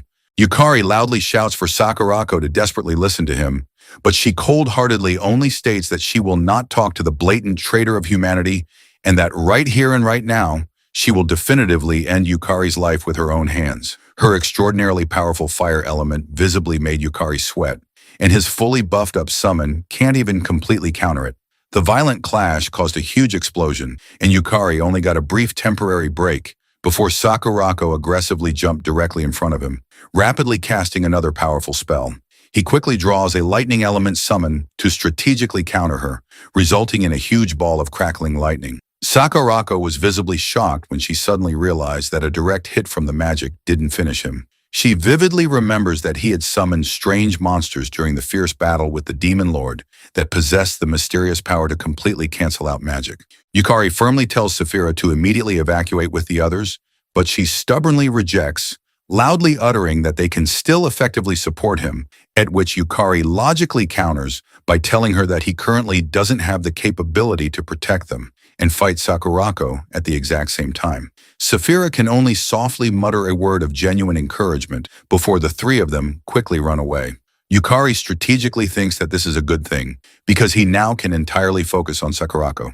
He wisely thinks that if he fought alongside Saphira, Sakurako's heavy suspicions would only grow significantly stronger. Firmly raising his sword, he clearly knows that he desperately needs to find a viable way to talk with her.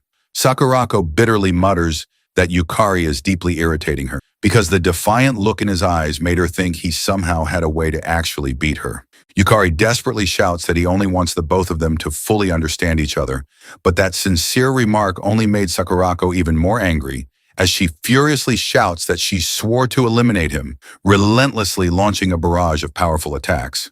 Lulu Heart frantically shouts for Yukari to dodge into the left, and Yukari barely manages to dodge. Without a single second of breathing room, Sakurako already launched herself high into the sky, masterfully wielding a sharp spear for hand-to-hand combat. The immense weight of her physical moves made Yukari struggle, and he flew a few meters to the back, while deeply thinking about how crazy it is for a specialized mage to be ridiculously strong in close combat.